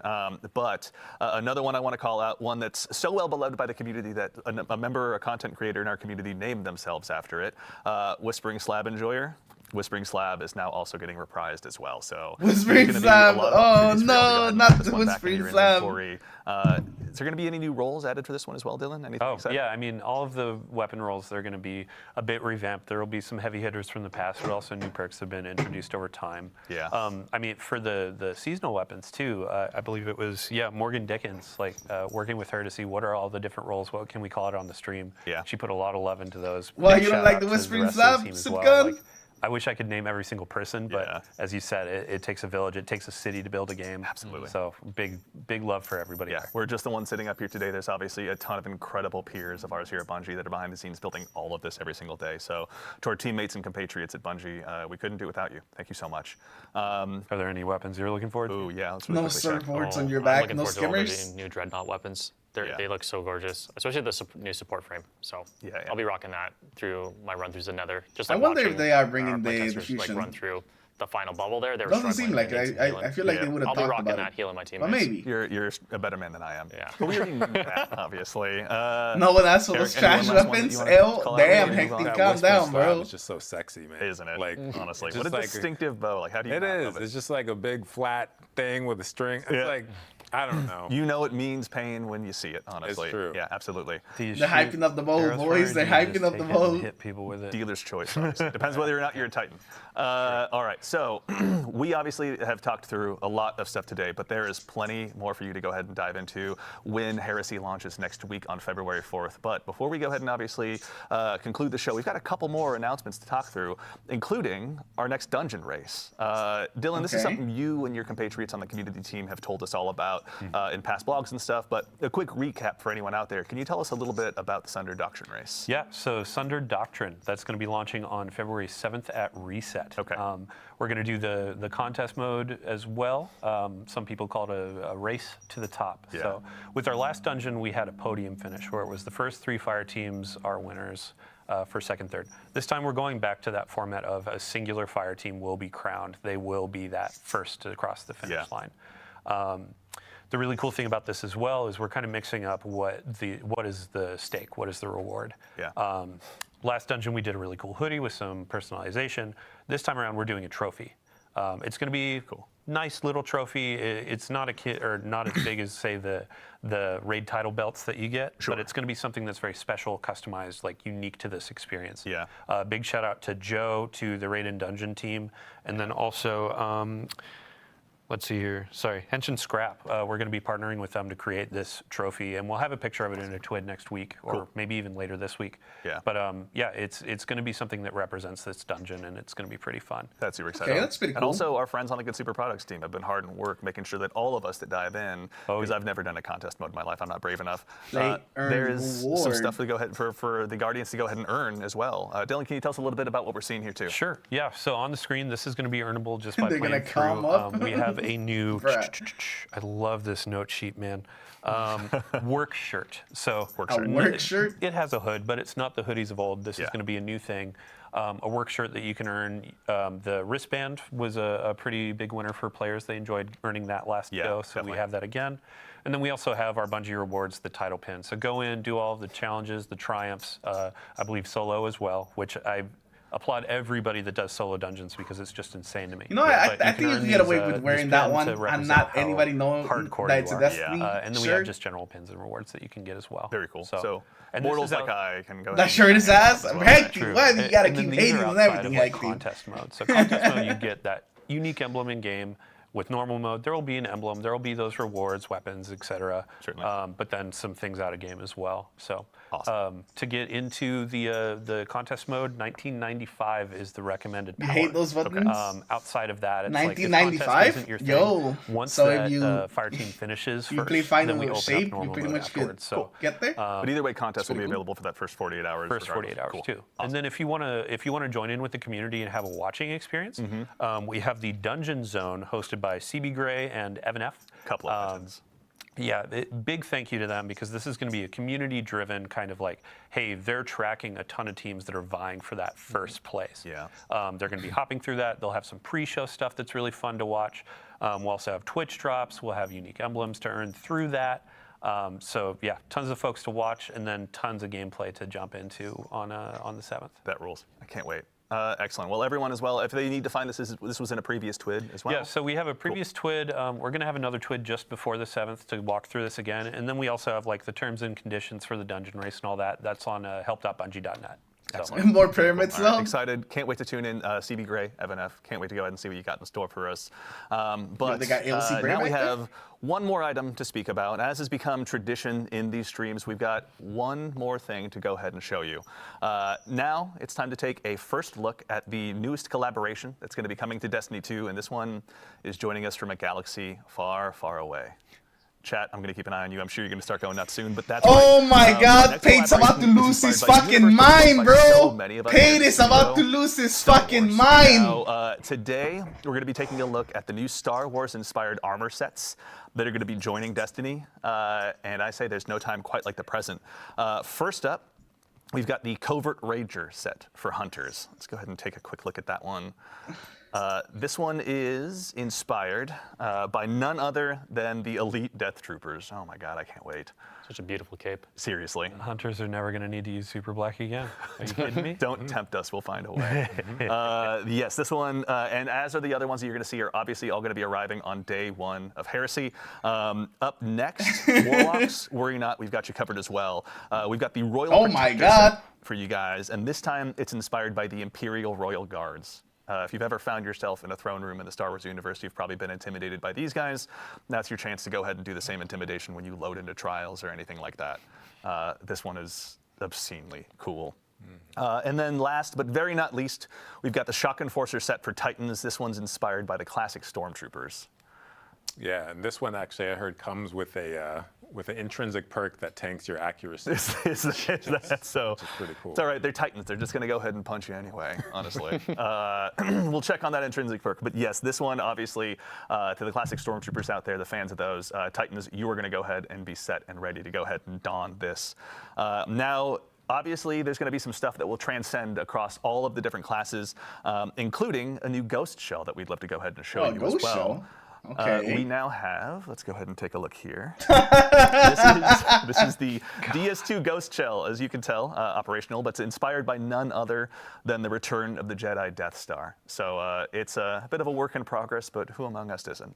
So good, man. I love the effect that comes out of the front. I know, it never is, honestly. I remember the first time I saw it, like, I quietly lost myself, honestly, in a meeting. Thank you. Oh my God, I fucking hate you guys. But yeah, this one has been super exciting. Now, there's also more as a part of this collaboration for you to explore, so worry not, there's also a Sparrow, a ship, emotes, and a finisher, all for you to check out when Heresy launches. But of course, we'd be remiss if we didn't take a chance, for starters, to give huge thanks to our friends here at Bungie that helped put this together. That's no moon. Kelly. Yo, Ronnie, welcome back, Ronnie. Over at Lucasfilm Games. It's been incredible to go ahead and work with you side by side to put this together. And of course, to make sure you're all in the know, and we give you a heads up of exactly where this is going to be, it will not be at Tashi Station with the power converters. These will be available on Eververse when Heresy launches on day one. So just want to make sure you're all aware of that. And also, I got to say, I, for one, am going to be keeping a close eye on the R Destiny fashion subreddit, because I can't wait to see what they got for us after this. I mean, they're going to have this. They're going to have new Trials armor, new seasonal or episodic armor. Yeah. They're going to have tons of new. Damn, they Eververse options, even but they tons call of it new seasons, options bro. you earn in the game. Put it all together, make something. Bro, dope. Pate is freaking the fuck out wherever he is. Awesome, very exciting. Well, I think, honestly, we've had a huge docket of things to go ahead and go on through, but now we can all collectively exhale and leave a little bit more for the Guardians at home to discover when Heresy launches next week. But that concludes it for our show today. So first things first, obviously, Guardians, to all of you out there, even to the individual spamming my face as an emote in chat, thank you all so much for joining us today. These shows are a ton of fun for us to get to put on. We love getting to share what we've been buying all all 3 sets. But it doesn't matter unless you show up. So genuinely, I know thank you all Pate's for about to taking get the all time 3 to join sets us too. today.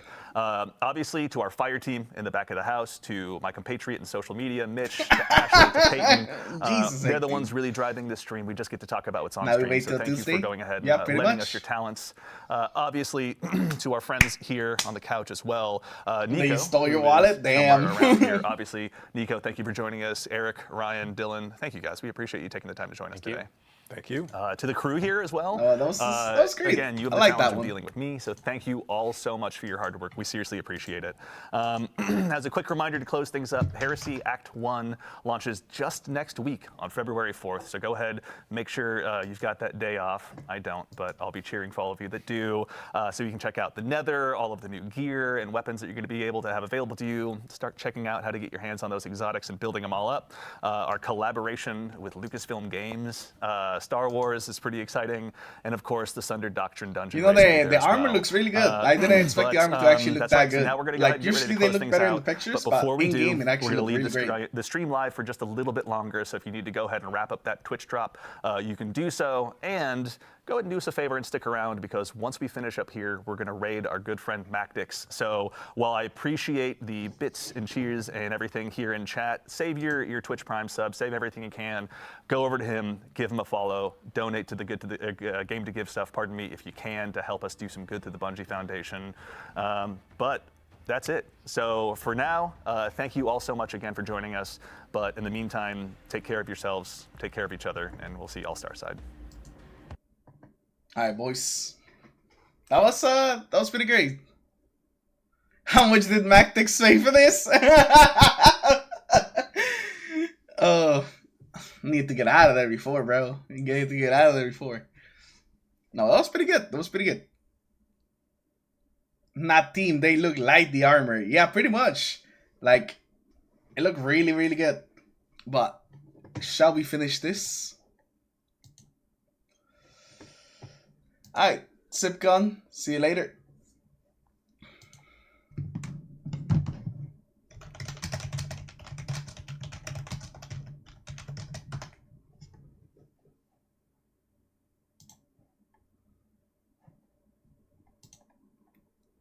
So we're gonna finish this, boys, and then we'll probably call it a day for the stream. But it was fun, though. It was fun. As the final shape approaches, and the forces of the Witness surge at the borders of the city, Lord Shaxx has been authorized by the Vanguard to place an arsenal of banned weapons from his personal collection back into circulation. Powerful gear for a powerful guardian. Good luck.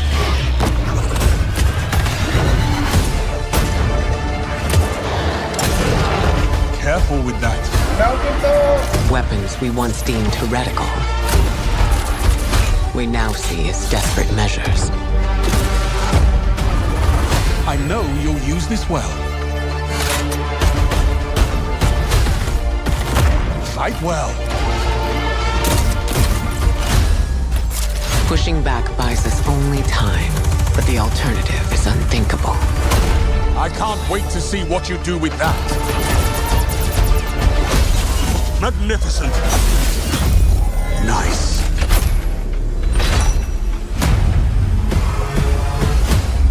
You already called it this S tier? It's time, Guardian. Crush them. Let So them far it's pretty come. good, though. So far it's pretty good. Show me what you've got. So if the enemies of humanity this want build's so war, high. let's give them war.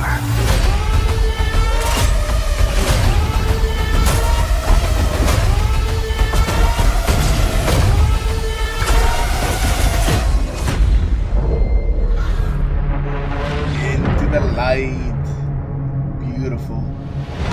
Getting creative. I love to and see then it ends with the super black tease. Oh my god.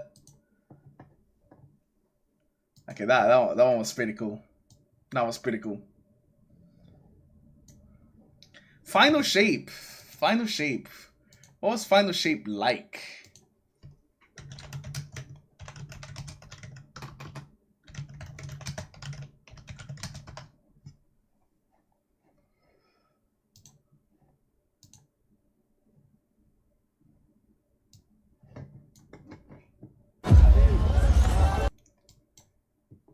So this is the final shape launch trailer. Oh wait. No, it's 1080. Why does it look like that? Final shape.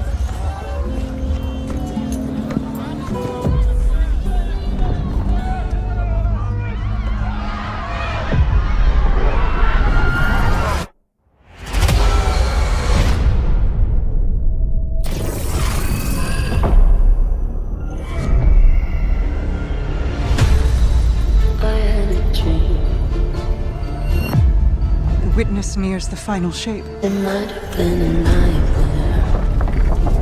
It's reshaping reality into a perfect stillness. I'm done burying my friends.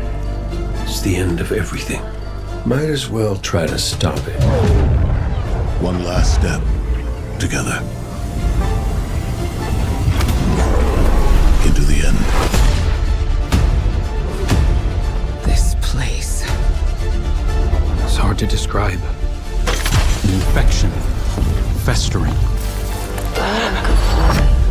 You said it spoke to you. So what's the difficulty?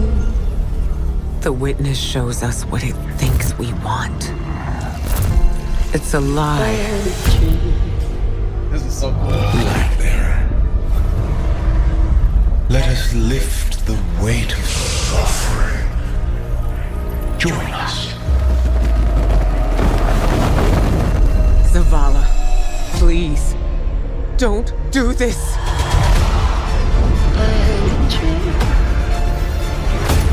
Got everything. Bottle to the thick. I'm hungry monster, not a nightmare. Keep moving! Nobody makes my fate but me.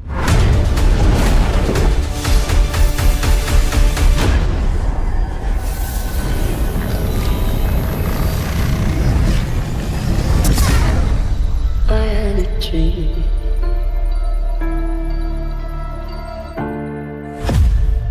Become legend. The return of that classic tagline. There was no way. There was no way that the final shape was ever gonna be like a bad trailer. And it looks like it's just an S tier. It's an S tier trailer. It makes me want to play the final shape again, even though I already played it like 3 times. Okay, so now we have Echoes, Revenant, and the extra one, Dancing. That one was probably the easiest one out of all of them. Echoes trailer. What was the Echoes trailer? I definitely did not remember the Echoes trailer. A voice spoke to me on Nessus. A voice spoke to me on Nessus. I could not deny its commands. Makes you want to rebuy the final shape again. I hear it still. The witness is dead. From that victory, something new emerged. At first, we didn't know what to call them, but Echo seemed apt. You won't be alone. We're sending our best. I was once the Vax's greatest opponent. I should remind them.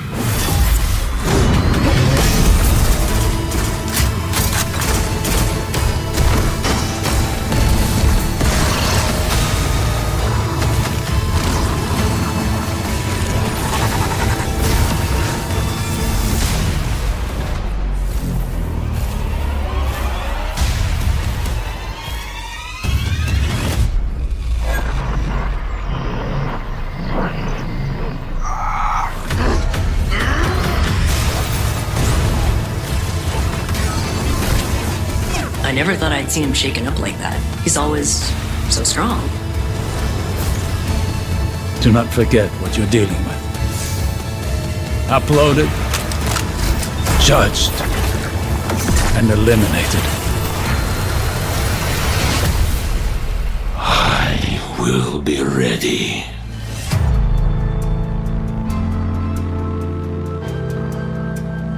Yeah, that trailer was a lot better than the actual season.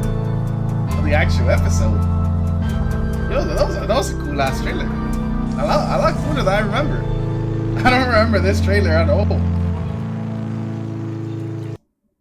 It begins June 11. I really do not remember this trailer.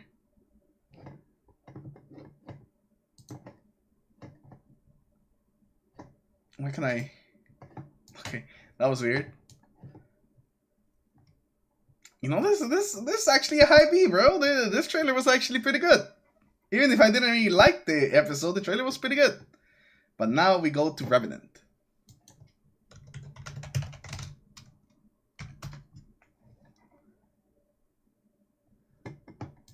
Revenant launch trailer. Here we go, boys. Revenant launch.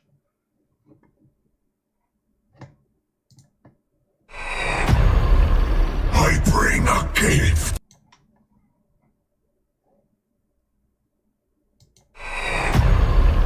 I bring a gift.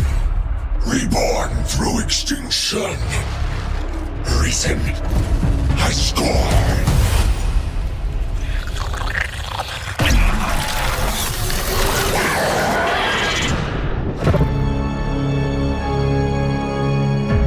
A new species of scorn. are hunting Elixni across the system. Once he finds you, it's too late. Fikrul must be stopped. Stand against those who would cast us into ruin. Defend our people. But against the dead, killing is not enough. I name you Slayer Baron. Oh, the onslaught!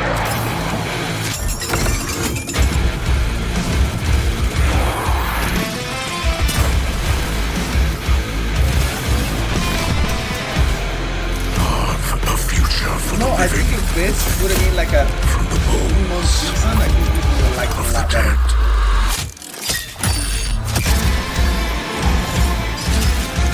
And I'm just talking about the season, I'm just talking about the trailer. This is not bad. Are beyond death.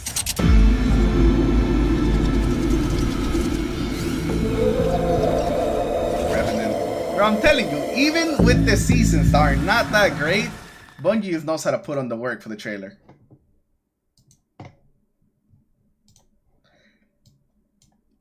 Even the seasons that are not really that great, Bungie just knows how to put in the work for the trailer, how to make it good. And now we got the final one, which is dancing. Now I have not seen this trailer in probably years. How do I even search this trailer? So is it really just called dancing? Is this trailer really just called dancing? Oh, it is. The Japanese live-action dance trailer, Freestyle Playground. Some of you guys may have never even seen this trailer.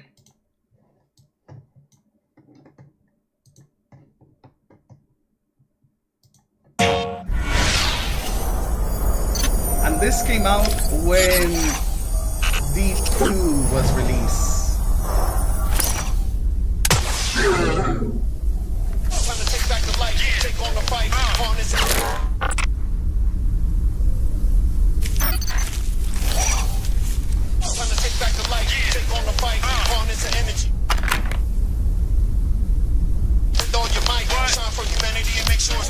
Protect community and never.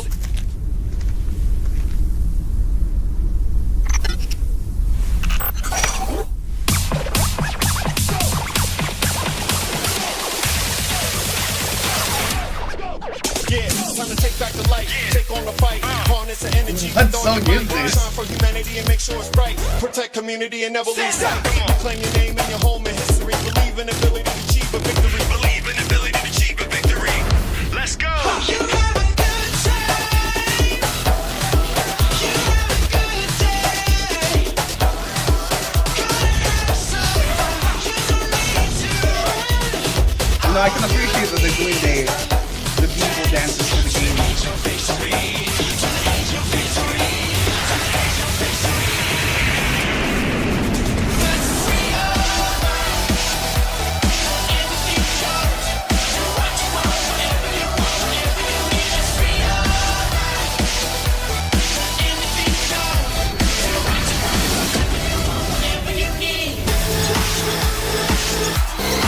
Look at them go.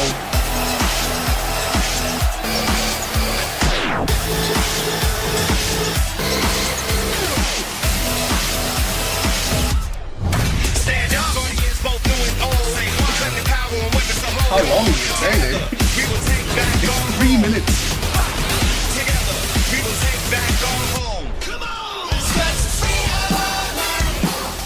Oh my god, they did not bring out the pen light.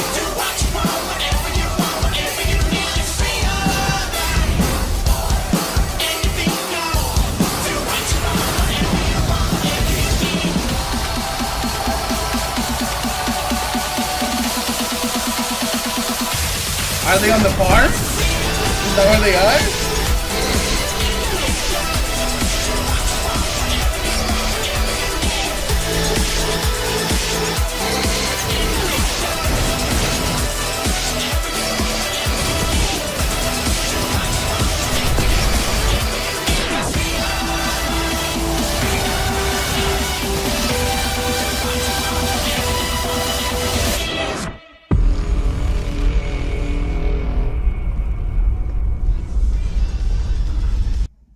why wouldn't they release that trailer here, bro? Why is that the Japanese trailer?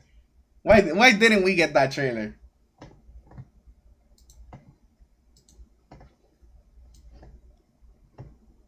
Throwing it up there. Throwing it on throwing it on S tier. But this is how the list ended up looking, boys. Lots of Bs, just because Bungie is pretty good at making trailers.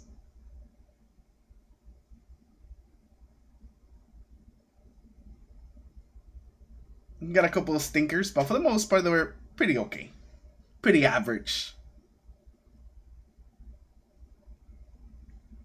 But yeah, that's gonna be it for the tier list. Hopefully you guys enjoyed it, and I'll see you guys in the next one. Peace. That was for the stream. I mean, that was for the video. Man, that was a long one. My Xbox turned off because it's been so long.